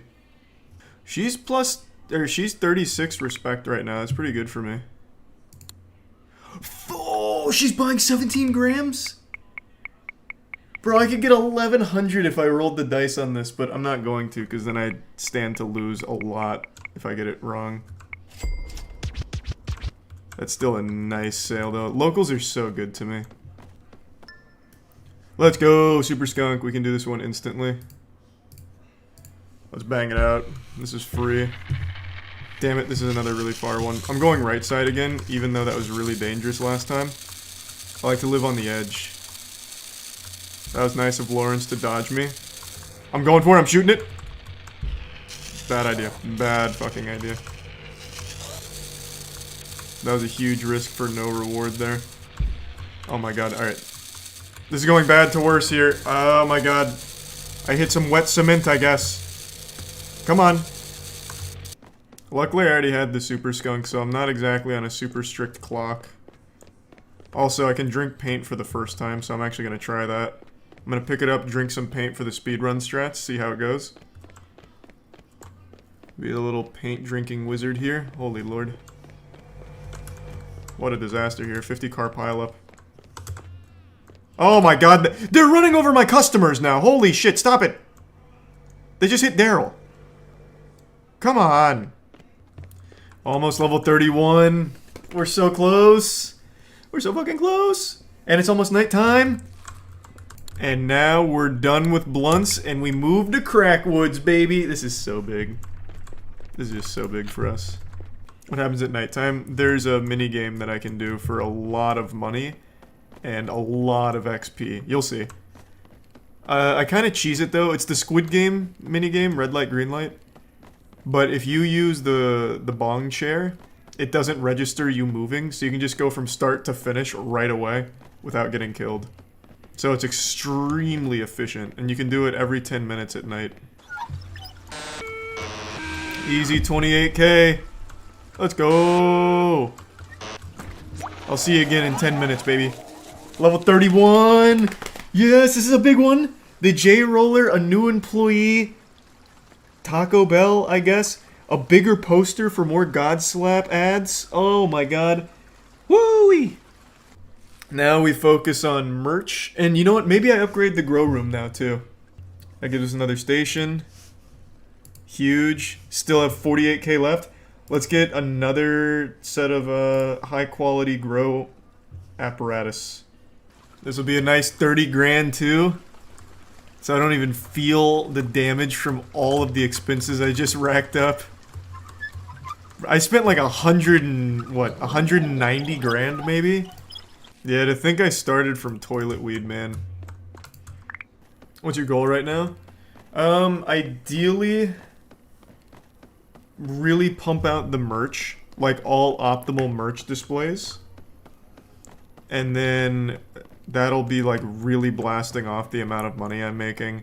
So from there, just start turtling. Who is this? Smoke my dope. This is a rival gang member, or a weed seller, isn't it? Do I have to beat his ass, or what is this? What is he doing?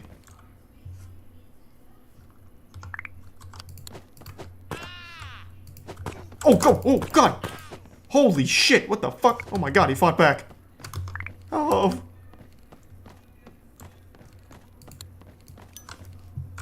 That was scary. How many hours do you have in this game so far? Like 31.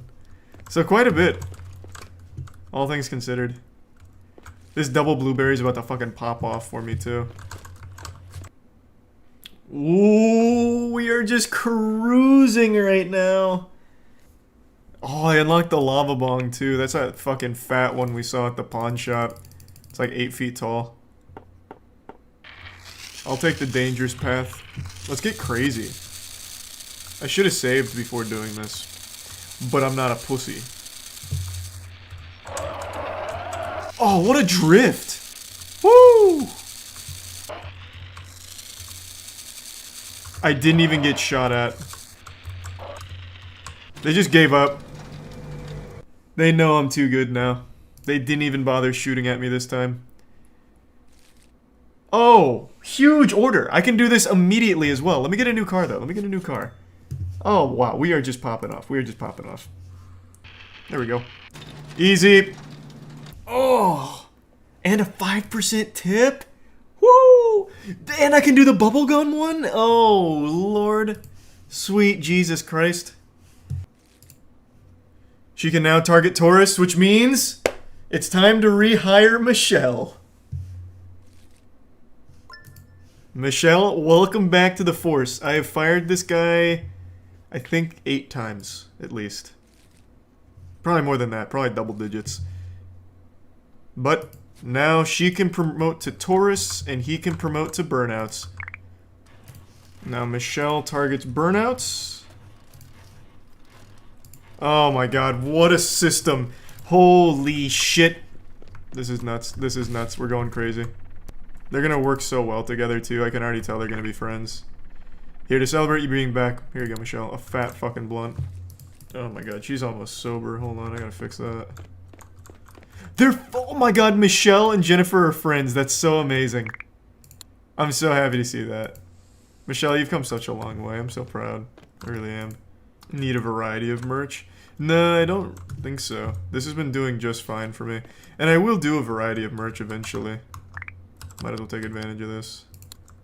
Neil's rubbing his fucking fat tits on me. Attaboy.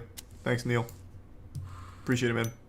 This is so big for me right now. I'm hitting 5 different people. Oh God, Neil's losing his mind. Oh my God, they're going crazy. What is happening? Okay, okay, here. I'll break them up. Jesus Christ. That got haunted. Oh, they're still all... Oh my God. Hey, thanks for stopping by. Come back soon. Wow, there was a lot of people here behind me too. Holy shit. 7! Oh my God, Rochelle, you're nuts. An $850 sale. What the fuck, Rochelle? I just realized those oh my God, I had no idea. The crackwood kits are selling for $700? That's so big. What the fuck? I had no idea it was that much. I thought it was like 400, 500 or something. Holy shit. Thanks to the resub, Samir. Have you seen that new show that follows an esports competitor on Paramount? No, I haven't. And do you want to know why I haven't? I don't even know if I'm allowed to share this, but I'm sure since it's out I can. They originally asked me to be one of the characters in that show.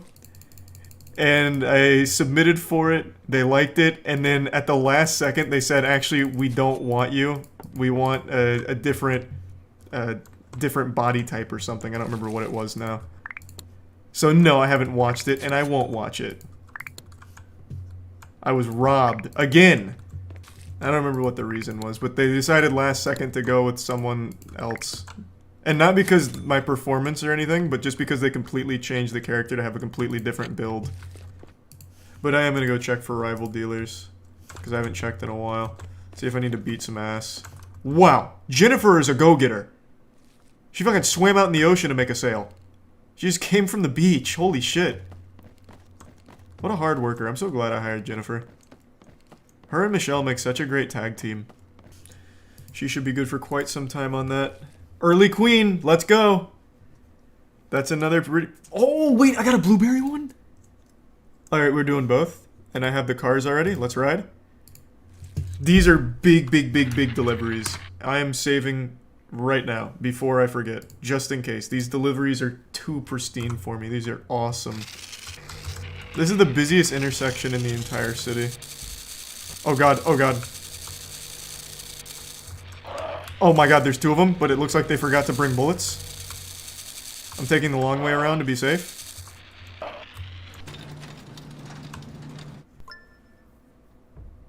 What just happened? Okay, don't know what that was. A bit of a glitch, but we'll take it. Oh my god, and a bubblegum delivery? Holy lord, we're going crazy. Damn unlucky. Lawrence, my man. 51%. He's gonna be buying like 100 grams. 27 grams! Woo! Lawrence, that's my boy. And they gave me 28 XP. Let's go. Lawrence is my biggest customer, by far. Give back my crackwood. Oh my god, two degenerates at once. Where's the other one? I see you. A husband and wife duo, huh? Trying to take my crackwoods, eh? Very good. 38 grand. Under 100k away. Let's go. Oh, I can't really see in front of me super well. Oh boy. Oh, we're good. Oh, one of my wheels is busted. This is bad. This is very bad for me. We're gonna get the large shop tonight. Oh my god, this is fucking crazy. This is also my furthest delivery yet, 560. Oh god, I'm getting blasted. They got a sniper out there somewhere. Perfect. Fucking drifted it in there. Level 35, we are cruising! A bigger TV, a 200-inch smart TV, and we got the S-Packer. Good god, we are cruising.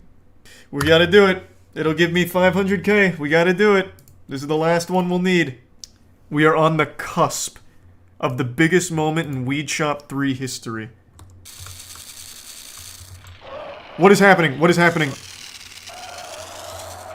Oh my god, what is happening? I can't turn left. I can't turn left. Yes! Oh my god, no. The gang member's here. I'm in. Come on, let me in. Fucking huge. Man, I earned that tip. Let's go! Large shop acquired. What a triumph. What a triumph. Hey, my employees are cheering me on. Yeah, hey, yeah. Gotta hit the club. I think I'm just gonna do it next time. I'm getting really tired. We made so much progress tonight, though.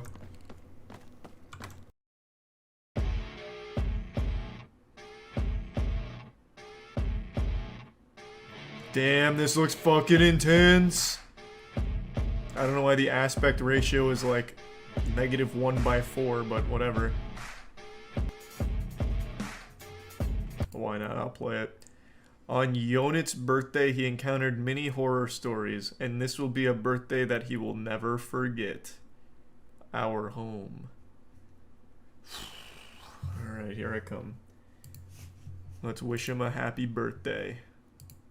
Alright, let's check out this home. Here I come. Man, this must be a massive home. It is taking so long to load. Come on. I am not turning my lights off for our home. I don't have to earn that.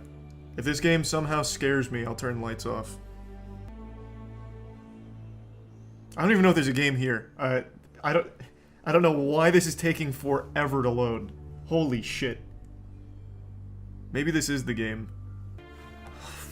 This is one hell of a house that it's trying to load, I suppose.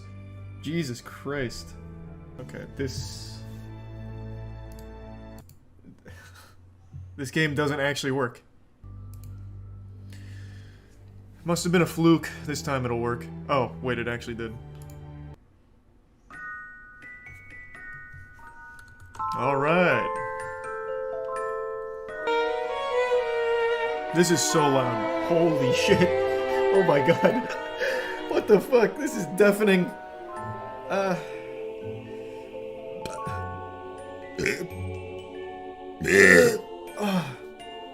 I'm back, baby. Regina, where are you? Regina, huh? Regina! I'm home. Regina, babe, where you at? Oh, Regina. A meeting on my birthday? At 11 p.m.? Sounds like cheating to me. But that's just fine. As long as I get my gifts. It's at the dresser, right? Gifts are in the... Oh, in the dressing room. Oops, in the dressing room. Which I'm assuming this is. Huge progress. Holy shit! No, my birthday is ruined! Man, that guy's got the patience of an actual Zen master. Heard me fumbling around in this house for like 20 minutes. This isn't my home? Oh, now it's very laggy.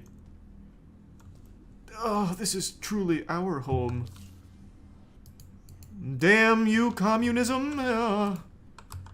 Unlucky. What about Regina? She probably owns this facility or some shit. Like the chief doctor, her meeting was actually at this place to make sure I was compatible with this new home. Oh, I'm so tired of not having inventory space. I can always just come back for that. Oh, there's an intruder in our home! Are you serious? Come here! Oh, he's not alive yet. Now he is. Come here! Yeah! Yeah! Yeah! Yeah! Yeah! Oh my god, the axe sucks. Holy shit, the axe is terrible. Hiya! Oh, pull out my axe. Pull out my axe! Oh, it's broken. I think. Use my axe!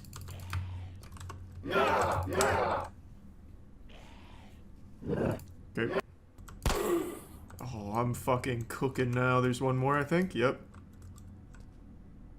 Oh, yeah. Get out of our home and never come back. You're not welcome here. Nothing in the shitters. Oh, there is? I've been flanked! Get out of our home! And don't come back. Whoa, look at these fucking photos! Whoa! So, since the word was picture, it must be behind one of these. Maybe I'm supposed to shoot the picture? That wouldn't make any sense. That'd just be a waste of bullets. Or maybe I look at the picture. Oh, maybe this is like hands on a clock. But that wouldn't really work. 2, 1, 8. Man, fuck you guys. I immediately gave up on that once you said the light thing, because that sounded so smart. God, I didn't even get to solve it for myself. Oh my god, there's another one! What the fuck was that? Man just came through and gave me like a ostrich kick. Where is this drawer? That wasn't a drawer at all. Am I dyslexic? Didn't it say I got a drawer key? Or did it say door? I'm pretty sure it was drawer, right? Hey, whatever. We're cruising anyway. And I guess at the end of the day, a door is just kind of like a larger drawer. Whoa! It's Beelzebub! I gotta heal, I gotta heal. Okay, this isn't working. Healing's not great. Get out of here, Asylum Demon. Is this working? Okay. Really hope I don't have to start that whole thing over again. Man, it is crazy. I just played a game that used these same assets. That is wild. Back-to-back games using the same assets. Crazy. But in the last one, they were yellow. Absolutely wild. Well, I gotta play this one now, too. Let's see which game uses them better. Here's the Prime Huta. Holy shit, this is actually the drama alert intro. Its origin and purpose are unknown. Jesus Christ. I'll kick you out of the car. What? Jesus Christ, Mac. Oh god, alright, sorry. Just having a conversation. Us, James and Mike. Back in action and ready for scoop. And be quiet. Let me do the talking. You got it, Mac. You seem really good at talking. Fucking melting down because I asked if we were there. Where's everybody? What have you done? I didn't do anything. You broke the whole cave! Ah! The scoop! Run! No! I'll watch your back. Alright. Oh my god. This is a multiplayer only game, isn't it?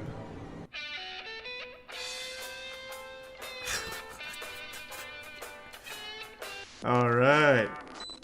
I don't really want to do that. Get Jackson. Yeah, I'll see if Jackson's around to play Watch Your Back. No scoop today.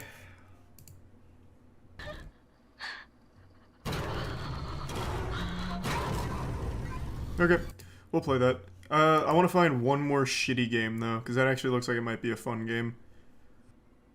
Where's Oswald? A short horror experience taking place in a dream. Or a memory. So much horror. Oswald is washed in the cool light of the street lamp. There are many houses, but he sees only one. He's watching. Where's Oswald? Outside.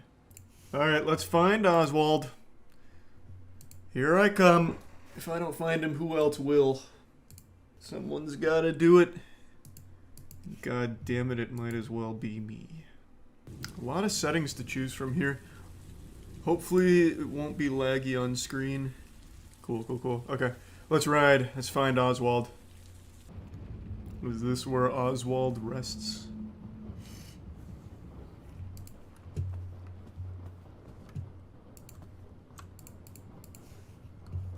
Man, it is dark in here. Holy Lord, I can't see shit. I absolutely can't see a thing in here. Literally nothing. Where's Oswald? Well, that's what I plan to find out. I intend to answer that question.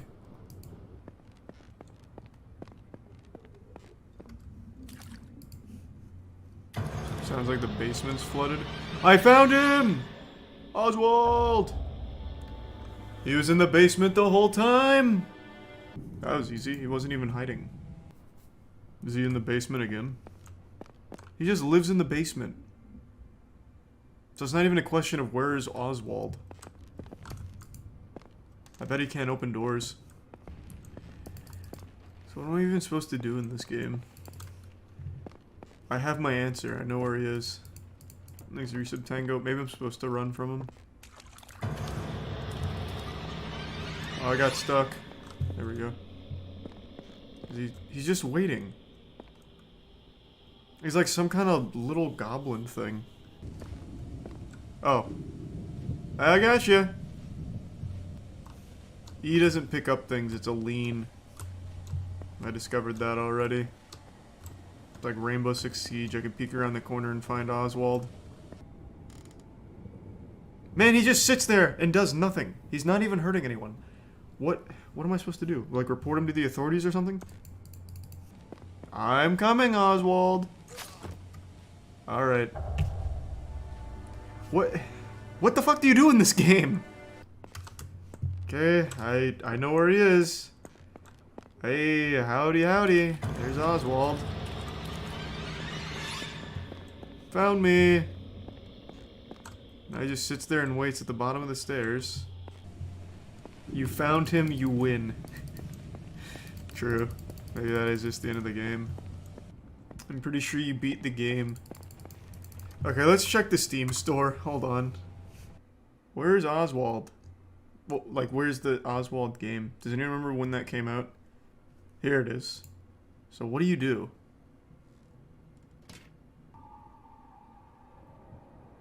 I unironically beat the game by finding Oswald in the basement. But he's there every single time. So it's not even really a challenge. This whole sequence doesn't even happen in the actual... The game is a scam. The game is literally a scam. What? I lost a lighter after I... You had a lighter? Maybe you have to get past Oswald in the basement. Maybe. Let's try. I'm gonna try and trigger him and... Nope, that didn't work. Well, how the fuck am I supposed to get past him then? He's at the bottom of the stairs. I can't get around him. I can't see... I literally can't see anything. This door is locked now. Oh. Oh, hold on. We're getting somewhere. I don't know how we got here. But you'll hear no complaints from me. Nice. That's big. Now we can fight Oswald. Oh, this game's making my tummy upset. Giving me an upset tummy. How in the fuck? I went from the room in my closet all the way out here. Straight up just went to Narnia. Alright. Oswald will never find me here.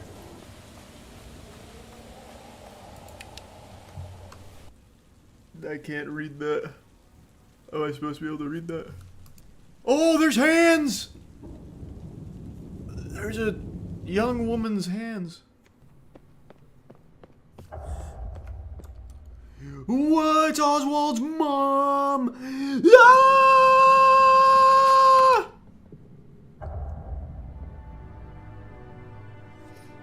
God damn! There we go. Got the key. Let's get the fuck out of here. Oswald won't keep me trapped. Okay, I guess that's not the right key. You sure? Let me see if I can lure her to this corner. And now I'm out. Nope. Good coverage. Okay, this game really fucking sucks. I want to get out of this area though. Give it a fair chance. What does this key go to? Oh, not again. Oh, jeez. People are saying how big she got. She did. I She know, got she's getting big. huge. How long have you been playing this game? I don't know. Time doesn't make much sense anymore playing these awful fucking games. I'm pretty sure I've tried every door in this facility. Can't access the note on the table, it doesn't work. Oh my god.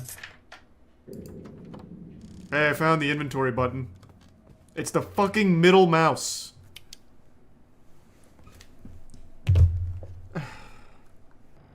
Unlucky, but we did it. Hey, Oswald, he's here. The front door is open. The rain is not the only thing coming through. A knife is missing. Where's Oswald? Ah! Ooh! He sees a door. Where's Oswald? Don't do it. I'm just a boy. Please leave, Oswald. No. No. Oswald. Surprise. Oh, he's not here. He must have got bored and left. I can hear him breathing, though. Oh. Okay, he got the best of me there, but it won't happen twice. Oh, there he is.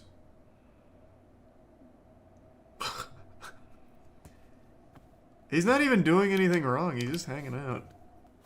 I can't see a fucking thing.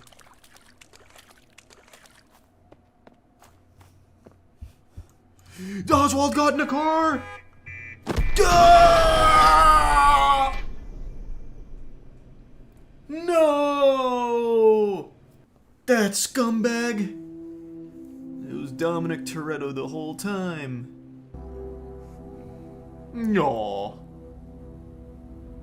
That's so wholesome. Is that it? Is that the whole thing now? Oh no. You go to heaven. Nice. The reviewer was right though, we never actually found out who Oswald's girlfriend was. So hopefully they address that in the sequel. You ever watch a video that just makes you feel nostalgic? It feels like you transport back in time. That's what happened to me today. It felt like Jimmy Neutron had built a time travel device that took me back to the most embarrassing era of my life.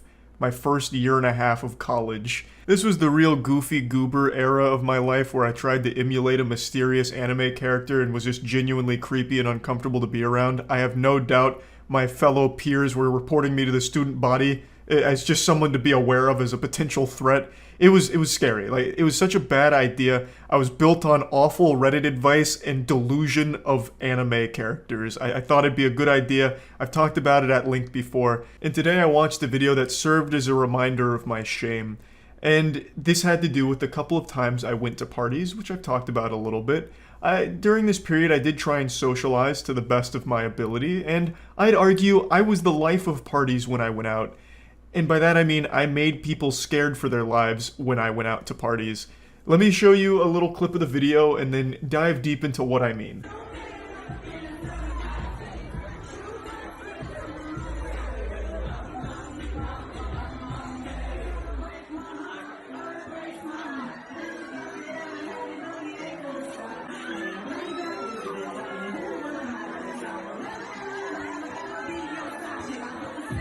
Yeah, so this lady's really busting it wide open on the dance floor here of this local dive bar.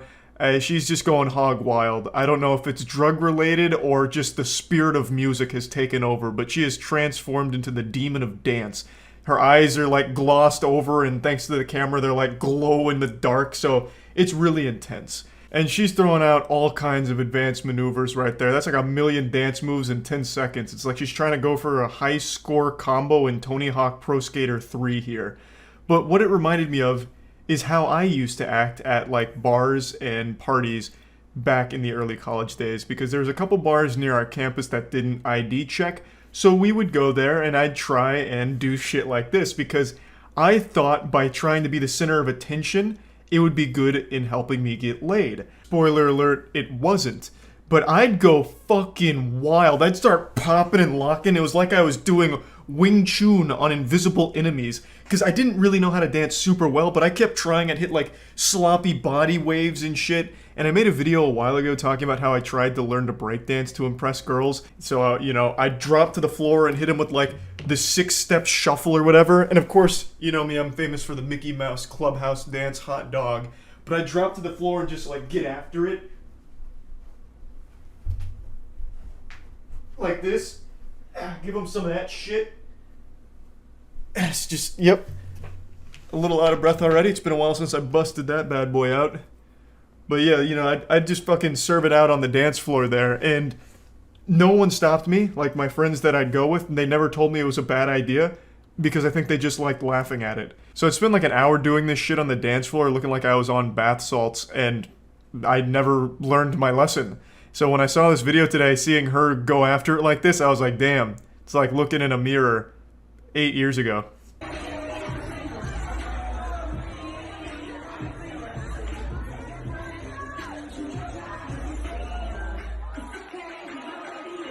Watching her dance is like watching a dog with the zoomies, where they just start like running in circles and going crazy.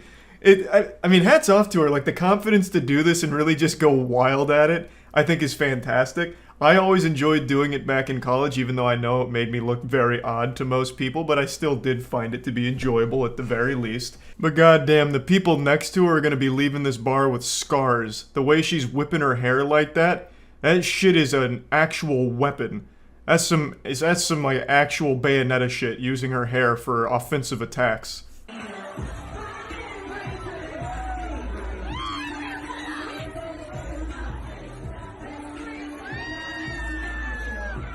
This right here is my favorite moment in the routine. I definitely think this would win, so you think you can dance.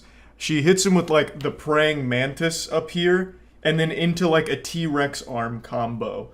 It's very rare you see a move like that executed so fluidly. So I thought she did a wonderful job there, and I really think it just helped put a nice bow on the entire choreography here.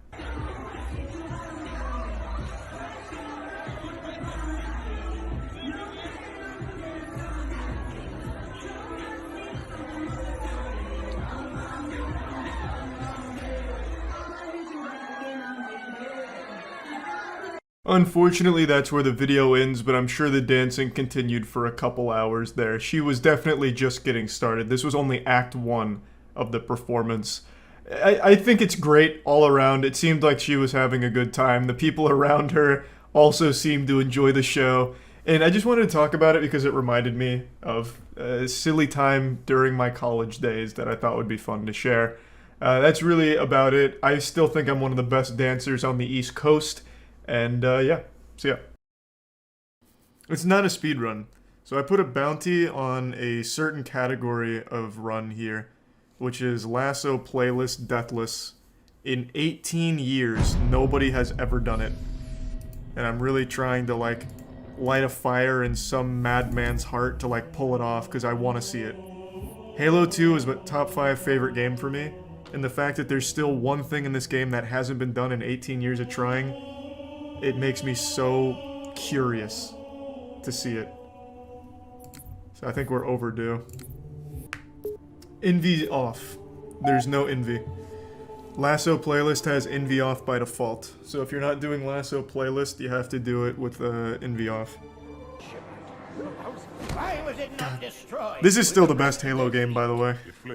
As we set fire to I replayed this, what, last year? 2 years ago on stream? What was it? It's so good. When you first saw it's aged so well. were you blinded by its magic? Surely you understand that once the parasite attacked. Nostalgia floods every cell in my body. Well, you better get 911 on the line, because watch this. Classic graphics, baby. About to have a goddamn heart attack with the nostalgia. God, it's just so good. There was so much potential for a Halo show, and they squandered it. Soiled it. Soiled it. They should just give Blur just the best script ever and make just a banging show like this. There's viscosity throughout the gel layer. Don't worry, I'll hold his hand. This is gonna be the most annoying part of doing a LASO run. Johnson, wait for basic. The orbital defense grid was all theory and politics. As you can see, your shields recharge a lot quicker. For those that don't know, there's a skull for LASO runs called Black Eye, where your shields don't recharge unless you melee. So you have to melee something to get shield back. So I can't get shield back until I melee. Hey, what's going on, guys? Hey, what's going on, boys? Hey. Hey, oh, it's no big deal. It's no big deal. I'm no hero. Blur did such a good job with these cutscenes, man. Oh my lord. Fucking breathtaking.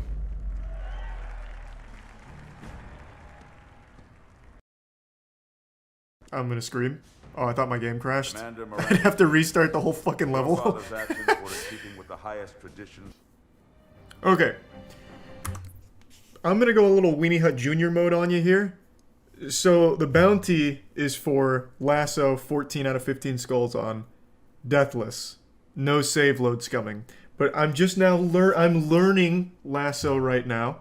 So I will be save load scumming so that we don't have to see that a million times tonight. Just a heads up.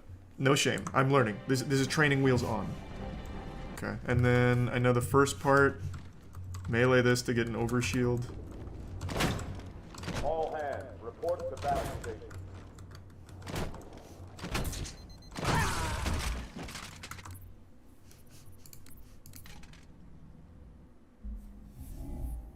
Alright, well, we didn't get off to the best start. I actually don't know how that happened. Did I get the checkpoint, you think? Oh, let's go. I did get the checkpoint. So, that couldn't have been a better example of what I was talking about. So, in LASO, the Skull Iron is when you die, you have to restart the whole level. And what I did there was a little save scumming, so I save and quit before the level restarted, so it loaded me back to the checkpoint from the menu. Illegal in the actual run. Just a heads up. But we're learning.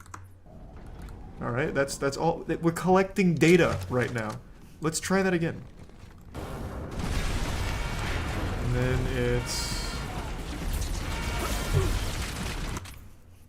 a little early. I was a little early. So the tactic there is you drop in like an angel, and if you turn that corner and wait a minute, you'll despawn the reinforcements. So then you don't have to fight as many.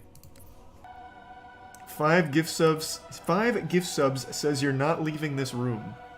Oh, you're on. I have actually beaten this room LASO, so I can do that much. I'm just trying the optimal strategies. This is a little unlucky. I drew his aggro. And I didn't pick up any plasma grenades either, so... bit of a tricky situation. I wonder, can I maybe... Oh, fuck! Help!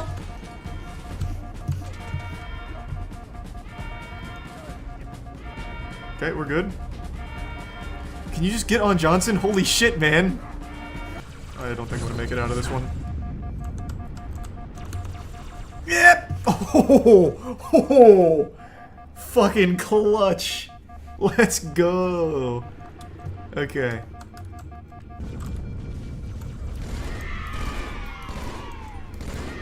Okay. Not bad. And they're all on Johnson right away. Let's go! Wait, this is actually super clean. Gotcha. Okay, nice, nice, nice.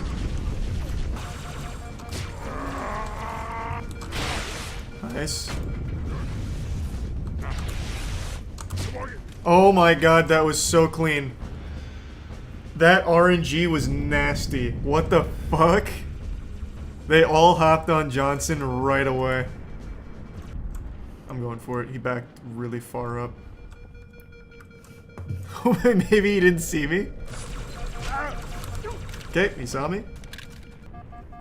Attention. We have orders in Section 3. Did I get that? No. Fuck. How about that? No. That? No. God damn it. We've got orders in the Fort Pelican. This room is fucking tough. I need to plan my attack. I do have a plan. I'm coming at them. Sleep in fear, here I come. Oh god! I need him to come back. Alright. Come on baby, come back. No! I wasn't ready! He's stream sniping. I just went to scratch my head. Yes! Yes! Yes! Oh god, no! Oh, I hit the ceiling! Oh, we just died. Oh, God. I'm so sorry. Whoa! It's too tight for them to fit. No! Don't move my pile. Oh, my God. That was perfect. Come on, baby. Come on, baby. Just inch towards him. It's a marathon, not a sprint. Let's go. Let's go. It's not the size of the dog in the fight. It's the size of the fight and the dog. Holy shit. Oh! Clutch! Ah, I'm panicking! I'm panicking! I need a box. Oh! Holy shit. Oh my god. I think this is the last wave. Until the other pod gets here. Oh, they threw a grenade. I have to move. Oh my lord! Or was that not a grenade? Was that plasma? I don't know. I panicked. Big stick. Oh! I missed the assassination on the drive-by. I hit him in the fucking shoulder. How? That would have been so huge. What? How did I not get the assassination? That would have been absolutely massive for me. Unlucky. Whoa! How did my melee miss? What? That actually would have been nuts! I had that perfect!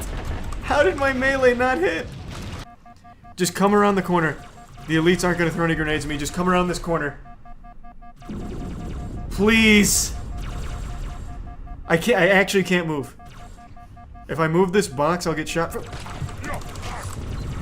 No! I even got the shield! Ah! Fuck! What a great team! They sent one guy in as a sacrificial lamb! Fuck! I was so close! That was the last wave! The last two! Son of a bitch! That's alright. With every failure comes more knowledge. I'm collecting data. Yes!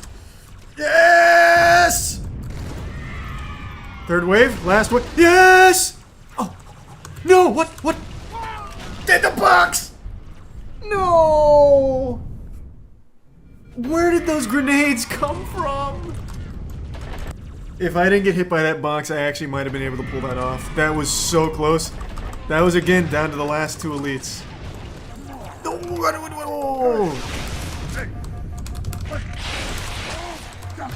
I can't believe that! Oh, oh! Oh god, oh god.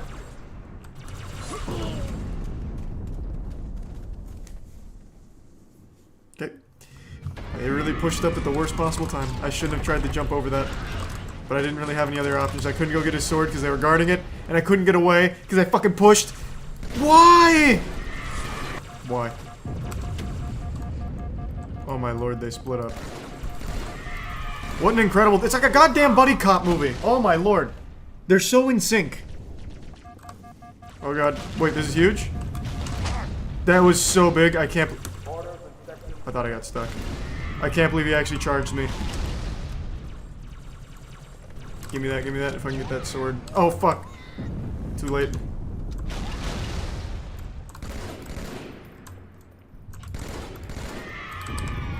Holy shit. Wait, no! The reload! Last wave! Last wave! Last fucking... Last wave!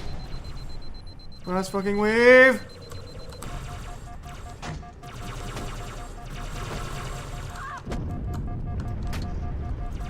Oh, no, no, no. Wait, what? Was that another wave? I thought there was only 3. Well, I'll never beat this room. Wait, what? How did the second wave... I need your shield. Ow! Hey, that ain't helping, sir. Stop! Don't be so selfish! Thank you. Oh. Ah! Oh, hi. Where did that grenade come from? I'm gonna need to refer to the guide, I think.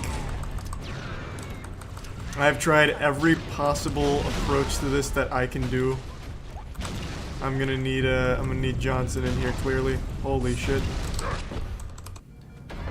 Oh yeah, that's not happening. I think I spent 2 hours on that room alone. That is a brutal. 146 deaths. I got to that room with like only 40 deaths.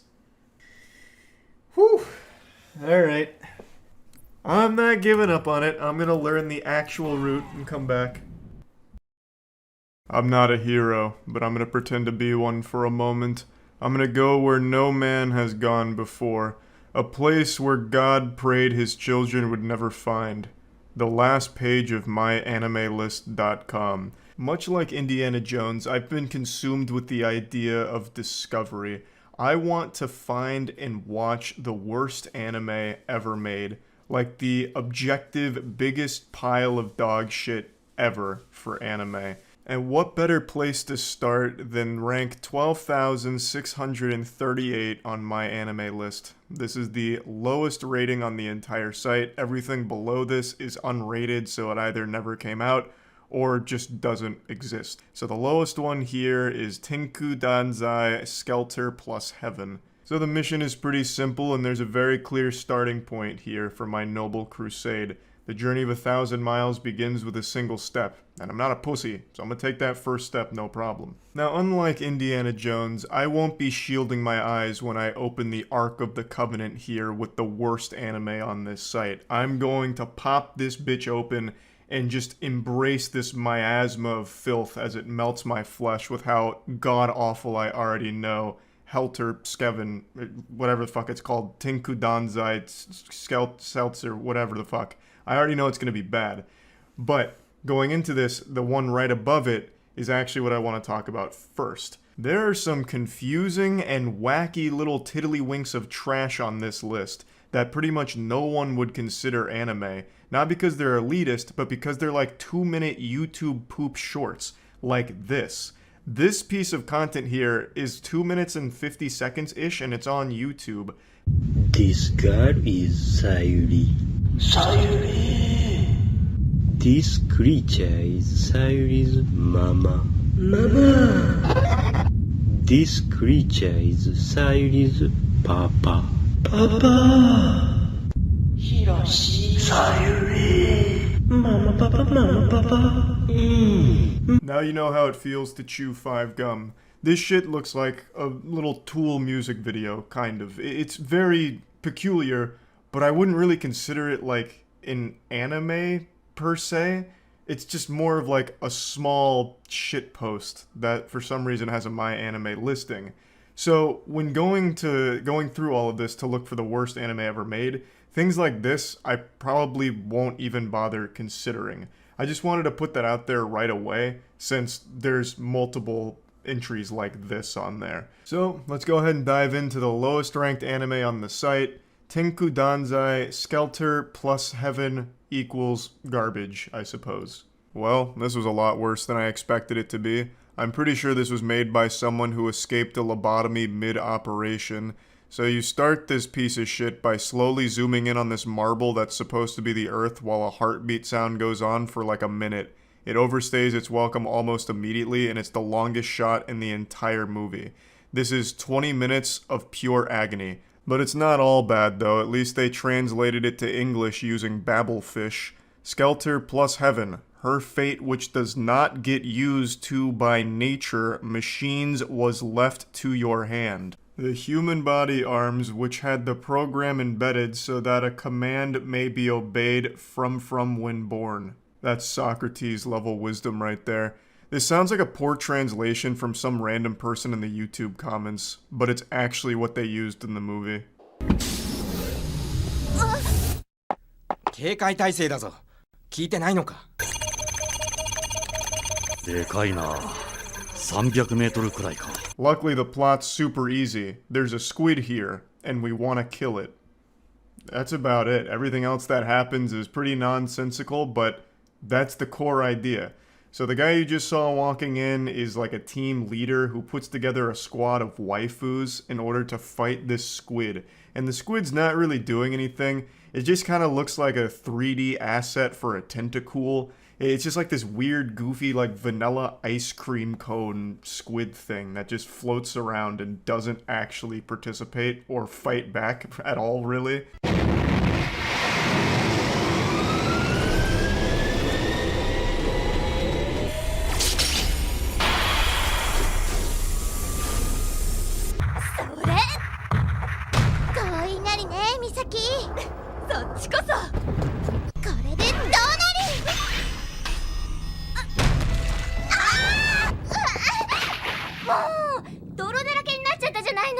You get introduced to some of the other team members here as they're practicing their combat abilities, and keep in mind this is 2004, so the 3D, the CGI, it's a little rough here. It's looking straight out of Beast Wars, but it's doing its best, god damn it. There is a sin that is unforgivable no matter what year this came out in, and that's the way it's edited. I swear to God, no scene lasts longer than like 5 or 6 seconds maybe. Outside of that intro shot of the Earth that went on forever, everything else is as if the person who made it forgot to take their ADHD medication, and they're just constantly jumping from like a million things back and forth all the time. So nothing actually ever connects.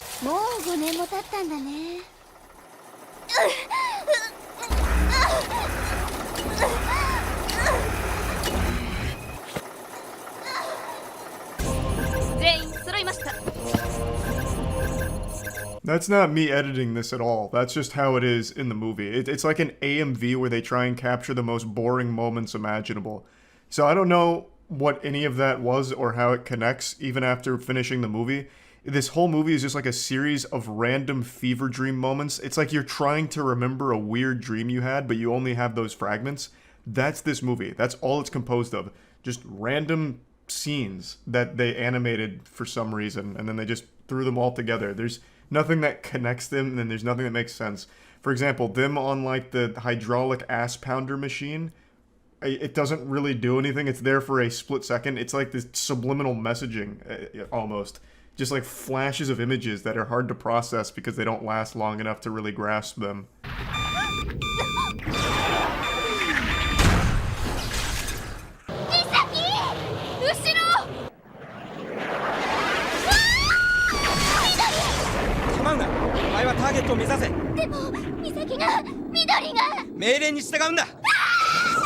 I'm cutting out a lot here, but eventually they get in their skelters and they start fighting the squid. Things aren't going amazing, and then it's revealed that the girl is actually an artificial life who's in love with that guy from earlier. And it all comes out of nowhere. It doesn't really make sense, and you don't really give a fuck. I mean, it's hard to make anyone care about these characters in 18 minutes, but they like tried to speed run a nonsensical plot and then still tried to add so much to it and gave it so much fluff. Somehow it's 18 minutes, but it feels like it's 16 minutes too long. It's just crazy. Like, nothing they did worked here in the slightest. But let's go ahead and show you their triumphant victory over the squid.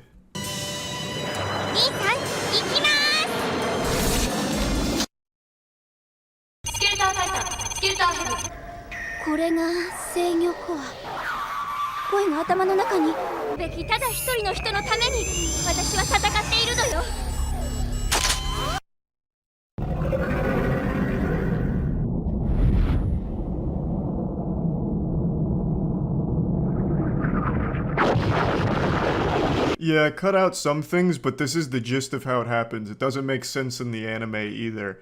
So, basically, they cut it with a sword and some, like, pillow stuffing falls out. And then all of a sudden, she's somehow jacked into the core of the squid, who I guess is, like, beaming words into her head, saying something about human desire. And she's like, it's just a small group of humans that have desires like that and can't control them. And then fucking locks and loads. I guess. But it, again, like, it doesn't show any of that. That's my assumption, is that she starts just fucking blasting the core. But who knows, really? Maybe she beat it in a philosophical debate and it just blew up from the facts and knowledge that she dropped, all the logic. Anyway, catches smoke, falls, and dies. The end. Or is it? これらの物体は1年前自衛隊によって壊滅させられました。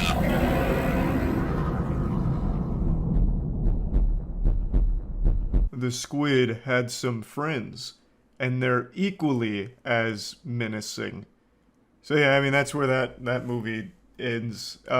Definitely a bit of a super stinker. Worse than I expected, I'm not gonna lie. It was a big waste of time. So if you have 20 minutes that you just want to waste, I guess this is a good way of doing it. I would say that there definitely are moments where it is like fun bad, and it's not long, so it's not the worst use of your time if you just want to kick back and make fun of something with your friends. Definitely a good start though for locating the worst anime ever made. I do think this is probably going to be up there towards like the top 10, top 15 ever. This is really bad. That's about it. See ya. Well, I finally found an anime that I'm comfortable calling the worst one I've seen so far, and I haven't even finished it yet. In fact, I've only watched one episode, and I immediately just need to talk about this and go over some of it with you all, and it's one I'm sure you've heard of. It's called X-Arm. It was a Crunchyroll original from last year, and it is, by no exaggeration, the worst animation I've ever seen in my life. I would have rather watched this story on a stack of note cards that someone was flipping through like a flip book. The animation would have been smoother there than in this show. It's like a stick figure pivot animation half the time, but not nearly as good. I swear to God, the General Auto Insurance animated commercials look better than this entire show. I don't know what went wrong. I don't know what team they hired to do this. The same visionaries behind Food Fight? It blows my mind how unpleasant this thing is to look at. I got so offended, I looked into the team a little bit because I couldn't imagine an actual team put together this disaster, this fucking catastrophe.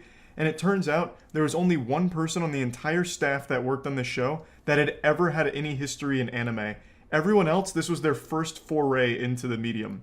The main guy behind X-Arm was a live-action director, who wasn't exactly a great live-action director to begin with, but they hired him because they thought it would be interesting to have someone with no animation background work on this for some reason. They thought that since the last movie he did was like a martial arts movie, they thought he'd be a good choice for like action in the animated medium, which he wasn't at all, clearly.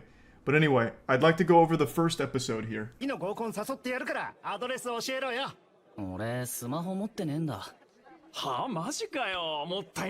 An astute observer will notice that the main character is 3D, while the other characters are 2D, leading to this jarring disconnect immediately.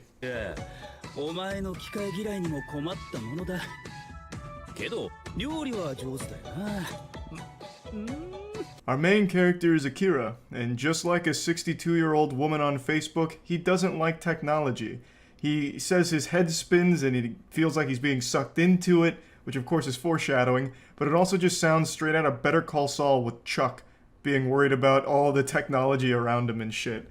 It's a really immediately goofy concept, made even sillier by the fact that, again, the main character is 3D, interacting, I'm putting that word in quotes and using it real loosely, with a 2D world around him and 2D characters. So it just doesn't work, and it's already just yucky.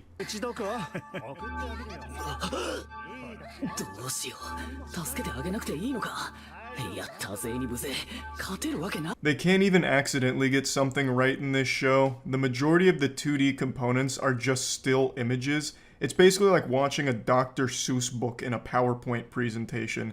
It's trash, but the 2D stuff isn't even like well made. Like there's no effort there. Like they have no excuse because this isn't even animated and still looks like trash.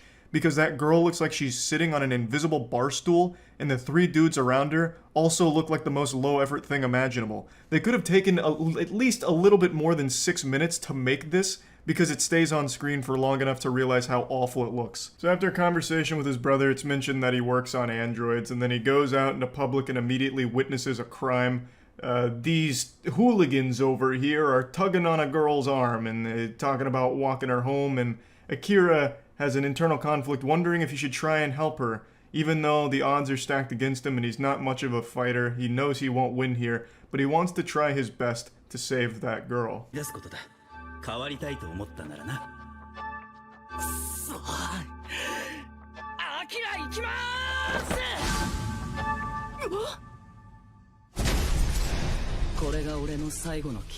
He gets hit by a truck.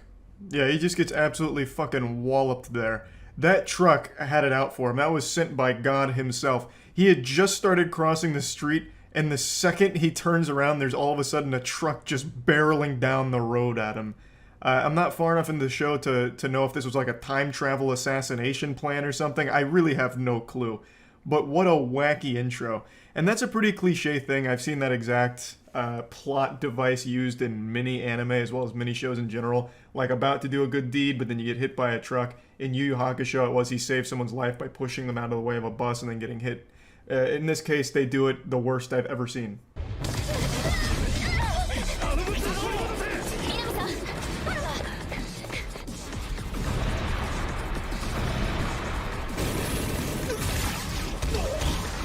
Fast forward 16 years post-truck blast, and we are now looking at an android and a police officer who are going through hell right now. And this android needs a hardware update or something. Like, there needs to be a patch to her aiming, because she doesn't hit a single shot. So what the fuck is the point of an android officer if they have the same level of accuracy as me shooting a gun with my eyes closed? But luckily she has martial arts to rely on.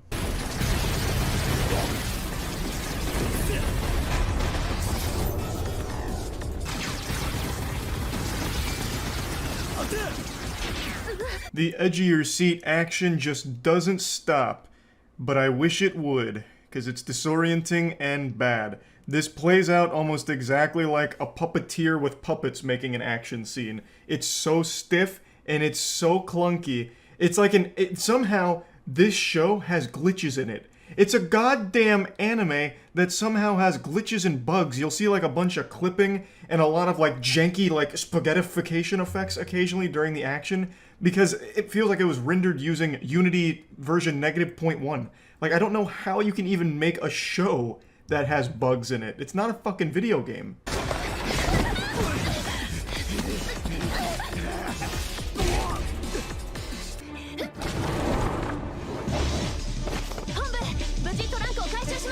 They managed to secure the trunk, mission accomplished, and then we finally get Akira back, and we see what role he plays in this whole thing.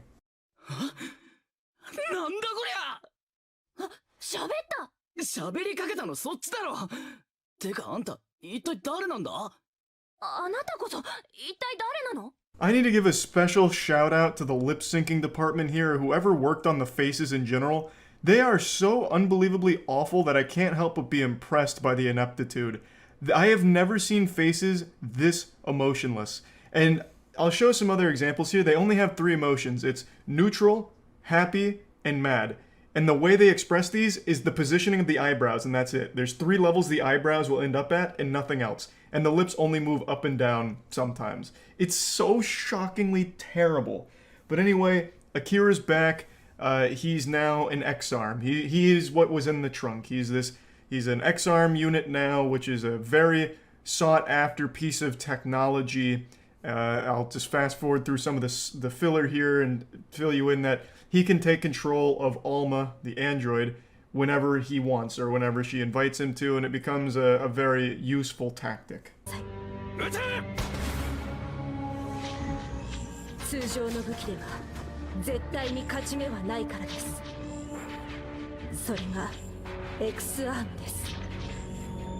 This is the main villain of episode 1, and he's out here looking like he just escaped a lobotomy.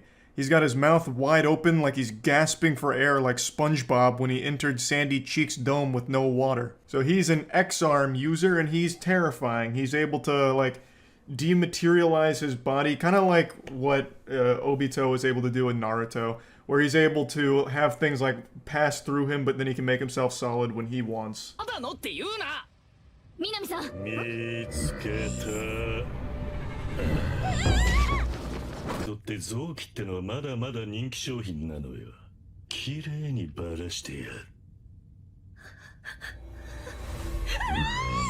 This scene's a great example of what I mean when it comes to emotion. So if you look at her face right now, that's how they portray anger on every character. They make them look like a goddamn Voltorb from Pokemon. They just tilt the eyebrows down, and it's like that's them being angry. Now the bad guys defeated our heroes temporarily, and he's got his little wiggle finger going into our abdomen talking about cutting out organs to sell. But luckily the heroes are coming back and about to save the day.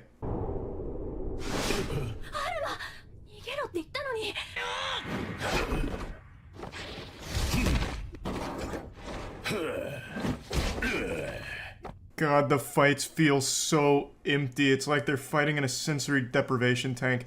There's no sound effects other than yeah, oh, yeah, oh, and that's it. Nothing else. Sometimes they have like impact sound effects, but there's no like backing track. There's no ambient noise or anything. It's just this uncomfortable series of groans and clunky moves. あの子たちはどこだ早く探さないといたあなたですか昔から機械が苦手なんだ中に吸い込まれそうな感じでやめろこの早く私の中に入って Pretty fucking epic scene here. So, Akira exists in this cyber dimension, the cyberspace, and he's able to control technology, so he, like, takes control of the ship and, like, moves it around ever so slightly. He jostles it. And then Alma gets defeated by the bad guy, and then she visits him in the cyber heaven and says that he needs to get inside of her, take control of her body to fight the bad guy, which he does, and then he beats the bad guy, and that's the end of the episode. Like, it's not even worth showing you. It's just really fucking boring and bad. It's much worse than I expected. And what's the most insulting thing about it is there's 10 or 12 episodes. I think it's 12 actually. And that's a lot. Each one of them's 20 minutes. It's like shit. That's a lot of dog shit to watch.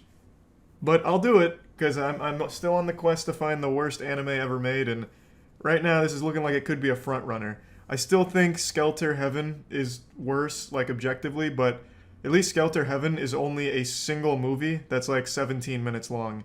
Each of these episodes is longer than that whole movie, and they're really fucking trash. So, yeah, anyway, that's episode 1 of X-Arm. That's about it. See ya.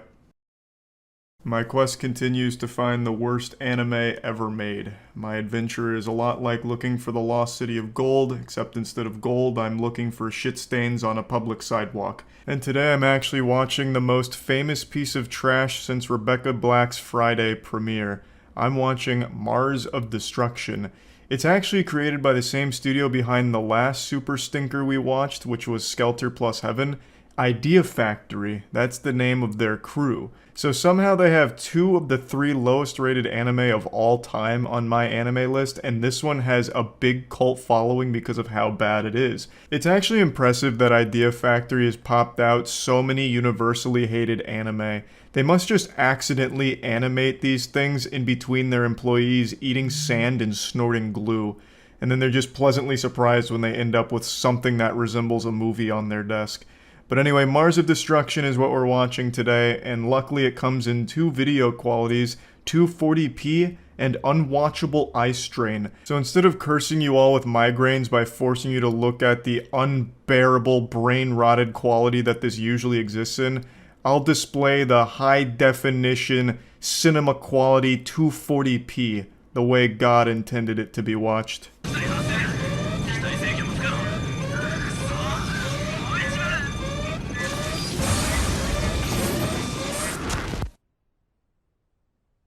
What an intense introduction to capture your attention right away, some edge-of-your-seat type thrills. Humanity's Mars exploration team's on their way back to Earth, and mysteriously their ship blows up.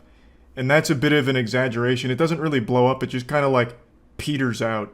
It's like a sparkler getting extinguished.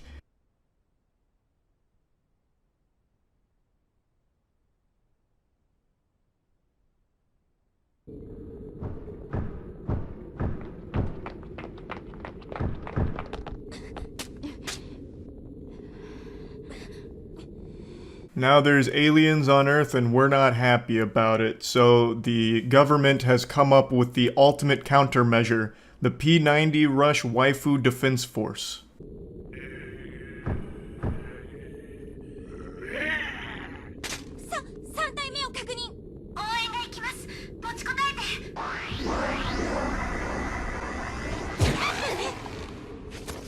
So these goofy Power Rangers villains can shoot piss missiles from their mouth and unfortunately blast the head off of one of the waifus. And it really rattled me to my core and got me thinking about how fragile and precious life is. One second you're with your friends confronting Dirty Bill and the boys at the park, and the next second Your friend's head has been vaporized and they're squirting blood like it's slime time at Nickelodeon Studios.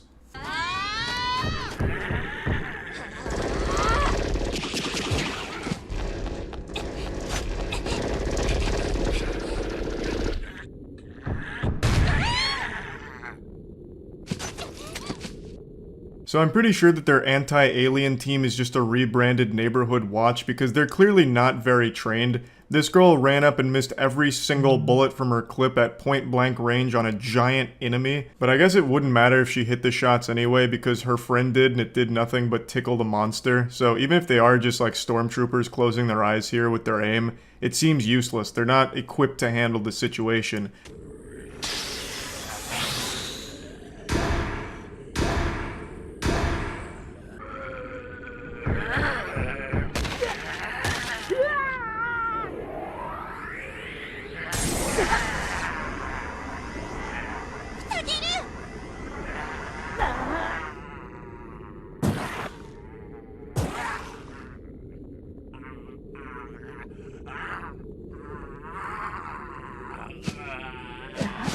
I love the voice acting from the aliens here. It just sounds like someone plugging their nose and then doing Banjo-Kazooie sound effects. We've now been introduced to Takeru, humanity's last hope against the aliens, I guess, and he's not very reliable. Against two of these small little Kirby Digimon things, he nearly died. So he has this like lightsaber thing that I guess is made out of foam or plastic or something because it's not very strong. But he manages to stab one with it, and he's not, like, overly bothered by getting stabbed. But while he's, like, mounted on top of him, like, you know, shake weighting the sword in there, one of the other aliens comes up behind him and gives him a back scratch, and it's really painful for him, and then he shoots sunlight at his back or whatever, and then he manages to stab that guy slightly, and through remarkable struggle, was able to defeat some lowly grunts at a playground, and nearly died for it. 脳波弱ってきています。心臓は不正です。どんどん弱っています。心肺停止です。心臓マッサージの準備だ。 Bro, humanity is better off putting their last hopes into the power of thoughts and prayers. This guy is not strong. They've done a terrible job of showcasing this guy being a badass. He just gets his ass beat by two tiny aliens. And now he's dying. And they're trying to use a heart massage to bring him back.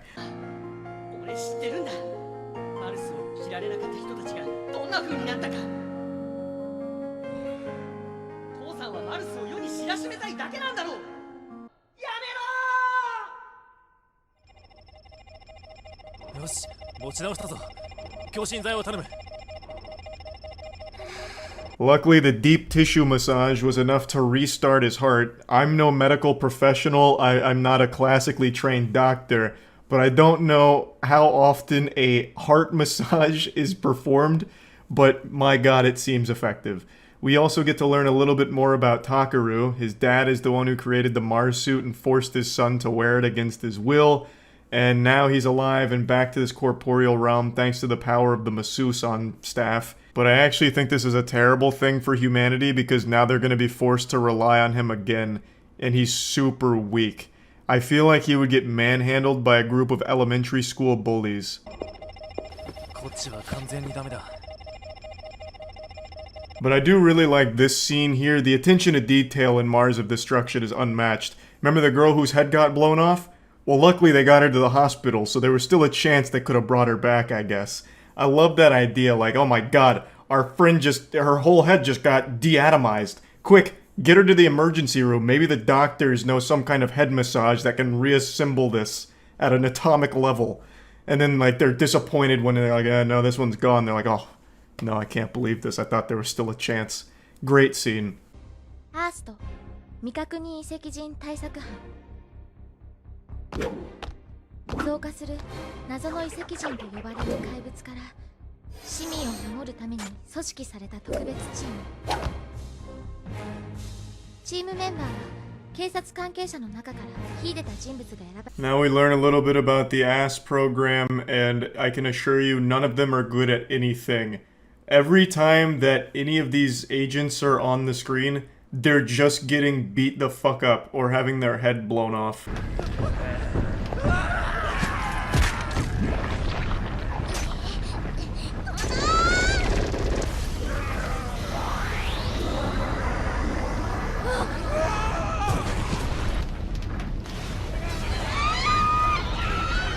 I'm cutting out a lot because I don't think any of you care about the plot, so I'm just gonna tell you what's happening. They're now transporting something in a van, something that they don't describe. They just say, like, do you think the aliens want this? And like, hey, maybe. And that's about it. That's all we really know about what's happening currently. And then they get ambushed by a giant group of aliens and a super alien.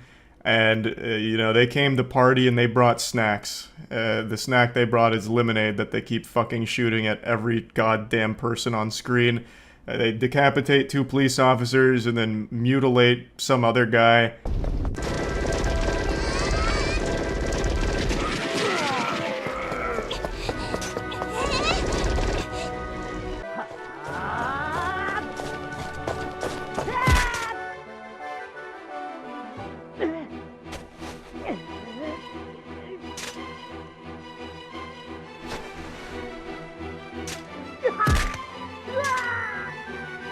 The music choice is inspiring here. In fact, Beethoven himself wrote this piece for Mars of Destruction.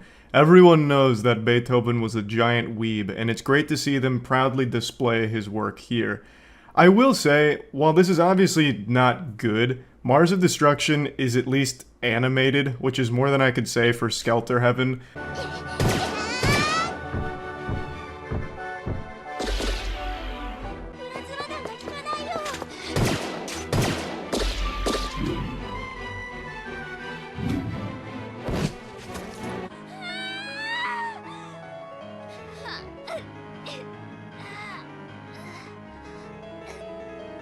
This is a top 10 anime fight scene, I would argue. The way that they're really weaving in the classical music, oh my god. Chef's kisses, I swear. They've really outdone themselves here.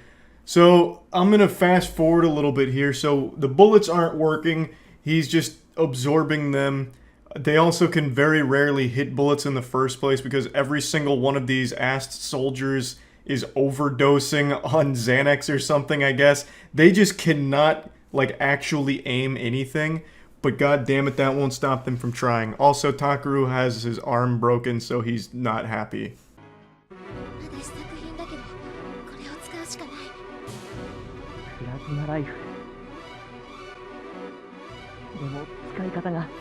From out of nowhere, they just happen to have the ultimate super weapon, which she pulls out of her asshole, I guess. And I will say, one thing I really appreciate is the attention to detail when it comes to even the voice acting. So you'll hear that Takaru's voice is muffled, and that's because he's wearing the Mars suit. Genius. So usually in anime or literally anything, when someone in a suit's talking, you can hear them. It still sounds like they're just talking normally. But here they're like, wait, he wouldn't be sounding normal because he's in a suit. So then they had the voice actor talk into his hands kind of like this, or like into a pillow or something. And it really drives home the idea that this man is suffocating in that suit, and you can barely fucking hear him.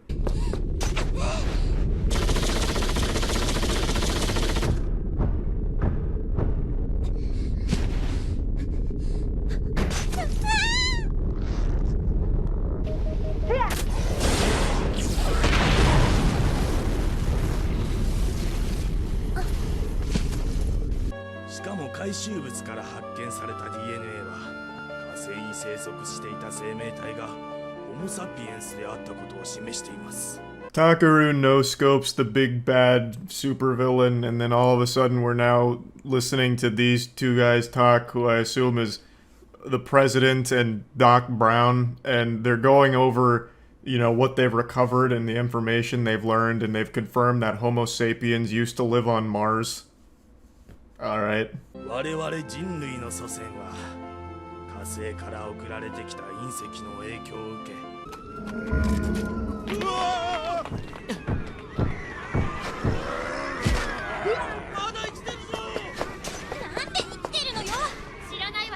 Turns out humanity was influenced by the Martians, and the big bad guy rises like the Undertaker. Like fucking Dracula rising out of his coffin. He's back, and he's taking Takeru to tell him some evil shit.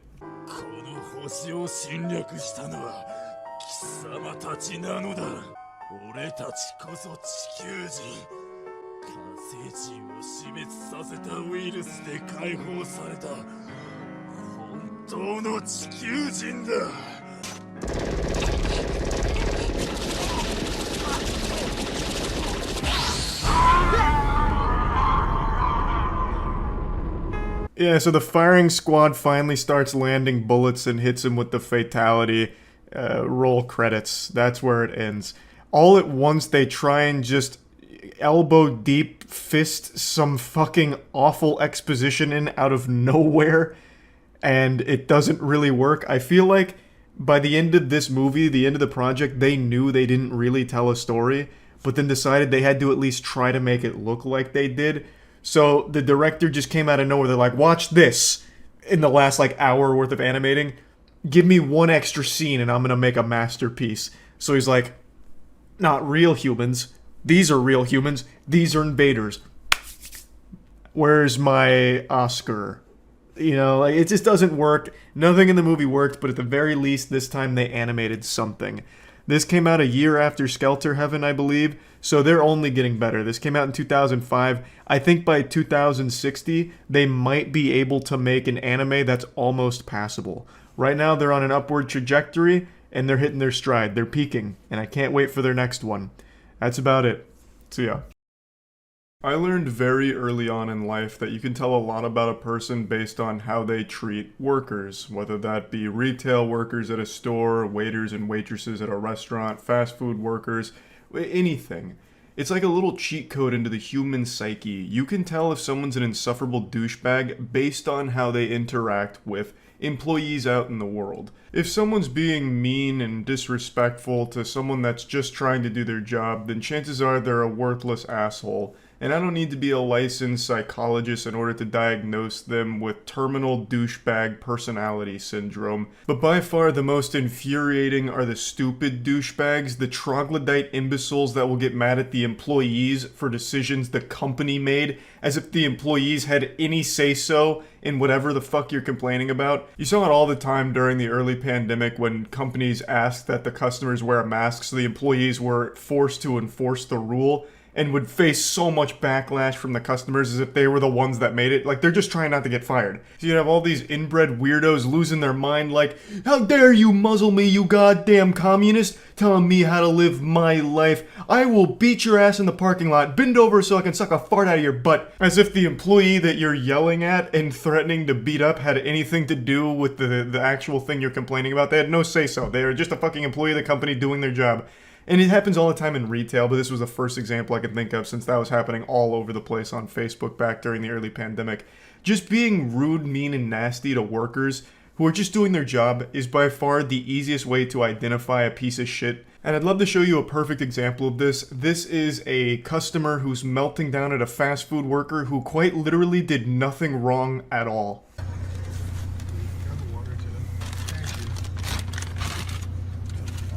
Hey. Can I ask you something, by the way? No, it's just that every time I come here, like, at the late night hour, I don't know why, you're, like, very, like, it's not even me, because I know it's not just me.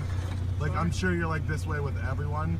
You just, like, are very impatient. Like, this man's face really tells the whole story. Hitting this guy with the Kubrick stare and just a little bit of shock, like, are you fucking kidding me right now? You're gonna lecture me at, like, 3 a.m. here on absolute nothing? Man's hitting him with a goddamn thespian troupe monologue here. He's absolutely rehearsed this in the mirror, hyped himself up like, I'm gonna give this employee a piece of my mind over nothing. If like, you don't want this job, you don't have to be here. Like, I'm just letting you know, like, you literally rush my order every single time, and I hate having you. Imagine going to a fast food drive-thru and complaining that the food came out too quickly. That's the whole definition of fast food, is that it arrives in a timely manner to you. What are you there for then if you wanted slower prepared food? Go to a moderate speed restaurant. Or you can go to IHOP and never get your food, because by the time you get your food, you will have died by old age. Like, I don't understand what the complaint even is. He's mad that this guy rushed his order. That is the whole goddamn point of fast food. That it is prepared quickly for you.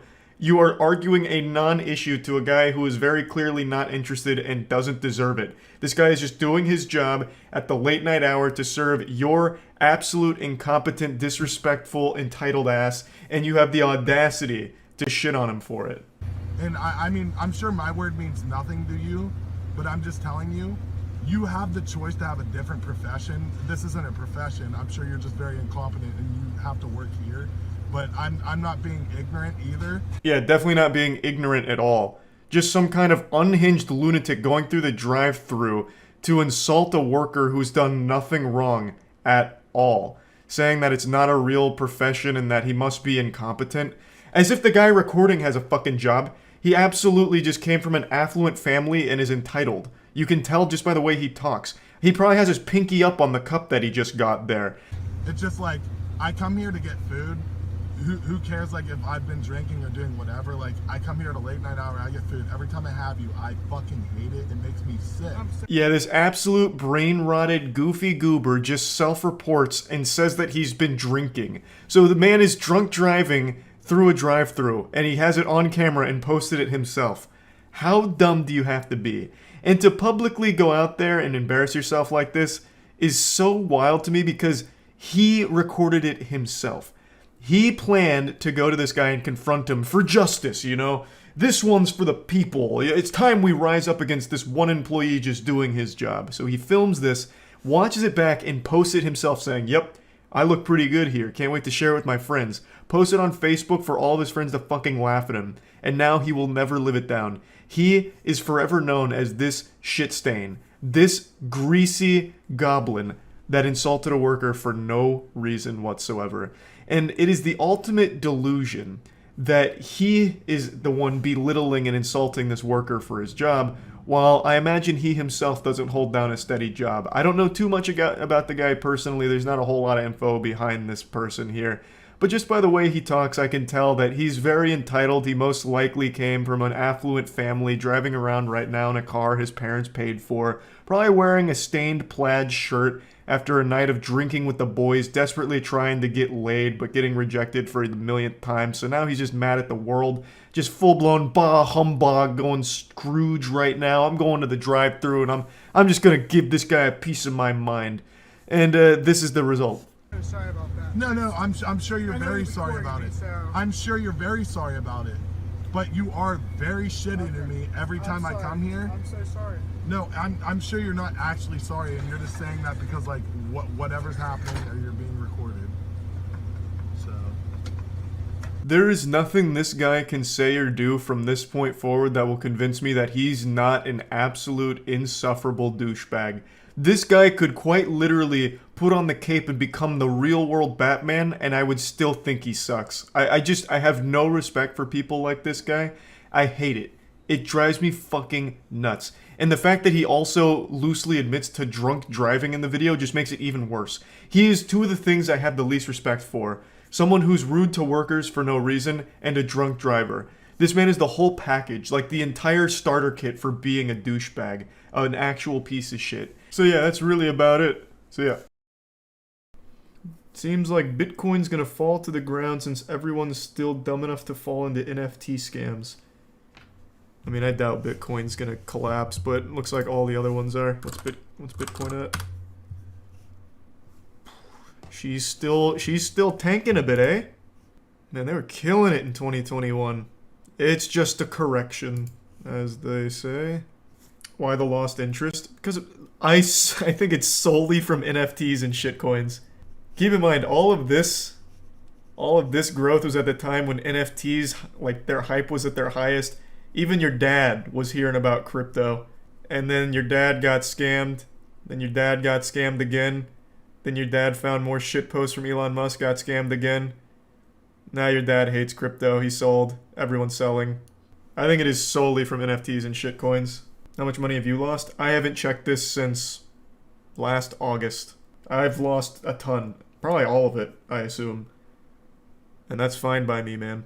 As long as I get to stop seeing all of those, like, crypto copium hype beasts on Twitter, I'm fine with it. I'll let, if that goes to zero, whatever. Yeah, I don't think Bitcoin's ever going to, like, actually collapse. It'll probably settle somewhere in, like, the 20 to 30k ballpark or something. I'm just pulling numbers out of my ass, but I don't think it's gonna die. Bitcoin has died hundreds of times. This won't be any different. Yeah, I see that cope a lot too. This one is super different though. I don't think there's ever been as much crypto hype and as much crypto scam and shady shit as there was throughout all of 2021 when Bitcoin made its crazy run. The faith in crypto is at the lowest it's ever been. I got into Bitcoin late 2015, early 2016, so I saw all of the rises, all the falls. There was never a time that looked like 2021, ever.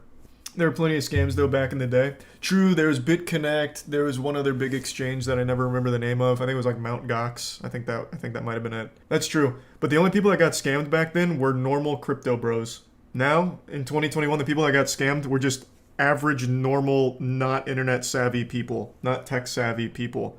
And now they will never come back. That shit will just get slapped down. And every company tried their best to hijack NFTs as quickly as possible for a quick turnaround. I don't think there's a chance anyone believes in NFTs again.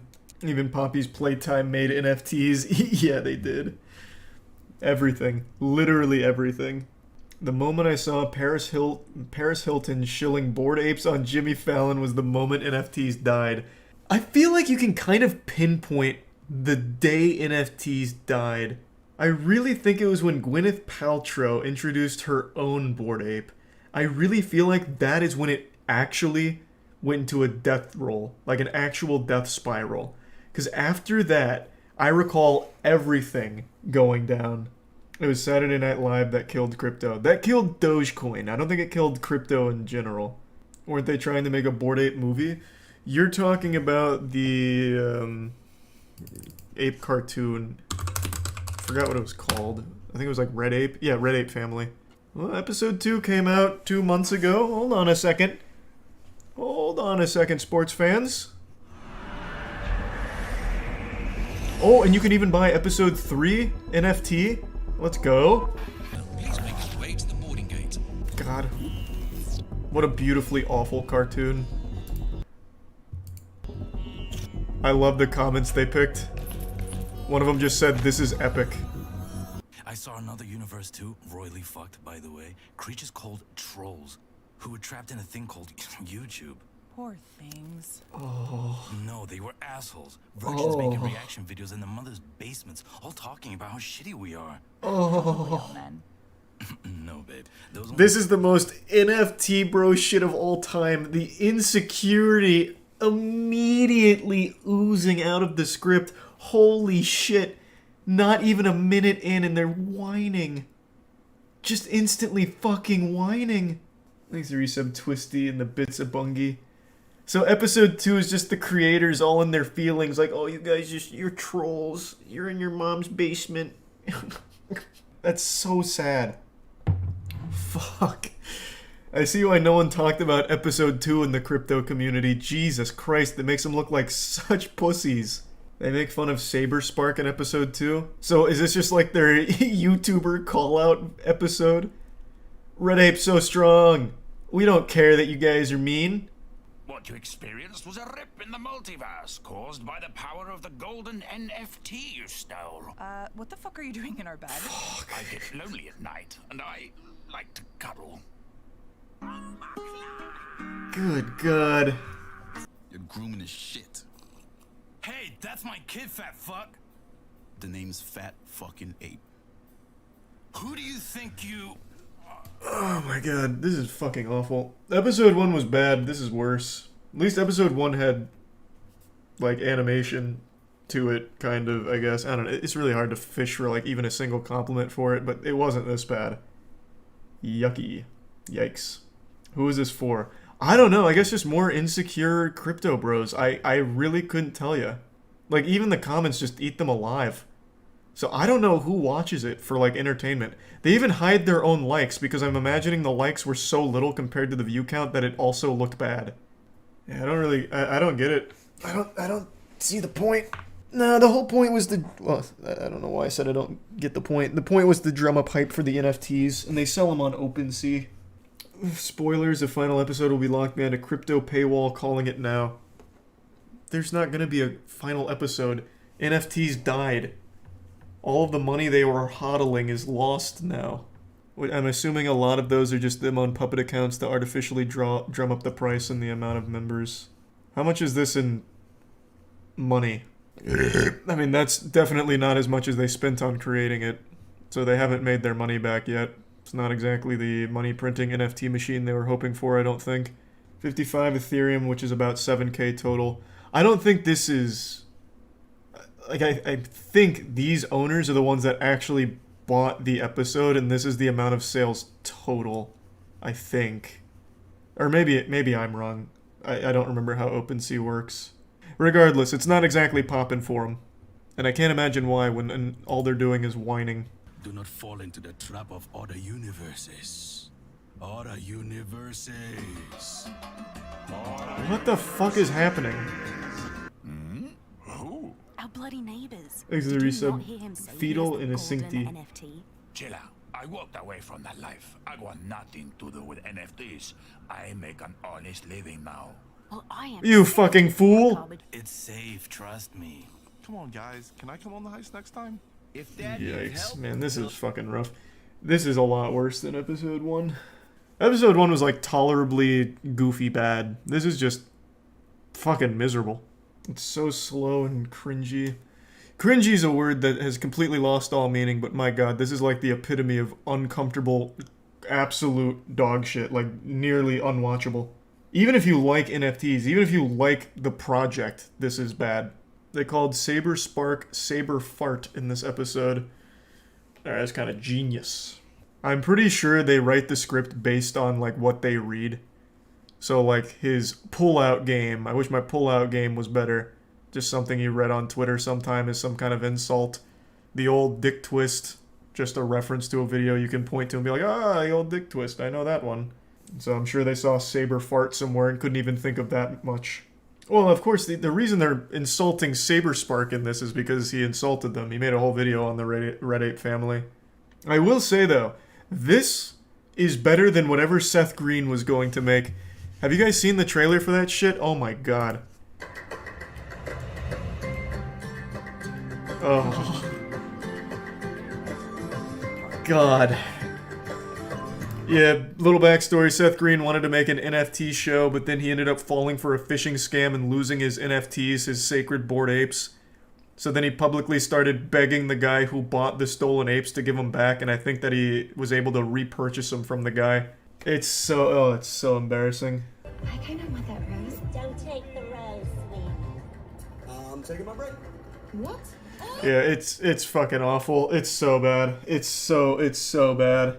So I will say, the one compliment, well, I can give 2 compliments to Red Ape family. 1, it's better than whatever the fuck Seth Green was cooking up here. And 2, at least it has an ending. Like, at least the episode ends in 14 minutes. This was gonna be fucking miserable. Wait, so he made a video with his NFT, lost it, and then didn't have the rights to use that image in the video anymore? Yep. So he was making an NFT show with his NFTs. Then his NFTs got stolen because he fell for a phishing link. And by the way, the phishing scam is the most batshit lunacy I've ever heard. He clicked on the phishing link and thought he was minting Dex Cats or something, Dax Cats, another NFT. He thought he was minting them, but was actually just getting robbed. And then publicly groveled at the feet of the guy who bought the stolen NFTs to let him buy them back, which he did. But I also don't think he would have had any trouble just making the show anyway without owning the NFTs. Because they're fucking NFTs. There are no rights. What a fool. Yep. Well, actually, what's he doing on Twitter right now?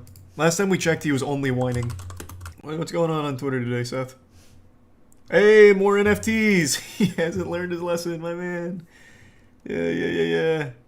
You seen the Crazy Frog Twitter getting wacky? Yeah, there's Crazy Frog NFTs. And I saw them, like, mad at themselves for making NFTs or something. Like, the Crazy Frog Twitter had, like, a disagreement on NFTs.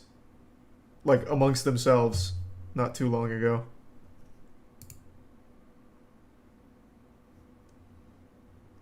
The Mandela effect is real. That's referencing the Crazy Frog penis. Who up crazying they frog right now. Nice. That's pretty good. I'm going crazy mode. Run. It's pretty good. This seems like a good account. Crazy Frog's feeling himself a little bit. That's fine. I'd give this Twitter account like a B. Only because of the who up crazying they frog right now. I don't know what it is about those posts from like actual brands, but that shit is the goofiest thing to me. You British bastards will feel the wrath of Hector, the rage monkey. Good lord. Man, the action's pretty intense though. Are you okay? Disgusting. I thought that gadget is float. I pay you two knuckleheads to do one job. Now look at you. Let's bounce. We have new orders. Man, that was epic. Finally, home. Okay, yeah, there's probably nothing else worth seeing here. Good. It's so bad you want to keep watching, don't lie. It's not fun bad, though. Like I said, episode 1 is fun bad. This one's just more sad. Jesus Christ. All cats stand by. That was it? Cannot underestimate the red ape family. Alright, a little cameo. I thought it was gonna be like a written joke or something, but I guess they couldn't think of anything. From Bitcoin. Bitcoin. Soda Bitcoin. Holy shit. Come on, guys, let's go. Oh my god. Get to the Musk one, quick! Chucky. Holy shitballs, you can talk? Yes. The Bitcoins have set me free, Chucky. You have no idea what is happening, do you? Not the slightest fucking clue. All will be revealed, Chucky. Here, it will reveal your origin and show you your... Why are you saying 1555? Chosen one. Why did you tell me to come to this? The baby is Elon Musk? Idiots. They don't have... Oh, I didn't even connect that. I'm not gonna lie. I didn't connect that at all. The Staples announcement for a new logo was more quality than this. True, but that logo slapped. That new Staples logo, whoo-wee. Shit went hard. Kevin Spacey used to be one of the most well-known and well-respected actors of our time. Now, Kevin Spacey is less respected than a porta potty at a music festival. After many accounts of potential sexual misconduct came out, Kevin Spacey was pretty much kicked out of Hollywood altogether and only served to make weird YouTube videos where he was making like idle threats saying he would kill his enemies with kindness or some shit like that, which was especially odd considering 3 of Kevin Spacey's accusers have died over the last couple of years. Now, I don't think that this is some type of grand conspiracy that Kevin Spacey is having his accusers executed or anything like that. I'm just saying, talking about Kevin Spacey is a lot like mentioning Voldemort. There's a little fear behind it because of this shit. But anyway, the reason I'm talking about Kevin Spacey today is because he's getting back into acting. That's right, he's got a new movie on the horizon, and it looks like a banger. Trailer just dropped, so I wanted to just check it out with all of you. The movie's called Peter 5'8", and the marketing tagline for the film is "The guilty always pay the price." That is remarkably fitting, considering Kevin Spacey just got charged with 4 counts of sexual assault. Never before has a marketing tagline been this accurate. And that's how I took on rectifying a life that had gone to the dogs. I found her. She's here. Yeah, so the whole trailer feels like B-movie indie porno from 2004. And Kevin Spacey in the trailer seems like he's a fucking android that's been poorly programmed to act. It's as if someone deep-faked Kevin Spacey onto a different actor's body. He used to be an incredible actor, but I guess the 5 years since all of his accusations come out, he's got a bit rusty. Because he's delivering his lines with the same enthusiasm as someone overdosing on ketamine. I'm actually in the market for a house of my own in the region. What can you tell me about Sam, lives over there? Let's, you and I have a couple of drinks. If I'm being honest, this trailer feels oddly nostalgic, like an old VHS tape I would have found outside of Blockbuster back when I was a kid because whoever rented it just decided against it at the last second, just dropped it on the curb. It is ticking all the boxes for a generic, throwaway, dog-shitty movie. And for some reason, Kevin Spacey has attached his name to it because I'm guessing he's run out of money. Turn that fucking town upside down. Turn that fucking town upside down. That's gotta be one of the most powerful movie lines of all time. That shit is iconic, an instant classic. This will be the new I Am Your Father, or like Tears Lost in the Rain. Absolute genius. I don't know who wrote this, but they could very well be the new George R.R. Martin. This was a masterpiece. I wish the trailer was longer so I could hear more lines from them. I bet it got even goofier. Mary had a little lamb until I shot it. Peter, there's a terrorist in the McDonald's bathroom. Why don't you give him a quarter pounder with a side of pain? Hold the quarter pounder. Just give him the pain. Peter, preliminary reports show that this town is behind on their taxes. It's time to collect. With death. Sometimes life is cock and ball torture, but without the cock and balls. Santa Claus isn't coming this year, is he, Peter? It's you that's coming right now to the town, and the only presents you're bringing are bullets. Reports show that 80% of this town are atheists, Peter. Why not give them something to believe in? Lead. I could go on and on and on with awesome fucking action movie lines, but those would be the only ones I give away for free. Anyway, this movie looks like cheeks. It does not look good, and Kevin Spacey should not be acting anymore. I think it's actually shameful that they allowed him to be a part of this project here, this student film level production. He'll just be diddling the staff in between lunch breaks while filming. But yeah, anyway, I just wanted to at least share a couple of clips of the trailer with all of you and let you know that Kevin Spacey's back. Kind of. And it's a real not good looking movie he's in. That's about it. So yeah. Over the last couple of years, restaurants have been doing a lot of limited time crossover menu items where they'll give celebrities their own little item on their menu. And it's always pretty underwhelming, except for, of course, the Travis Scott burger, which was nothing shy of a piece of art. I still have wet dreams about that burger. They need to bring it back.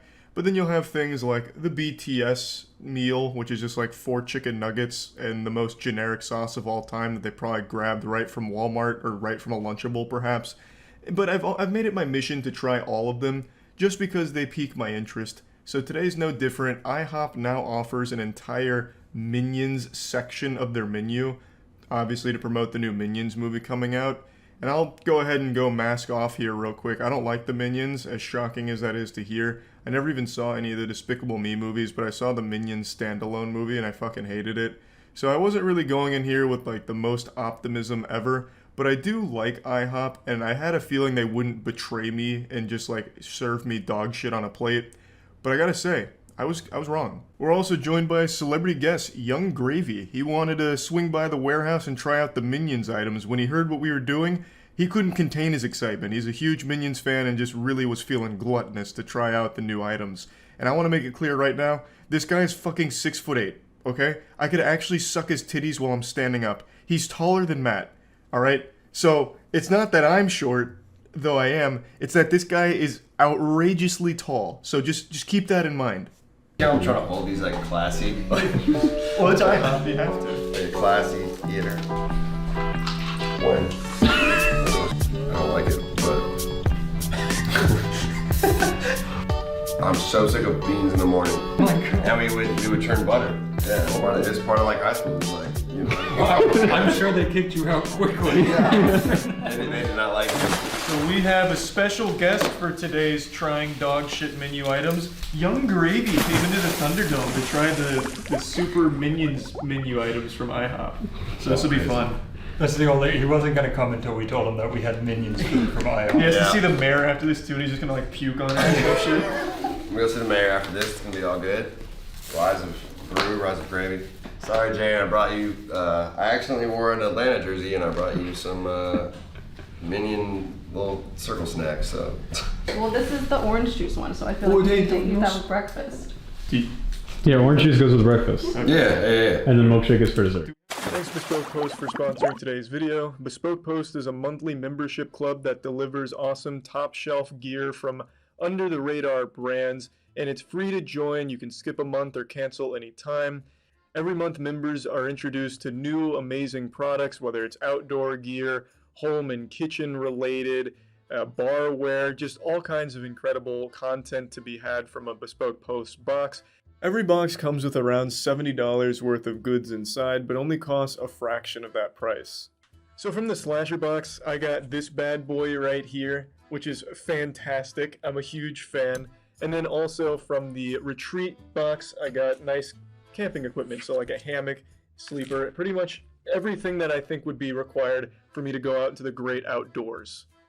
You can also preview the box before it's shipped, just so that way you can inspect the contents before so you're not surprised, and then you can make a decision on whether you want to keep it, or swap it for another box, or just skip the month entirely for no charge. You only pay for the boxes you want, and the boxes are constantly changing. So if you're interested in trying Bespoke Post, you can go to bespokepost.com/moist20, or click the link in the description to get 20% off your first box, or you can also just use moist20 at checkout as the coupon and still get 20% off of your first box.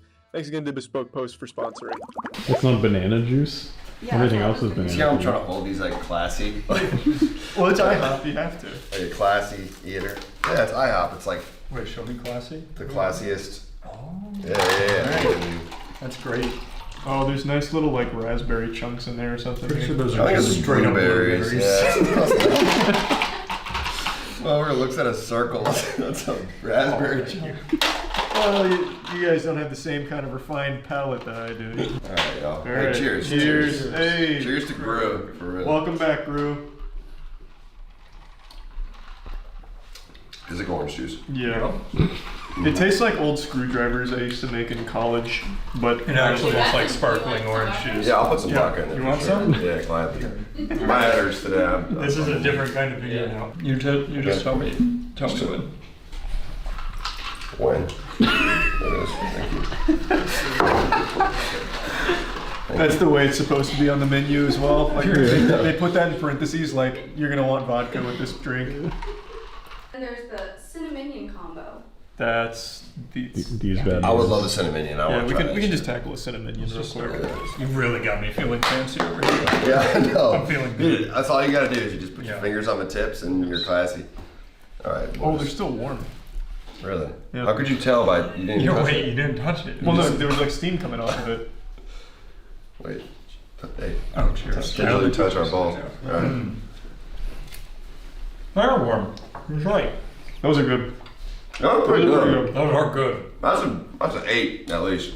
I would say that's pretty good. Mm-hmm. Really? I'm used to all of these menu items being absolute trash. That was not bad at all. That's pretty That good. shocked Yeah. me that that was. We'll each have one of these. I love it. It looks I like bet you got your everything little is- kid's meal in front of you. One strip of bacon, one piece of sausage. Yeah, just keep. All right, let's try that then. All right. The banana on this smells terrible. It's like the Yeah, it artificial looks- stuff. I can't cut it fancy like you do.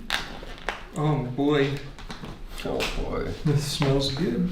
Wait. Boy. Oh, sorry. I got a little excited. Yeah. Ready? Okay. Oh, that's disgusting. I really don't like that. Oh my That's god. not great. That is Not that much. That is Ew, really bad. dude. Mm. It's like if you melted like a banana Jolly Rancher, if they even sell that. It's that Laffy Taffy. very, Banana Laffy yeah, Taffy. the Laffy Taffy banana flavor. So there's not real bananas on it anywhere? There are. There is, but it's right on top of the That's fake a good bananas. call. Yeah. Yeah. I hate that flavor so much. I don't like it, but.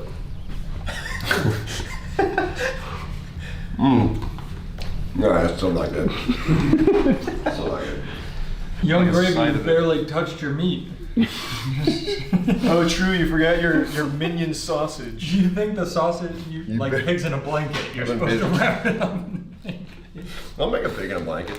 Mm. You don't talk to me about barely touching my meat, man. You don't even know me. Yeah, my bad. I've just met you. I touch my meat. I need to. All right, here we go. Oh, that looks We're going good. banana meat right here. Oh, that's a good combo. Collab. Mm-hmm. Does that save it? Don't save it. That's the same. I can't believe the room temperature sausage didn't tie it together. They've got bananas cooked into the pancake. You can see them there. Yeah. It took Wait, time. did and they effort. actually? Yeah, look Yeah. at They that. actually did. That's cool.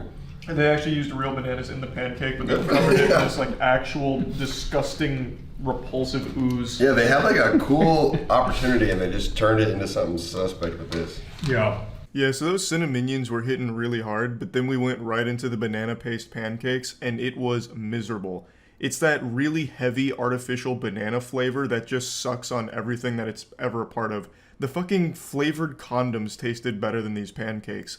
I don't understand why they would use this banana dumpster ooze when they could have just used a couple more bananas and it would have been better. Like, just mash up some bananas yourself, just get a pestle and mortar out and just fucking smash them. It'd be better than using whatever they were thinking here. It's that absolutely fucking trash candy banana flavor, the one that's super fake and always ruins your taste buds. So that had no chance of being good.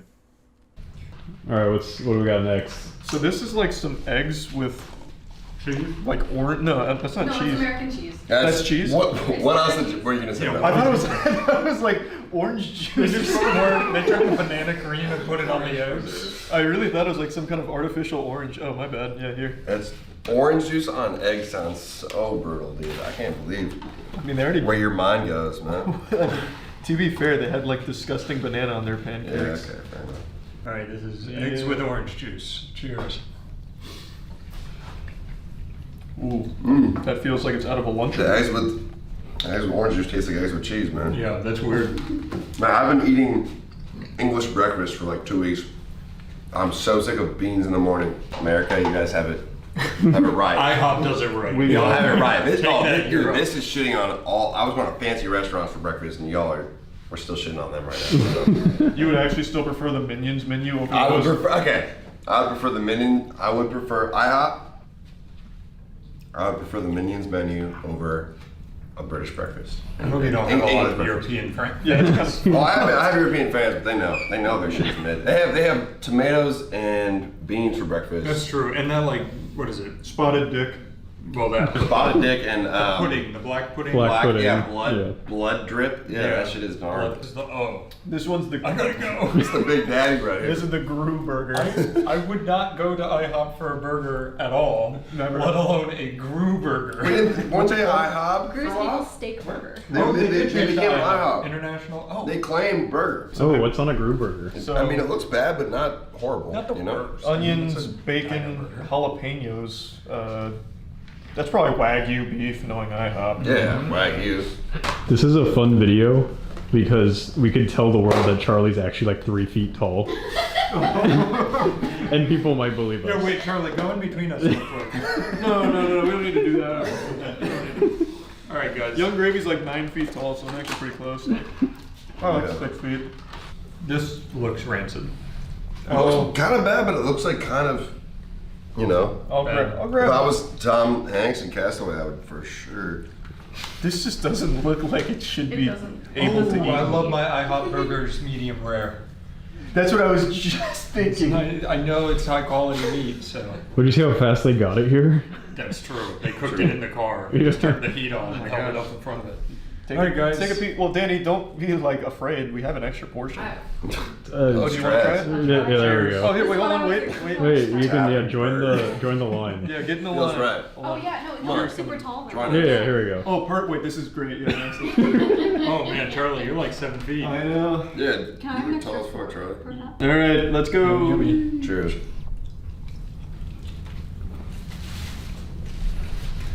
Oh, I don't like that at all. I don't like that even a little bit. Yuck. It's a diner burger. Yeah. Diner burger. I don't hate it as much as him. Yeah, he doesn't like that at all. Yeah. It's alright. I didn't like that at all. It's like biting into wet sand. It's giving Midwest, you know what I'm saying? It's fine. It's like Gru made It's it. just fine. It does taste like Gru made that with love. Yeah, Gru made it. Yeah, so they were all able to tolerate the Gru burger significantly better than I was, and maybe I'm just a pussy, but that shit I thought was almost inedible. It was like medium rare, but tasted medium chew. Like, it was just not good at all. And maybe, again, it's because I'm not a huge burger guy. I don't usually get fast food burgers or burgers at diners or anything, but I hated it. I absolutely hated it. Do you see that? Like, is that all whipped cream? No, that. No, it's got a weird little. It does have a weird little blend. You gotta stir it up, Matt. Wait, that is all whipped cream. Okay, alright, give it a. That's all whipped cream. Give it Matt, you're supposed to stir. Read the a gentle instructions. toss. Come on.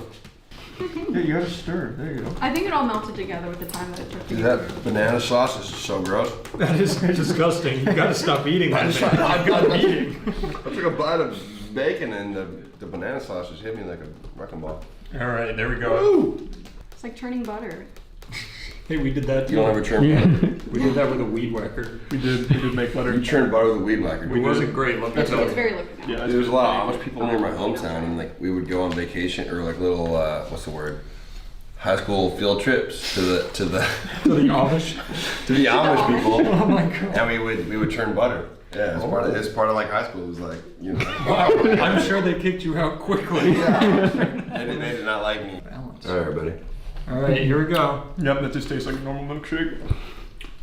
It's pretty good though. Yeah, It's a good banana milkshake. That's fine. I thought it was vanilla It's until very right now. liquefied. I think it's just because it took so long to get here. It's good. It's fine. I think if you got that like That's when it's pretty at peak performance, it would probably slap. Yeah, it was good. It's not bad. Yeah. Thumbs up. There's some graham crackers in there. Oh. That's nice. I think it's Nilla wafers to go with like the Yeah, it banana is. like pudding kind of That thing. makes sense. Yeah. Overall, it's pretty good. Yeah. As far as like shitty menu items go, the menu's kind of crusty this time, and I hate the menu. Except the pancakes. Oh, the pancakes are a crime. Yeah. The ones under it are fine. Just get the I also jizz off of them. I also actually I feel like all I ate was the normal IHOP shit. I just ate the hash You browns. spit almost everything out. Well, that was the steak burger. The minions Yeah. were good. The balls? minion semen was not really our The vibe. little No. balls were good. Minion balls. The minion balls were great. The I'll take a cinnamonians. minion ball right now. Cinnamonians, Yeah. Yeah. Actually, yeah, I want to try whatever this is. I'm into it. I'm very into it. Ooh, that's a lot of sprinkles in that one. That was good. I'd give the whole experience like a solid 7, as long as I was never gonna have say to 7. eat this again. 7. That's pretty good, I feel like. 7. Yeah. Yeah. I think this was actually worse than the banana sauce to me. I just really hated their steak burger.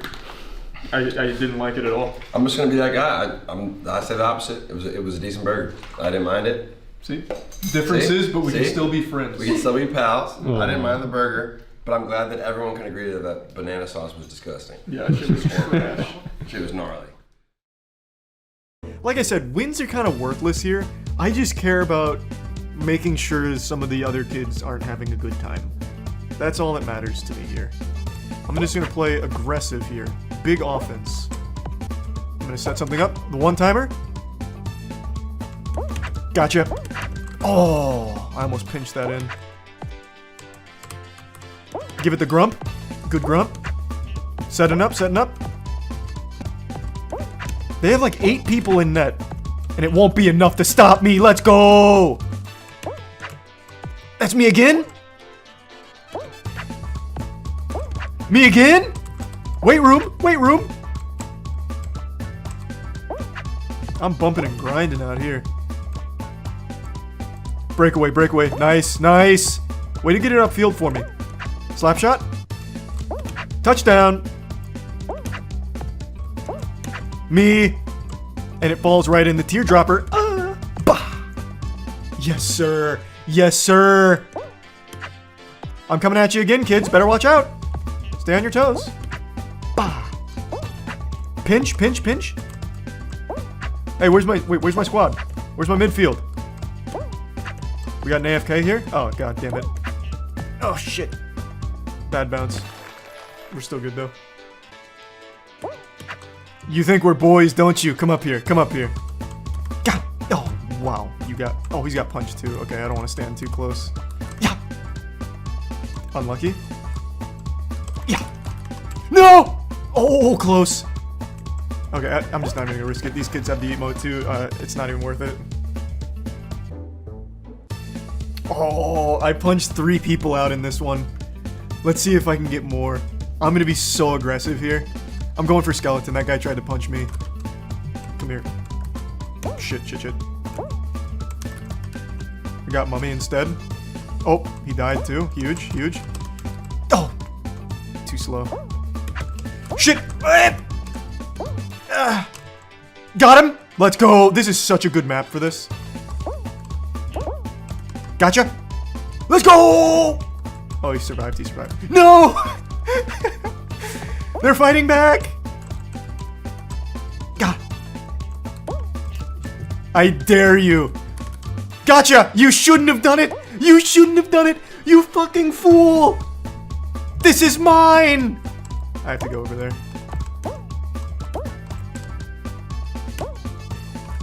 Yeah!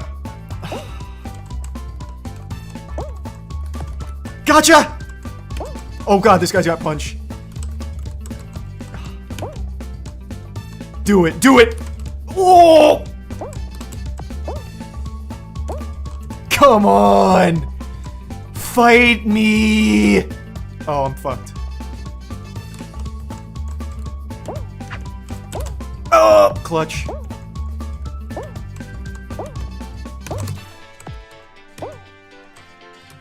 Yeah, we both punched at the same time. I didn't jump, I just immediately dove. Why did his punch connect but not mine? God damn it!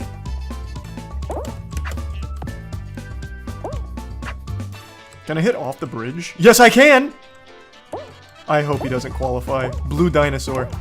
Blue dinosaur. Play some D, play some D, play some D. Blue dinosaur, there he is. God, don't qualify. Damn. Jax Cod. You're on borrowed time, Junior. I'm coming for you. I'm headhunting. I will throw this game right in the toilet if I have to. I will make sure this guy doesn't qualify. Unleashing the demon here. Going for alien? Come here, champ. Oh, wait. It's still on cooldown. I don't know how this guy didn't die. I'll put you in your grave. You should have already died. You're on borrowed time. Gotcha! No, he didn't slip. There we go. What? He's the chosen one? There we go. Okay. All is right in the world. That was like Final Destination. Who's next? You? Damn. Oh, Jesus. Oh, you for sure. Sorry, kid.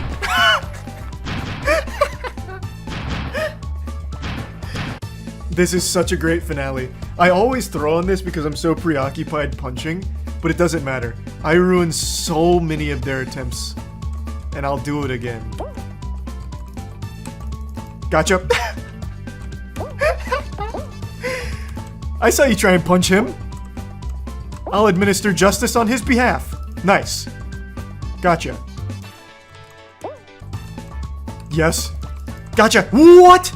Oh, okay. I got lucky too.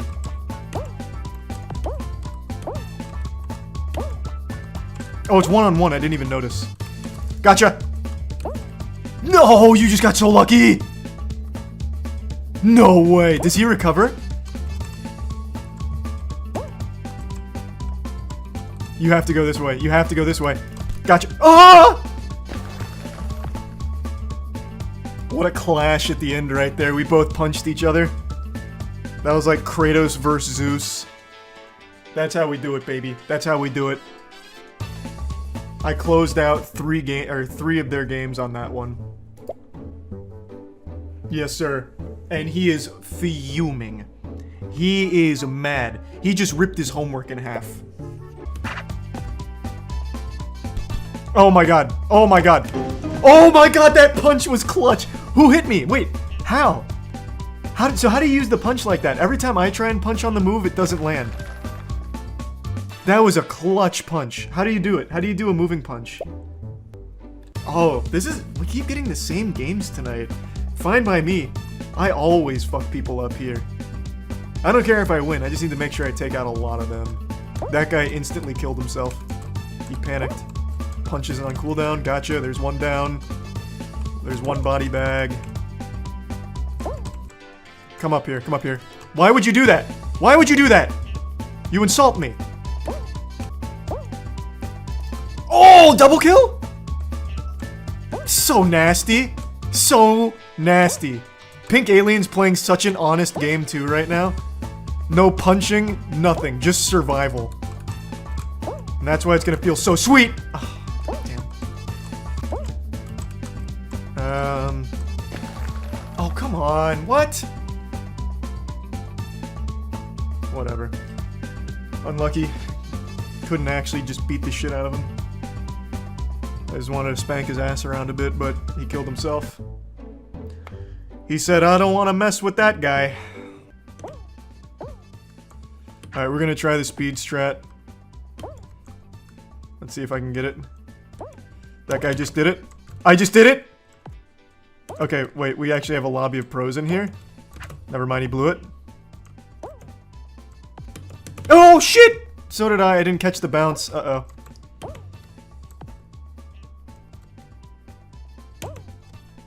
This is gonna be close. I might not make it.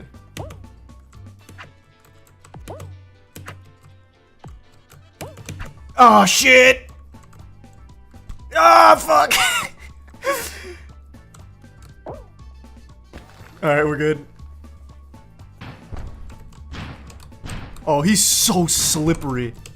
What the fuck are these moves? Oh, he killed himself. No! You're on my shit list, buddy. Ah! Gotcha. Oh, damn it. Not enough. Oh, he's coming for me. Oh, God. Oh, my God. He is really letting loose over here. I'm stranded. I just have to pray. Oh, God.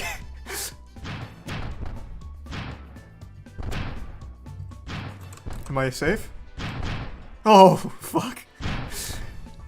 I might be able to make that. Maybe. It's gonna be close. That was so clutch. Oh, I actually didn't even get rid of... Oh my God! Don't you dare. No!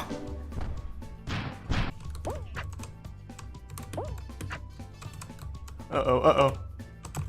Oh God, now I'm the one in a bad spot. Except that guy. That guy's in a worse spot. Okay, let's just slow roll it here. I'm not gonna go for any clutch. Oh my God! Ah, the robot! Oh, he did it to me. He did it to me. Okay, he did it to me. That was big. I'm not gonna lie. That was just a big play right there. Oh God, the robot again! He's mad because I punched him out on the last one.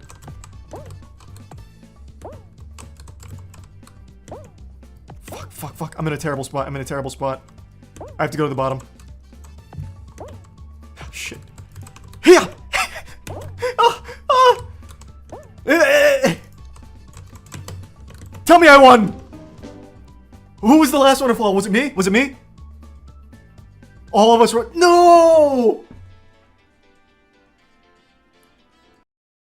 In 2 weeks, there has been 2 major cases where video game taunting has become a massive, massive issue online. Last time, it was in an Apex tournament where one player teabagged his teammate and the entire team got banned from all future tournaments that were hosted by that org.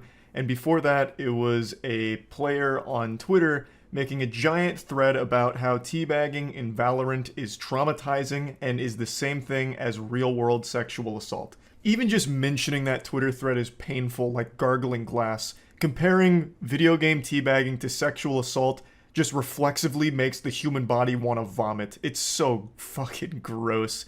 But the point is, over the last couple of weeks, teabagging in video games has become like the ultimate evil to some people, like Voldemort here. If you don't know, and I already know you all do, but I just want to explain it a bit further, teabagging in games is when you go over someone's body and you crouch up and down a few times. That's it. That's all. That's what's starting all of this controversy. And today, we reached the boiling point that's confirmed that we live in Weenie Hut Juniorville.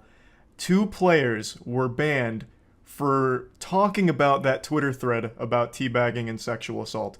They made posts saying that it's very silly and disrespectful to compare teabagging to sexual assault, which it objectively is. Anyone with half a brain would agree that it is outright disgusting to compare video game crouching to fucking sexual assault in the real world.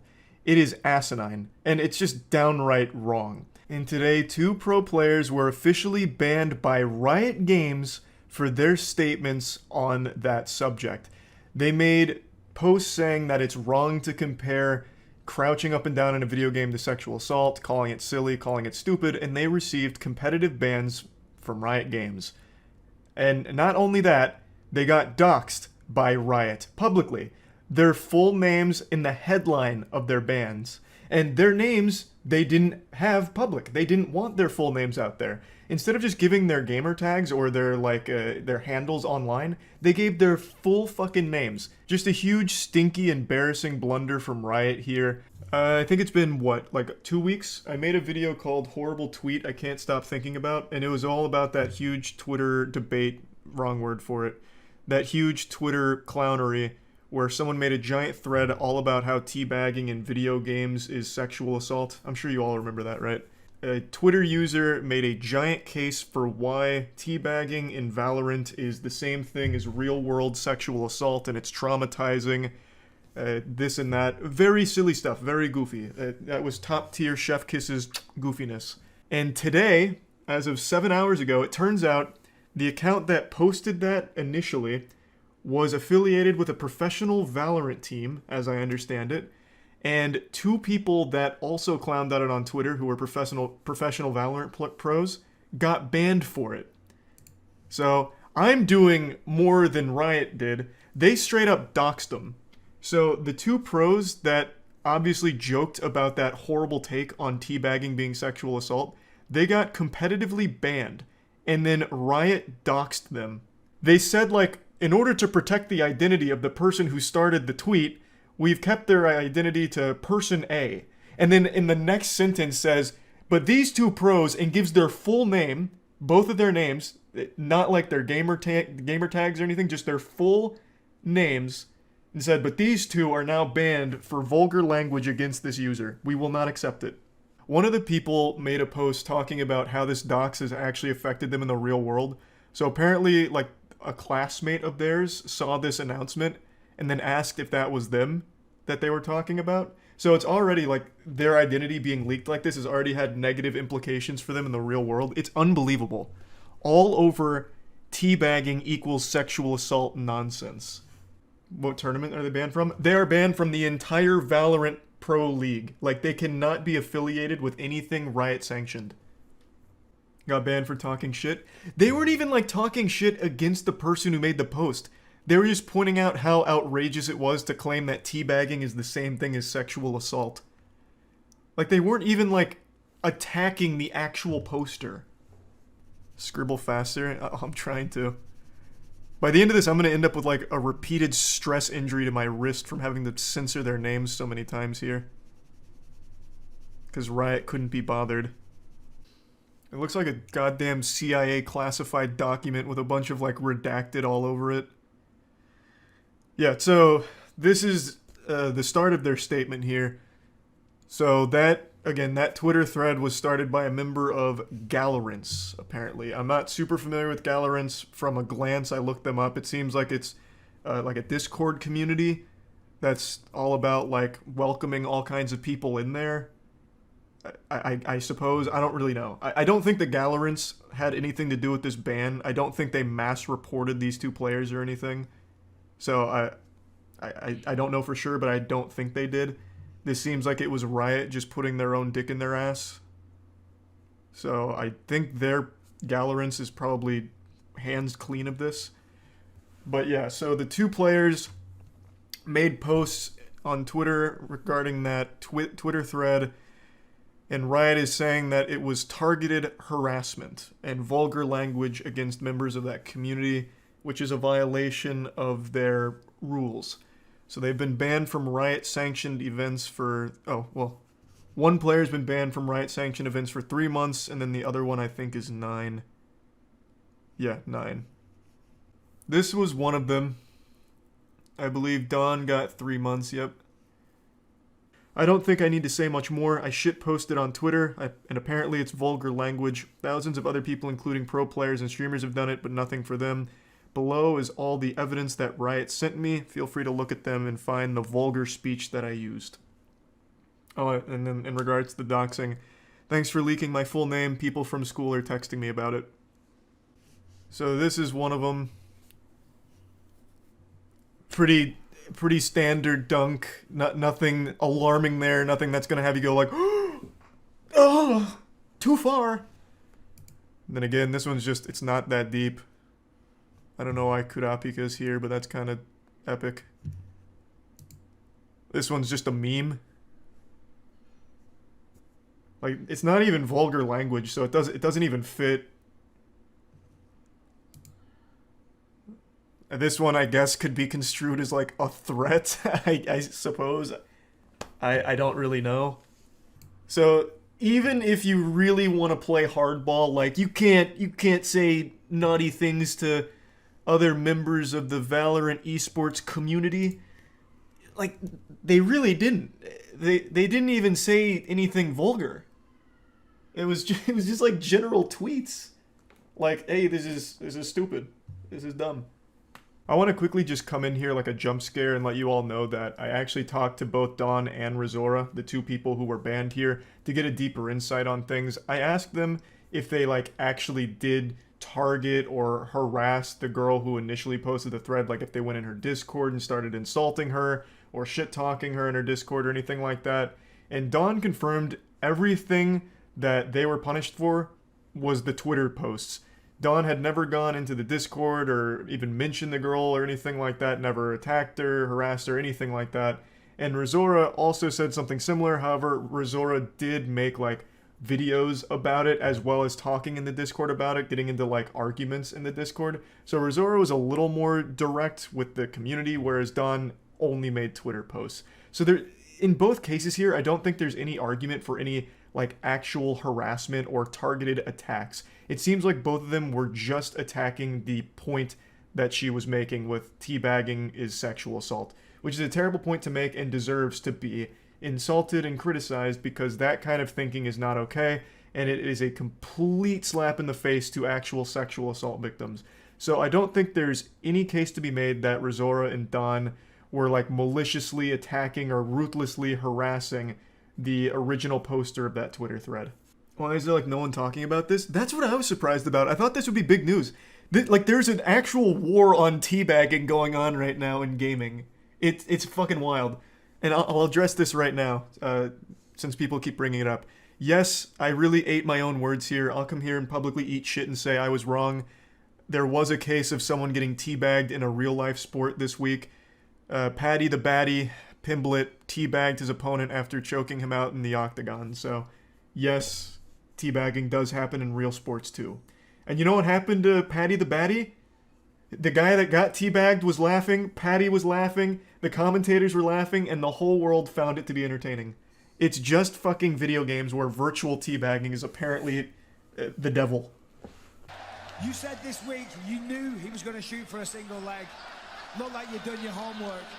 See, like that's, again, I like it, it's good, I like where his heart's at, but the technique is not great. That is amateurish technique at absolute best. Rookie shit. Only 2 pumps, and for some reason has his hands straight up. Like, that's just not even proper teabagging technique, but I do love that he pioneered it into the real world of sports. And I fucking love Paddy the Batty. I think that guy's amazing. Probably tired. Yeah, I mean, again, heart was in the right place. We just got to work on that technique for the next one. But back on topic. Point is, teabagging is not a big deal, no matter how desperately gaming companies as well as delusional gamers want to pretend it is.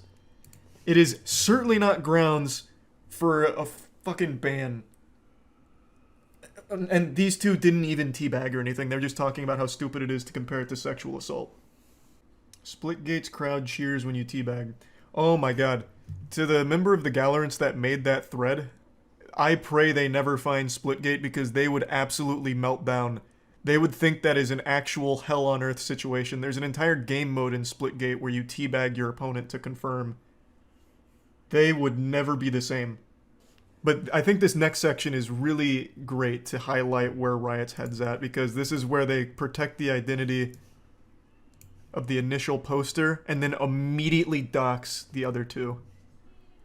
This is where they give like the timeline of events. Beginning June 24th, a player identified as Player A to protect their identity engaged community members on Gallerant's Discord server. June 27th, the discussion evolved into an argument spanning multiple Twitter posts.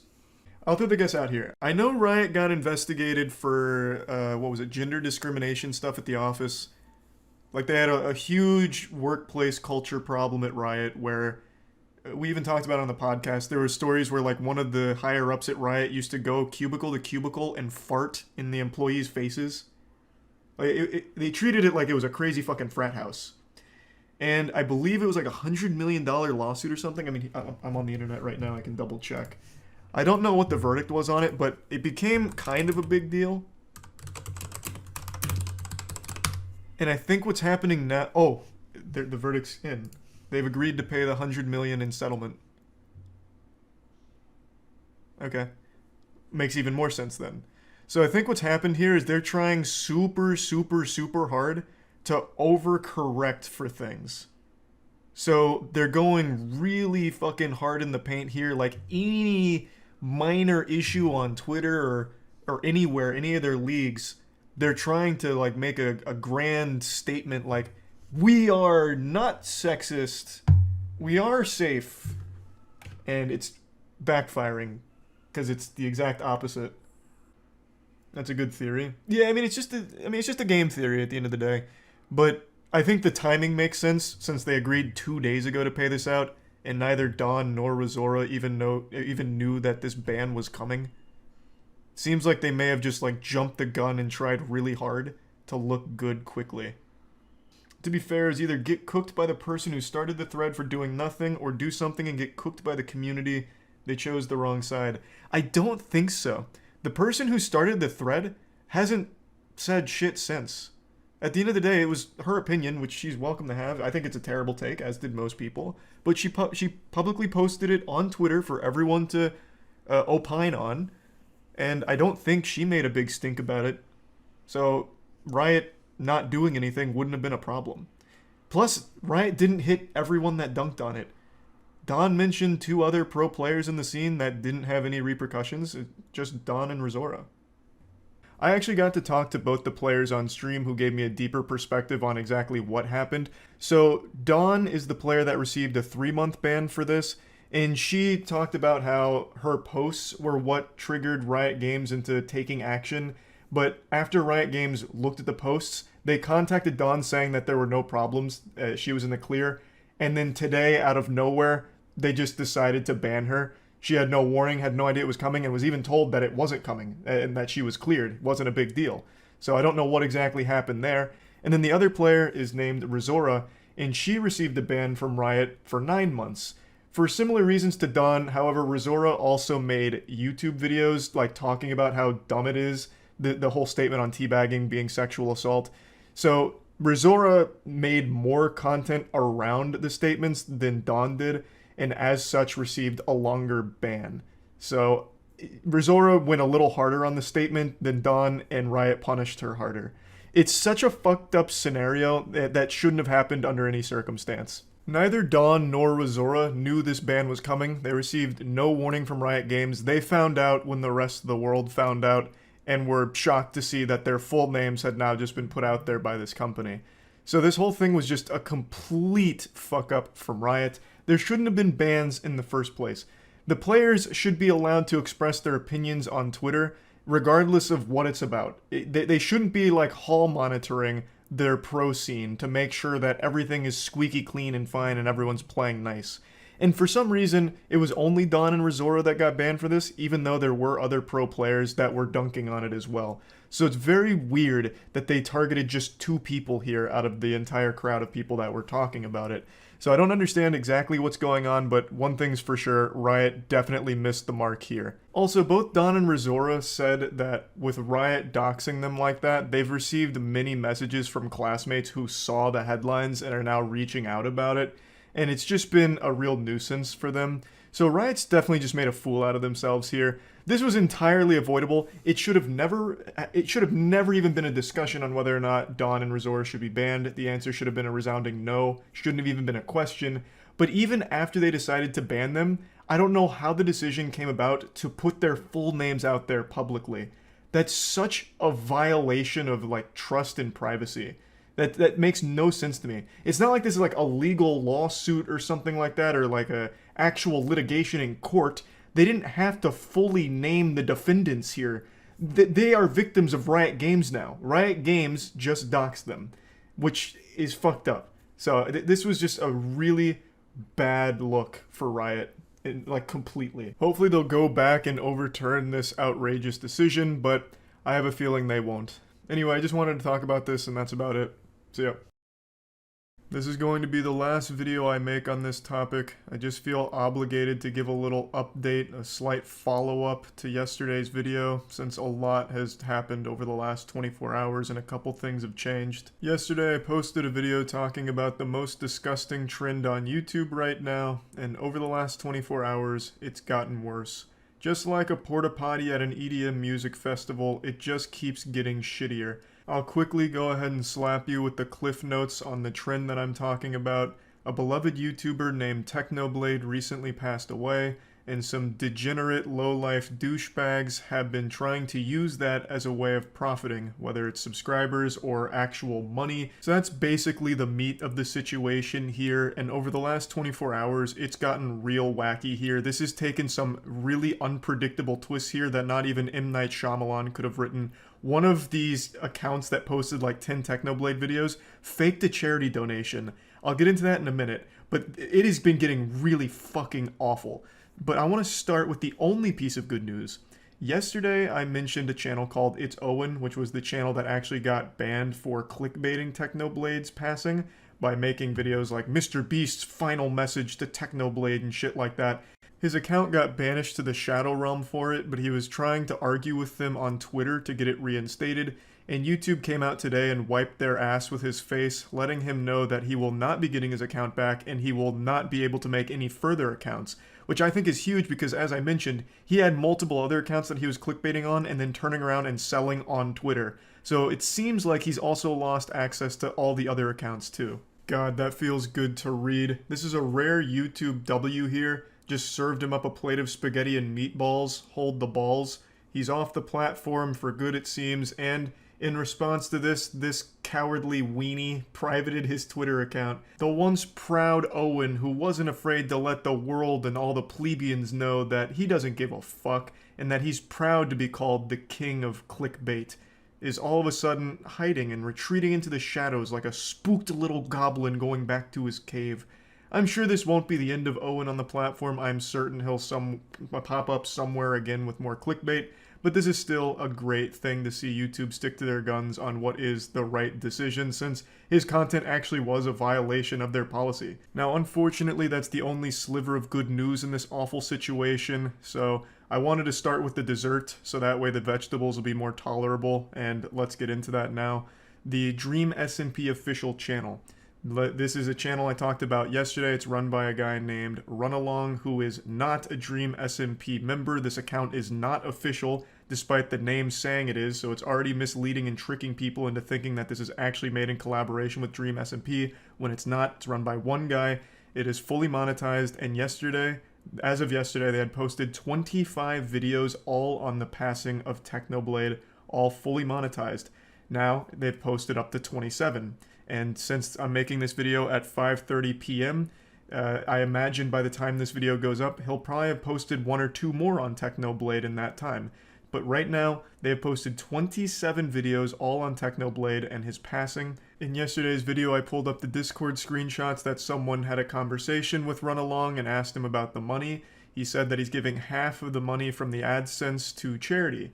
So, naturally, you can assume that he's keeping the other half, which means he is directly profiting off milking this Technoblade situation here. Now, he does say a portion in the messages, but I have to assume he meant like half, because a portion doesn't even sound like that much, but I'm guessing he meant half. In the beginning of some of his Technoblade videos, he puts a message on screen that's like this, where he says most of the money is going to charity, so it's a lot of mixed messages here, and then encourages viewers to not skip the ads, which, from what I've read, is almost a violation of the YouTube policy in and of itself.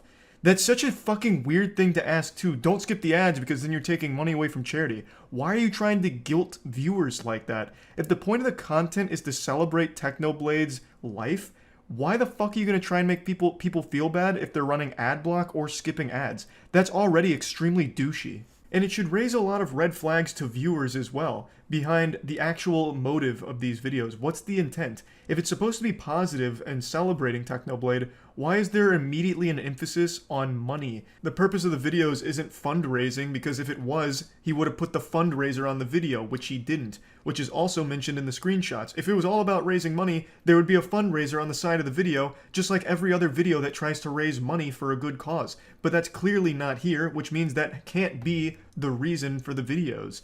So then what the fuck is up with the emphasis on money and not skipping the ads in the beginning? That's shady as hell. That's so fucking sketchy. But even aside from the actual dollars going into his pocket from AdSense here, the channel has gained thousands of new subscribers from posting all of this content.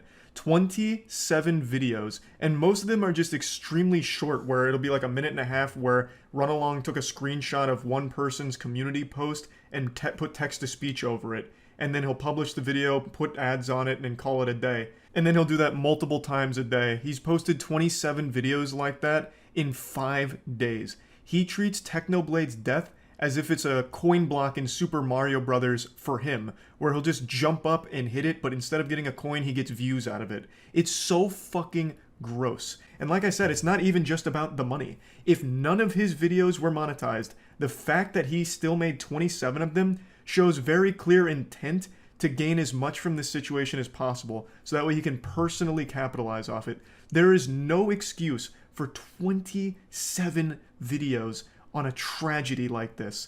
That's so fucked up. It's beyond scummy. However, Dream SMP Official sees it differently.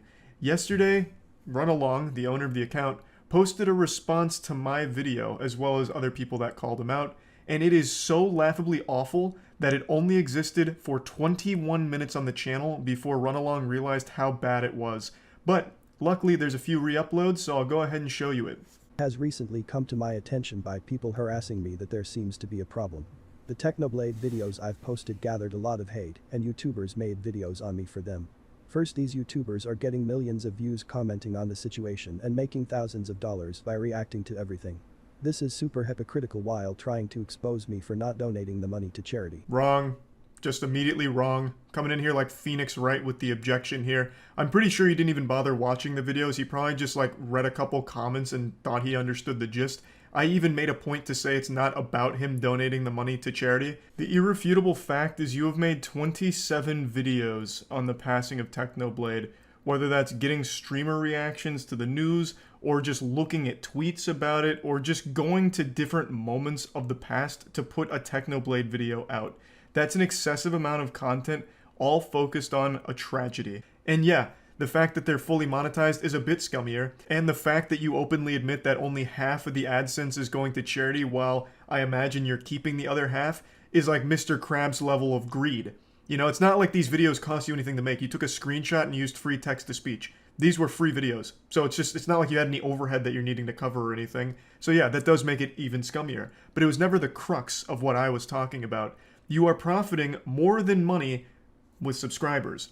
Your channel is growing because you have made 27 videos milking a tragedy. You are profiting off the death of a beloved, great person. And I think it's shitty, as do most people. That's what you're getting all of the less than favorable reviews for, because you keep making videos on this. It's just disrespectful at this point, and you can't argue that it's a positive thing. You lost that right after your 20th upload on the subject. You just treat this as a view farm, a fucking cheat code for views, engagement, and subscribers. You also then draw a shitty comparison between what you're doing and the people that are calling you out. It's not hypocritical. The people that are calling you out, myself included, aren't profiting off Technoblade's passing like you are. We are, I guess, profiting off insulting the scumbags like you and calling you out for your dog shit behavior and this awful, degenerate shit that you keep unapologetically posting. Most say that they highly doubt I'll donate anything while they don't even know me. People seem to not understand that it takes a month before YouTube pays you. Before jumping to conclusions, I will update everyone about my donation on the community tab or video showing me donating all the revenue from the Technoblade straight into charity. Have videos where it's either honoring his death or showing unrelated clips of his brother.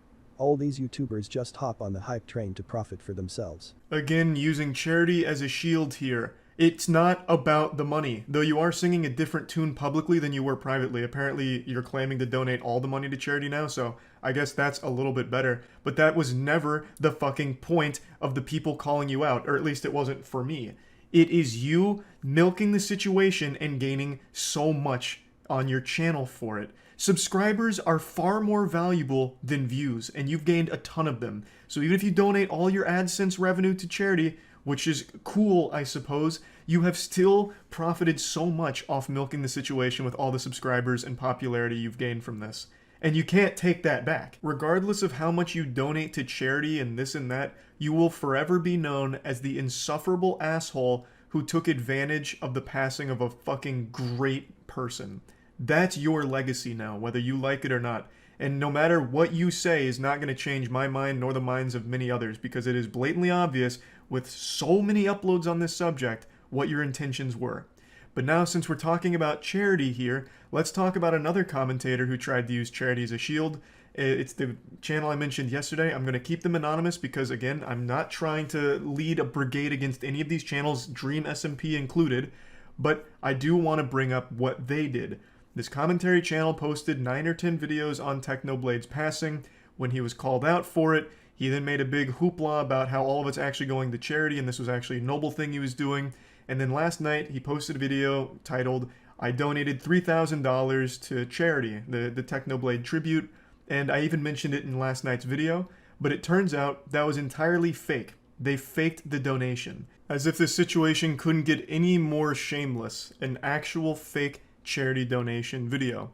Now, I saw this right before going to bed last night. It was posted by a YouTuber named Kat. Mudahar recently posted a video today on the situation where he goes into even more detail on how exactly the donation was faked, but I'm just going to give you like the brief summary here from Kat's video. Yeah, we're gonna donate $3,000. Let's click I'm not a robot. Yeah, let's just get it over with. $3,000. Let's click I'm not a robot. Yeah, let's just get it over with.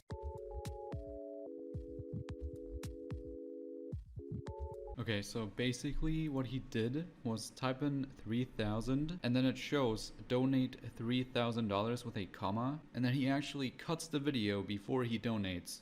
And what he actually cuts out is basically he changes the amount to something lower, and then he used inspect element and then changed the amount to 3,000, but he forgot to add the comma. Caught red-handed with his pants down in the cookie jar. This was an exposed in 4K moment for the cringe compilation. So now let's boot Scoot and Boogie into a more thorough explanation of what happened. This YouTube commentary channel made 9 or 10 videos on Technoblade's passing, and then in their donation video showed the revenue some of the videos had earned, and it was up to like 2.6K.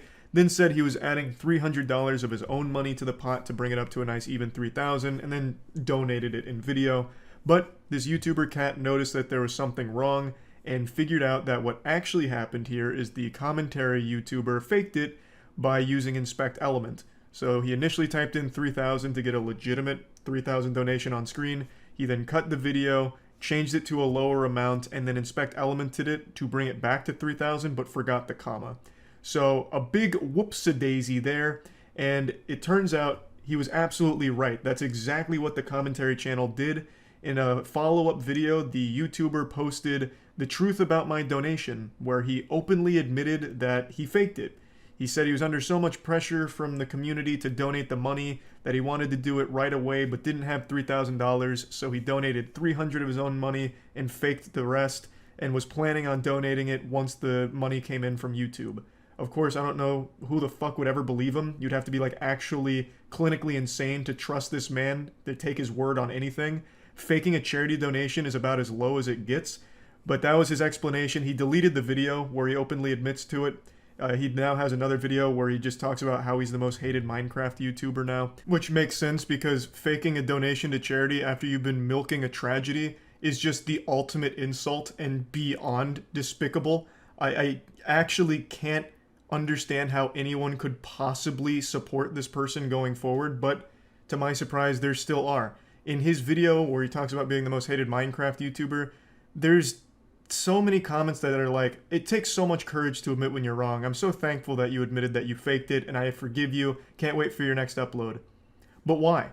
You know, I mean, you're totally within your right to do that if you want, all power to you. But why? The content he makes is this shit. When Technoblade was first diagnosed, this same commentary channel made like fucking 20 videos on that. The exact same thing he just did on his passing, he also did for his diagnosis. Why watch that? What the fuck is the point? You can't trust him. He's faked a donation, and if he was never caught for faking it, I don't think he would have actually bothered donating the 2.6k. He would have just kept it. You know, there's no way of knowing, but I don't think he would have. He just got exposed for it and then again tried to take the high road and play the victim. It's so fucking gross how low some of these channels will go for the sake of views and subscribers. Because like I mentioned yesterday, this channel has gained 16,000 subs in the last 5 days that he's been milking this content, which is 16 times the normal rate of subscribers that he gains in a fucking month. So he's profiting off this massively and then still faking donations on top of it. It just blows my mind. I wanted to do a little follow-up on the situation since it's getting even crazier, and I really do hope that this will be the last of it and people finally just stop with all of this absolute garbage. And yeah, that's really about it. So yeah. Yesterday, a very popular YouTuber named Corey Kinshin posted an absolute bombshell of a video accusing YouTube of some awful things and explained the whole situation that led to the claims, and he does not hold back. The gloves were off and the chef's hat was on because he just started cooking their ass. Now, of course, it's not unusual for a YouTuber to make a video criticizing the platform. It happens every day because YouTube is a company that very, very rarely gets anything right, so it's constantly catching more shit than a Walmart toilet, and rightfully so. But even with hourly uploads of everything wrong with YouTube, the problems that Corey Kinshin highlights are some that I haven't ever really even seen discussed before. The video's titled YouTube Racism and Favoritism, and it was actually the #1 trending video all day yesterday, and right now it's the #2, which means this is the front page of YouTube. This is the #1 video on YouTube, so I bet they're thrilled about that. Corey Kinshin has over 14 million subscribers, so this is a video that carries a lot of weight. You guys either play favorites, you are racist, or it's a mix of the two. These are the three options, YouTube. It's a pretty aggressive intro, but he is rightfully upset about unfair treatment he's been experiencing. So after going through what he's gone through, he believes that there's only really 3 possible conclusions to draw from it, where it's either YouTube policy team playing favorites, members of the policy team being racist, or some combination of the two. Now, before getting into the specifics of the situation, I'd like to say I think most people have been aware of favoritism on YouTube for quite a while. You know, it's not exactly like the Krabby Patty secret formula. It's not hush hush. I think everyone has recognized that there is some level of favoritism on the platform. I mean, there's even that viral video from a few years ago where the CEO of YouTube said to Juice WRLD that they need to pump his numbers up, which indicates artificial growth. It means that they have at least some capability of boosting channels, whether that's through the algorithm and pushing it to more people, or just inflating it themselves for channels they deem worthwhile and good for business. And the inverse is likely true, where they can hide channels they think are problematic and bad for business. So favoritism is something that people have been loosely aware of for a long time. And also when it comes to, you know, mainstream media sources, like late night show hosts have much more leeway than an average YouTuber. They can say and do a lot of things that get normal YouTubers demonetized or age restricted or straight up striked. And that doesn't apply to the big boys in the scene. So favoritism is something I think most people know exists on YouTube. That's not like a conspiracy theory. However, the claims that Corey is about to make against the YouTube policy team in regards to racism are pretty interesting. August 18th, I uploaded The Mortuary Assistant. A lot of you would know it got age restricted. I saw that all these other YouTubers were playing The Mortuary Assistant and only my video seemed to be age restricted. So I appealed the restriction. Hey guys, I'm not sure why mine got age restricted. Could you look into this? Appeal rejected. This isn't the whole situation, it's just the beginning. I already want to talk about something in particular though, the appeal system. Corey mentions that after appealing, he was denied, rejected pretty quickly. That's the norm. I can count on one hand the amount of times I've ever even heard about an appeal being overturned. That just never happens. The only time an appeal doesn't lead to rejection is when you make a trending hashtag about it on Twitter. You make a big hoopla on Twitter and then YouTube will go to your appeal and, you know, make it in your favor. But if you don't do that, if you don't stir up a shitstorm and start throwing sand in YouTube's face on Twitter, they won't bother. I'm very confident that there is no human being in the review process for appeals. In fact, I would wager my anal virginity that there is no human being that looks at appeals. And if I'm wrong, then I fully invite the YouTube policy head to come raw dog me. I am so fucking confident that there is no human being that looks at those appeals, because they always, almost always, end in rejection and standing with the initial decision, even when it's blatantly wrong. The algorithm makes mistakes, but the appeal is supposed to bring a human being into the equation to look at it, investigate the case, and decide whether or not it was an algorithmic error or a correct enforcement. And there are times where it was just outright incorrect, just outright wrong, and they will still stand with that decision. So I just don't think the appeal system works. That needs a drastic overhaul ASAP. Only my video got age restricted. My YouTube rep, who isn't on the policy team, he looked at my video and he said, hey, it could possibly be this part at the end about it. So I looked at that part. The first thing I did was try to find other YouTubers who had that part, or at least a part similar. So I go to Markiplier's Mortuary Assistant Part 3, and he had the same situation going on, and his video wasn't age restricted. Corey explains that after the appeal was rejected, he talked to his YouTube rep who speculated as to why they decided to enforce the age restriction, and he highlighted a potential problem with the ending of the game that was in his video. So Corey then went to other videos to try and find that exact same part, and he found it in one of Markiplier's videos, which wasn't age restricted yet had the exact same content that Corey's did. So he was left confused. Why is Markiplier's video okay, but his isn't? Now I want to immediately squash the argument I know a few people will make that Corey Kenshin might not be as advertiser friendly as Markiplier, which is why Markiplier is being favored by YouTube here. That just doesn't work, because Markiplier still says bad words. He'll say fuck and shit and damn, you know, he'll squeeze in some naughty words. Corey Kenshin is squeaky clean. He doesn't say any naughty words. He even censors bad words in the games that he plays in the videos. He is the more advertiser-friendly creator. So it's not just YouTube playing favorites for whoever's more advertiser and brand friendly. It's not the case, because if it was, Corey would be the winner there. So it definitely has to be something else at play for why they demonetized Corey and not Mark. Now, if you've been around my channel for a while, you might remember I went through an almost identical situation a couple years ago. I made a video on a fake road rage incident and got an entire strike for it from YouTube, a policy guidelines strike from YouTube for it. And I found that exact same clip that I was talking about in one of Markiplier's videos that wasn't age restricted, demonetized, or anything. I was so angry. I was wiggling in rage. I was so upset I couldn't sit still in my chair, so I made this video talking about it, and then I made a big stink on Twitter. And Markiplier actually came to my rescue, like a fucking hero of justice, a symbol, like Batman. He came in and said, fair is fair, where is my strike, YouTube?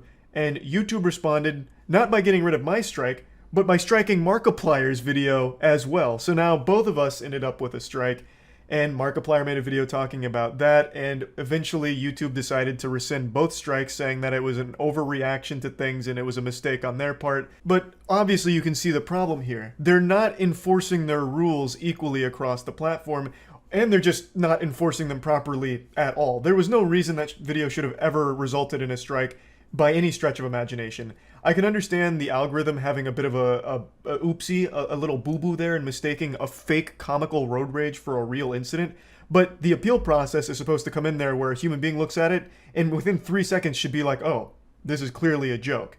But that never happened because I don't believe humans actually review the content. I'm getting sidetracked. Point is, the rules aren't enforced appropriately or equally. So a kind of similar situation, but not exactly the same as what Corey's been going through with YouTube here. However, I do find it interesting that Markiplier is present in both of these cases. I feel so bad for Markiplier. He's done nothing wrong. He just keeps getting dragged into these disputes here with YouTube. So I send the video to my YouTube rep. I say, hey, Markiplier has this situation in his video, but his isn't age restricted. Could you send that to the policy team and see what they say about that? They came back and they removed my age restriction.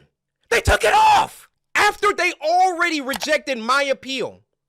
I expected them to triple down and give Markiplier an age restriction too. But they looked at Mark's video and they used that to verify my innocence. After being confronted with evidence, the policy team folds and gets rid of the age restriction on Corey's video, but he decides to press forward by trying to get an explanation for why it was okay for Markiplier and not okay for him. Why isn't it the same ruling, and why is it only now, after being confronted, that they decide to get rid of the age restriction after already denying his appeal? So I send my YouTube rep a lengthy email detailing my feelings about the entire situation. So my YouTube rep assures me he's going to continue this dialogue with the policy team. So another day, another 2 days go by, and what do you know? They re-age restricted the video. They re-age restricted the video. I say, no way did they do that. I go to Markiplier's video now, and now his video is age restricted. Yeah, it's pure pandemonium and chaos at the YouTube policy headquarters now. They re-age restricted Corey's video and then slapped Markiplier with an age restriction as well. So they panicked, clearly. After being confronted and after Corey's email as well as the phone call he had with the YouTube rep, they obviously caught wind of what was happening. Corey Kenshin was wondering why he was being unfairly treated by the YouTube policy team. No one else got age restrictions, it was just him. So he pressed further, pressed harder, and the policy team reacted by bringing back the age restriction to him and Markiplier. So it's like, hey, no, look, everything's good now. Now everything's even, right? We enforce this equally across the creators, so we're good here, right? No, obviously. Corey is rightfully upset. He was treated unfairly. And since YouTube is so unbelievably shit at giving clear answers to anything, Corey can only speculate as to what happened here. And he draws the potential conclusion that maybe someone or some members of the YouTube policy team are racist. Maybe they targeted Corey because of the color of his skin. And it's not a far-fetched thing to think either. In fact, Ludwig, when he interviewed Susan, and Ludwig also made a Mogul Mail talking about this exact video I'm talking about and brought up some great points, the strongest one being is there are human beings on that policy team, and there are sometimes biases with members of those teams. You know, they're human beings, and some of them are going to have biases. And there is the potential that someone there is sexist or racist. And Ludwig brings up good points about that. For example, his girlfriend's podcast gets demonetized way more than his does. And so he brings that up. Susan, the CEO, denies that it's a possibility, but it is a real possibility. And Corey is absolutely right in thinking that it could be a real possibility that someone on that policy team that has the decision-making power might be racist. Why was Corey the only one getting age restricted? And Corey also brings up another great point, which is every time Corey comes back, Corey takes hiatuses in between his content creation. Sometimes he'll be gone for like 4 or 5 months. And he'll come back and explode. He'll get #1 trending like every single day for 3 weeks straight. And then every time, like clockwork, he's hit with some kind of YouTube controversy. Last time it was getting a strike due to something from like a 4-year-old video, a 3-year-old video or something like that out of nowhere. And it's only when Corey comes back and starts getting popular again do they do something like this with age restriction or a strike or something like that. But in the breaks he takes, like the 5 months, the 9 months that he's not on YouTube, he never has problems. They don't strike anything. They don't, age restrict anything. It's only when he's back being popular that this kind of issue arises. And it's always over nothing. Like I said, Corey is probably one of the most advertiser brand-friendly content creators there is in the gaming space. He doesn't say bad words or anything bad. He even censors that kind of shit in the content of his video, like from the games he plays. So he goes the extra mile to be as brand-friendly and advertiser-friendly and family-friendly as you can be. So it can't be an issue of him just being, too hardcore for YouTube to support.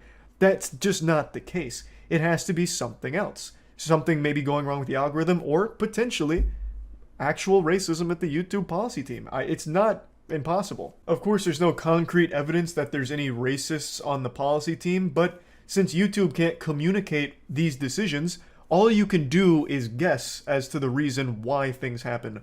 Why was Corey the only one getting age restricted? We don't know.